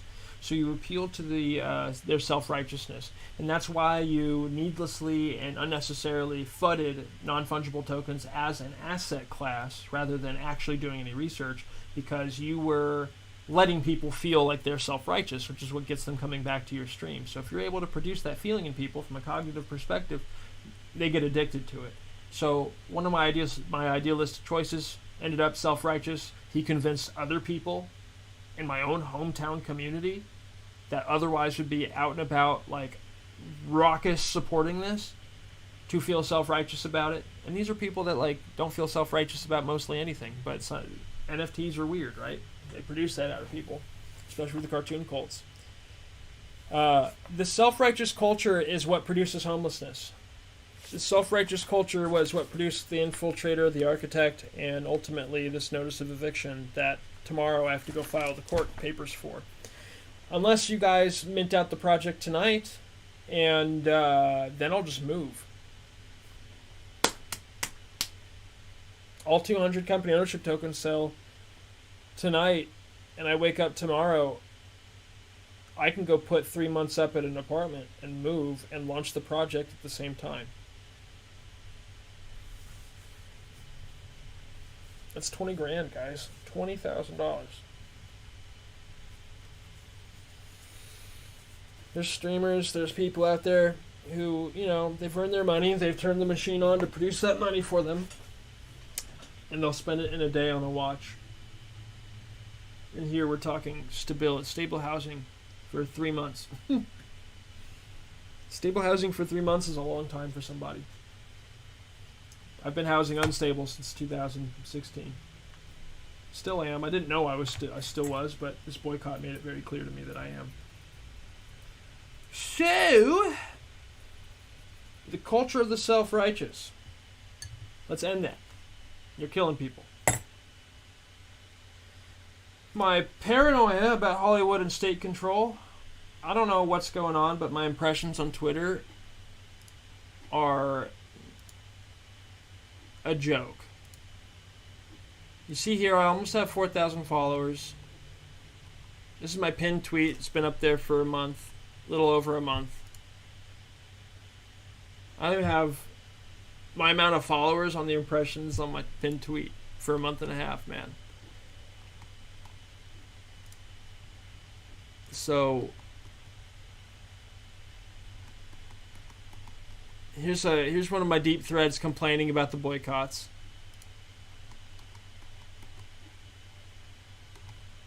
And I have to go back earlier to prove my point, but my visibility is not there. I had not like incredible visibility as an NBA photographer. I didn't really focus on that, but with Lensface. Oh yeah, here you go. No, I got permabanned from his chat.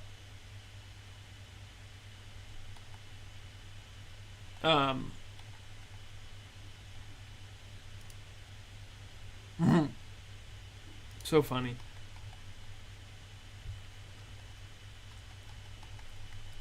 So yeah, most of the time I'm just talking about the project, the puzzles, those sorts of things, and guys, I'm buried. Like, this is the average impressions I get per tweet. 100 people see it, 5 impressions, maybe a profile visit, maybe not. I'm buried in the shadows of the internet, having pioneered this shit. They got me completely fucking buried out here. Starving, can't go buy food, can't pay bills, being evicted. 100 impressions a tweet, man. If you are state control, if you are Hollywood big money, like, why are you doing this? Maybe I'm just fucking delusional. That's the ultimate thing here I'm trying to figure out. So I'm paranoid about Hollywood. Stay controlled mainly when it comes to visibility and impressions. My Instagram and Facebook look the exact same way. I'll get lucky if I get 1 like on a Facebook post. So that's a cultural boycott. Influencers, athletes, prescriptivism, culture of self-righteous, and Hollywood/state control, state impact, Hollywood impact. Those folks don't want to lose 20% of their net profit. But I'm telling you, you're losing them already. You lose that every strike. You lose that with every shitty risk that doesn't work out.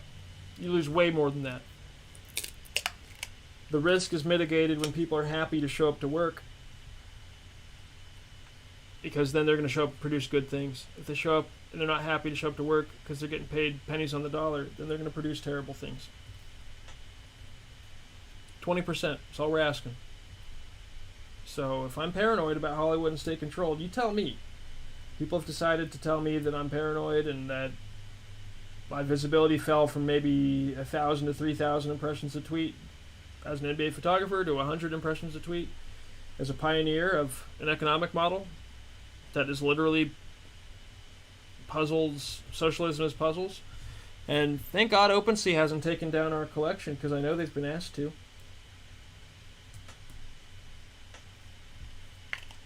We're their experiment with this, of assigned ownership to puzzle pieces.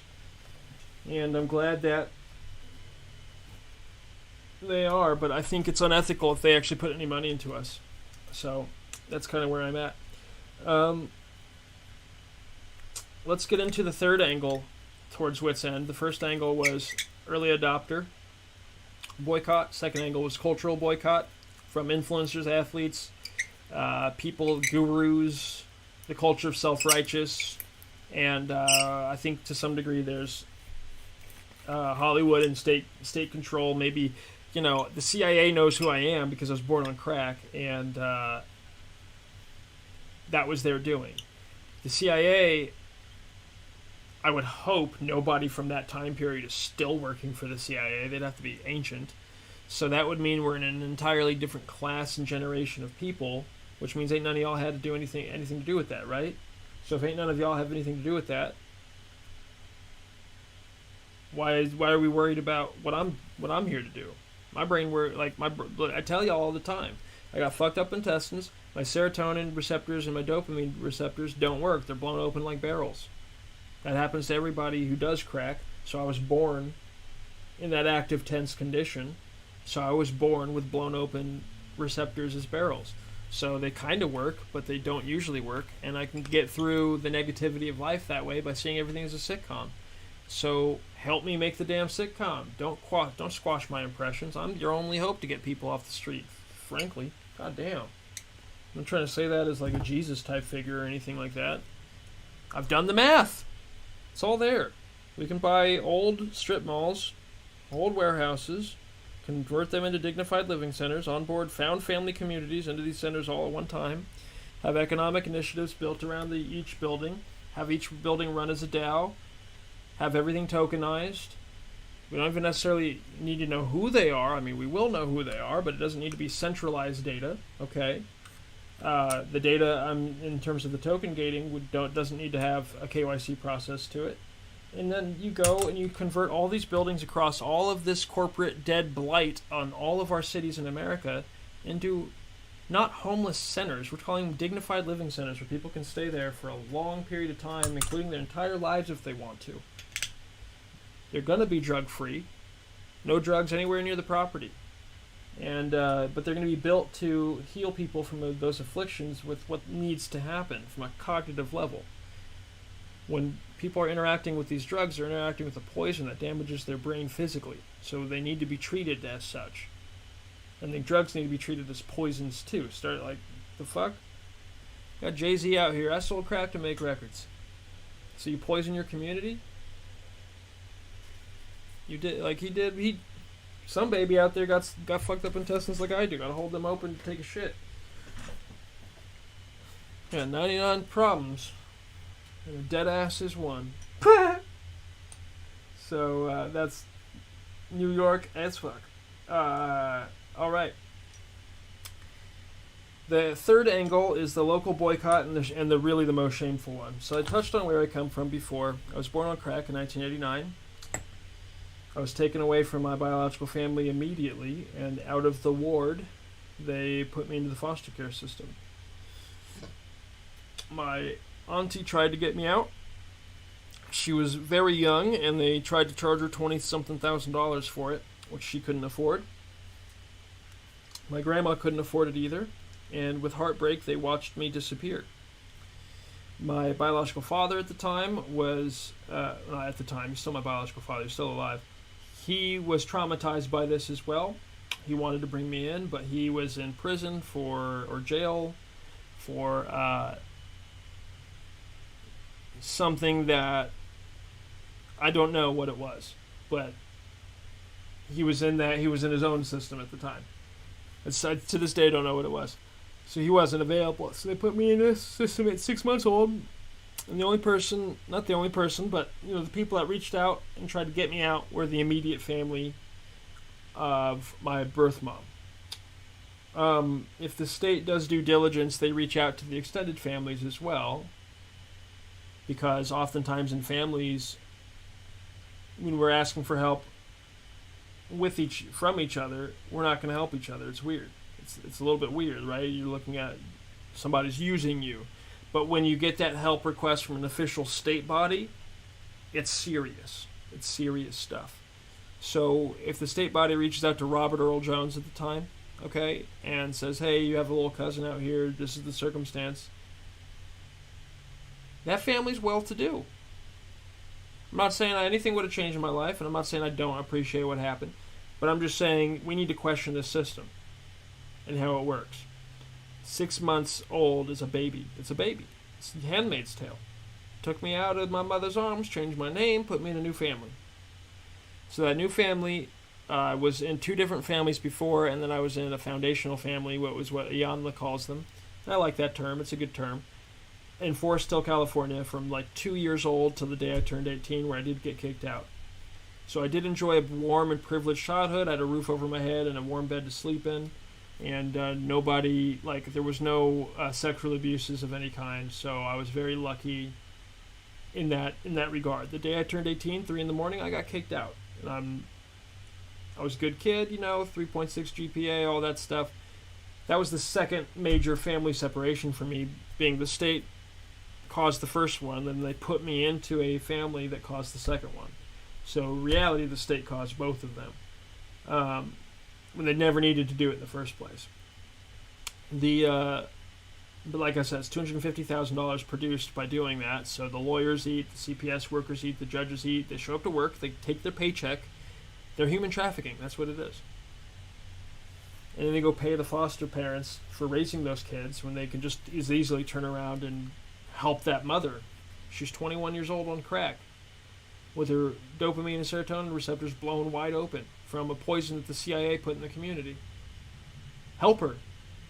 No? Okay, whatever, you weird-ass society. Take their kids away and leave them out on the streets. We're done with that. We're not going to do that anymore. Nobody likes it.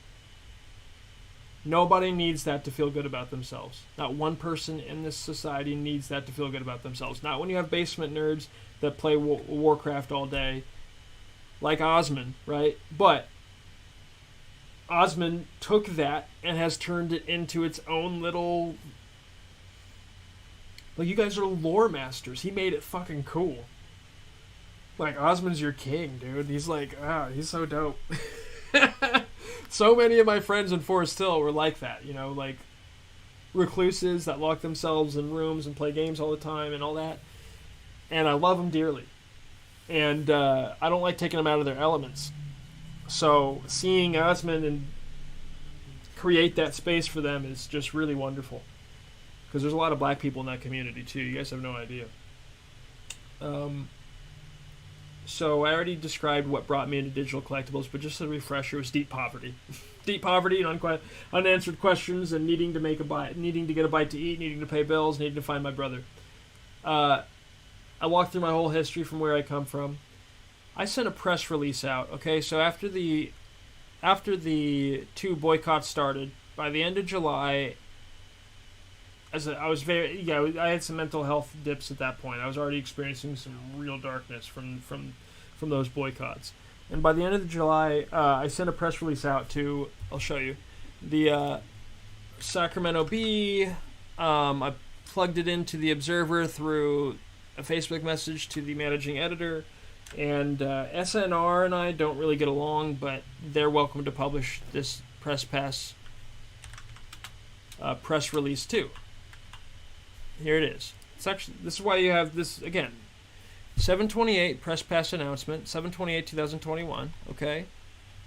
How many people have viewed this? It's only 21 views. July 28th, 2021 at 3:38 p.m.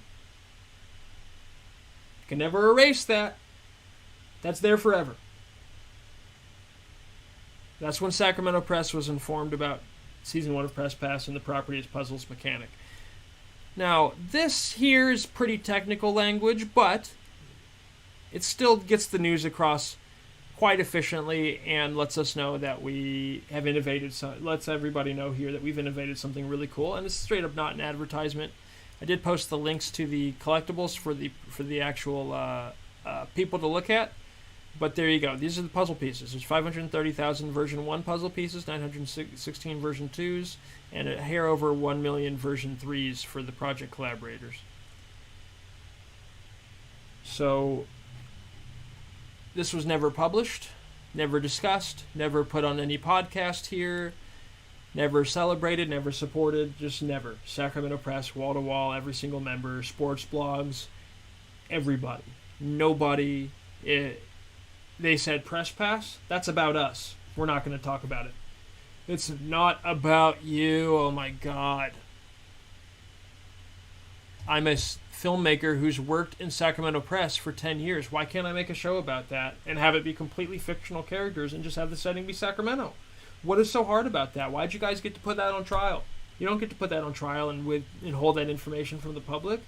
That's every single member of the Sacramento Press. And the most egregious one is the Bee, Sacramento Bee, because their sports editor will publish a article about a broadcaster's likes on Twitter, full-on ink about that, but won't talk about a sports documentary built as a blockchain puzzle before Bored Apes, where you can collect pieces to create characters in the sports archive. I have my angles on that. I believe that the press themselves are too sensitive, and they think that we have bad intentions instead of actually just talking to me about it. That's almost every single one of them. Not some of you that I know very good, I know very well. Hit dogs holler, all right? Some of you, this isn't a broad brush. I know there's plenty of press members that are absolutely fine and that literally just can't talk to me about this for ethics reasons. So I understand that, but that's maybe like 30 of you, okay? Against 1,000 people. So calm that down and get the people that I've never met in my life to do their damn job. We're here in December 2022. A year and 5 months after I gave you guys a press release. And you still haven't written anything about it? How's that not corruption? Wait a minute. Do I still have that open? No, I don't. So, regardless of literally everything else that's happened, guys, that press issue is the main reason for this. Number one reason for this is that Sacramento doesn't know that Sacramento's in a fight of its life right now. Yeah, I'm going to benefit. It was my idea. Sorry, that's how merit works. You don't get to police that, and if you are trying to police that, it's because of the way I look. You have to interrogate that. Here's what the boycott has done. Starved us. Absolutely starved us. It's gaslit me. I'm legitimately wondering if I'm a pioneer at all. Like, did I do anything at all? Does this paper matter? Does the thought process matter? Does any of this work matter? Because the market's just completely scorned me, and I've experienced it from The Architect, The Infiltrator, Sacramento Press, self-righteous influencers convincing everybody they're better than NFTs. But I've created a method where you can use blockchain data points to represent labor. And then you can pay across from those data points royalties. So then we effectively have a way of translating labor into equity on a work directly in a way that's never been done before for literally every single person that has contributed to the puzzle.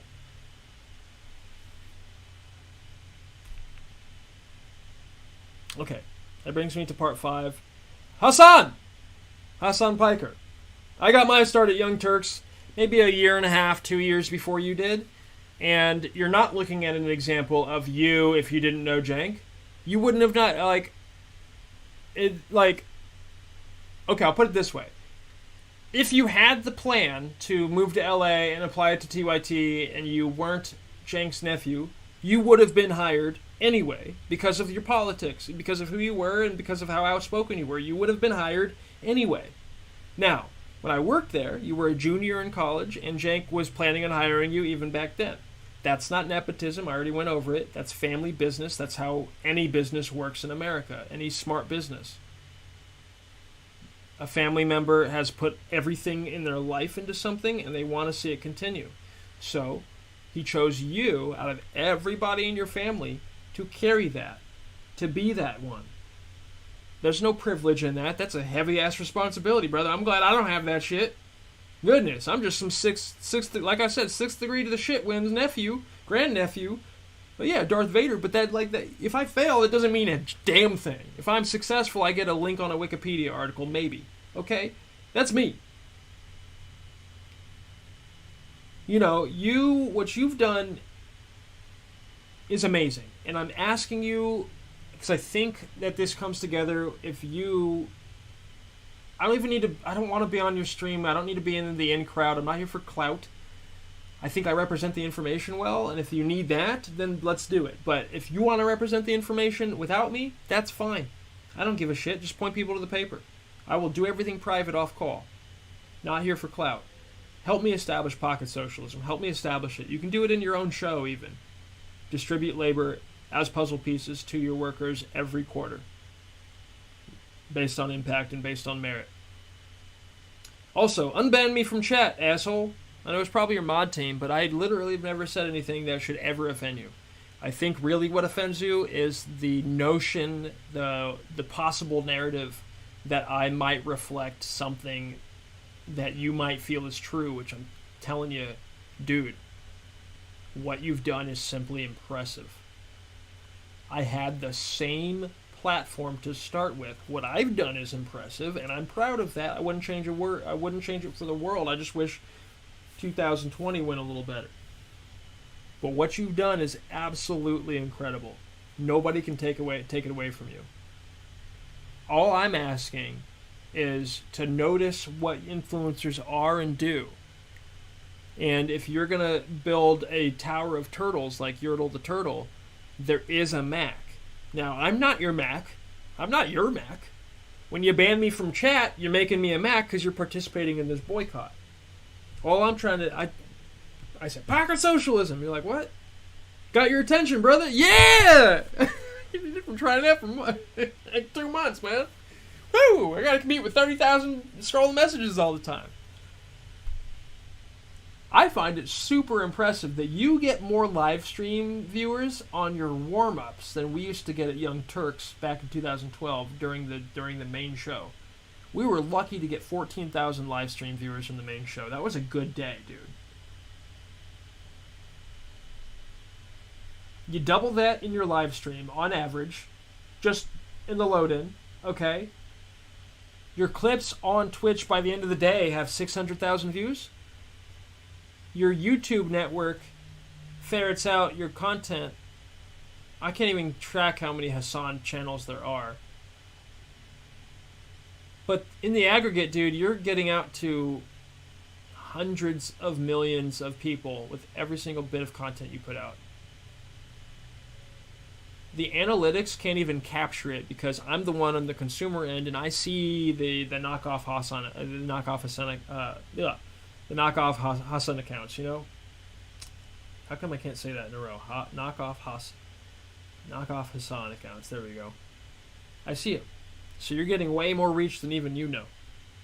I truly, truly believe, honestly, that right now, to this moment, you have more political power than Elon Musk. I truly believe that. And if you want to get pocket socialism established long term and get this done, I have the model for it. It's define the puzzles as property. So, ironically, when you banned me, you were streaming about Elon Musk censorship, and I just want to point out it's the exact same thing. It's his platform now. He didn't earn it like you did, but it's his platform. And if he doesn't like something he sees, he can ban that person. It's exactly what you're doing. And all the rules set up against links, sharing, and content visibility on other sites, that's been happening too. That's Reddit. Reddit does that. So, I'm not even a Musk fanboy. My ex worked for his brother. My worst ex, the one that kicked me in my side. I wasn't supposed to say it was my ex. It was. So she kicked me in my side 3 times. And then went on to work for Kimball Musk, Elon Musk's brother. I have a feeling that they kind of know who I am. I just have a feeling. I got no ill will against my ex. I never pressed charges over that shit. It did change my life insufferably. And I wish it didn't happen. I don't believe in state violence as a response to physical violence. And I certainly don't believe in any economic violence at all. So if that is even a potential reason that my Twitter's crushed and that the boycotts are happening and that has anything to do with this reality, it just shouldn't, because I haven't talked to my ex in a long time. And frankly, I'm a completely different person that she probably is too, so it's like there's no battles to fight. You know what I'm saying? So, anyway, Hasan, you have incredible power. You could do this pocket socialism thing in 3 months. You will have to get over the NFT thing because it's a technology like email. It's not a speculative financial tool. It's a collaborative community tool. It's been used as a speculative financial tool by people that have gotten away with it to date because the regulators haven't caught up with the technology yet. But once they do, all of the people that used it as a speculative financial tool, all of those interactions will be judged against current market regulation at some point, and they will have to answer the call. So we called our tokens company ownership tokens precisely because we want to have these conversations with the regulators. We want to say this is a company ownership collaboration. When you buy a stock, you are buying a passive speculative asset. When you are buying a puzzle piece, you are buying that piece to participate in the puzzle. It's a fundamental market difference in that asset and how it's to be used, consumed, plugged into the market. If their issue eventually is resale value of the puzzle piece, I'm here for solutions on that. There could be something like a bonding limit, something like that. I don't know what that's going to be, but I basically think it's once somebody has a piece of a puzzle as property and they want to sell that piece for $10,000, somebody wants to buy it from them, they go for it. You know, they must know exactly what they're buying, and they must feel that it's worth $10,000. But if they do, then great for that person. So, look everybody, I'm a streamer now. Let's make a puzzle. We're making puzzles. Do I even have any live viewers? Oh, I do. I have one person watching now and a couple of likes. Great news. I'm very tired. I'm going to skip the puzzle today because there's no live viewers. So I said if we sell 50 pieces or reach 500 live viewers, I'll immediately stop what I'm doing and rap over Chauncey Hollis' beat for N-Words in Paris. Rescuing that amazing track for the stream. That's right, N-Words in Paris is a track done by Chauncey Hollis, a.k.a. Hit Boy. Has nothing to do with Mr. West. And I think that track needs to be saved. And so if you're a wordsmith out there, take my words to heart. It's a 10-year anniversary, baby. Let's bring it back. It's an oldie now. I'll do a video possibly tomorrow when I get done with this court shit. But in the meantime, if you want a piece of the Let Me Out Productions puzzle, go grab a MetaMask or a Coinbase wallet or a self-custody crypto wallet on Ethereum. You go into your PayPal. You buy, if you want a company ownership token, buy about $120 worth of Ethereum on your PayPal. Send that money to your crypto wallet address. Watch YouTube videos to figure out how to do this if you're confused. I'm not going to walk through it now. I'm very tired, very fatigued. Then once that money is in your crypto wallet as Ethereum, then you can go to the marketplace, the Let Me Out Productions marketplace, and you can buy this membership token to the company ownership collaboration, the company ownership token. This token is 0.081 Ethereum, so it'll cost you about $98. There's going to be a gas fee that you pay to the blockchain that validates this purchase against maybe 300,000, 400,000 witnesses that now verify that you're now a company owner and part of the company ownership token collaboration. So they verify that you own this puzzle, you own this specific this is your serial number of the puzzle piece. This is the sector of the ocean it was created in. This is the ocean it was created in. And it's all permanently recorded for everybody ever. So collect a company ownership token today. Here's number 96, Array Cascade. We call these Story World seeds because if you wanted to go make a film called Array Cascade or a show or want to call an episode that, the whole idea is to sit here and stare at the art and let this inspire a cinematic aesthetic for you to go pursue and maybe let the story be born from that. Go to our website. All the links are on our website. I got to get off the stream, but thank you. And to anybody who is on Hasan's team, I'm simply talking about my experiences, not claiming Hasan or any affiliates have anything to do with this economic model.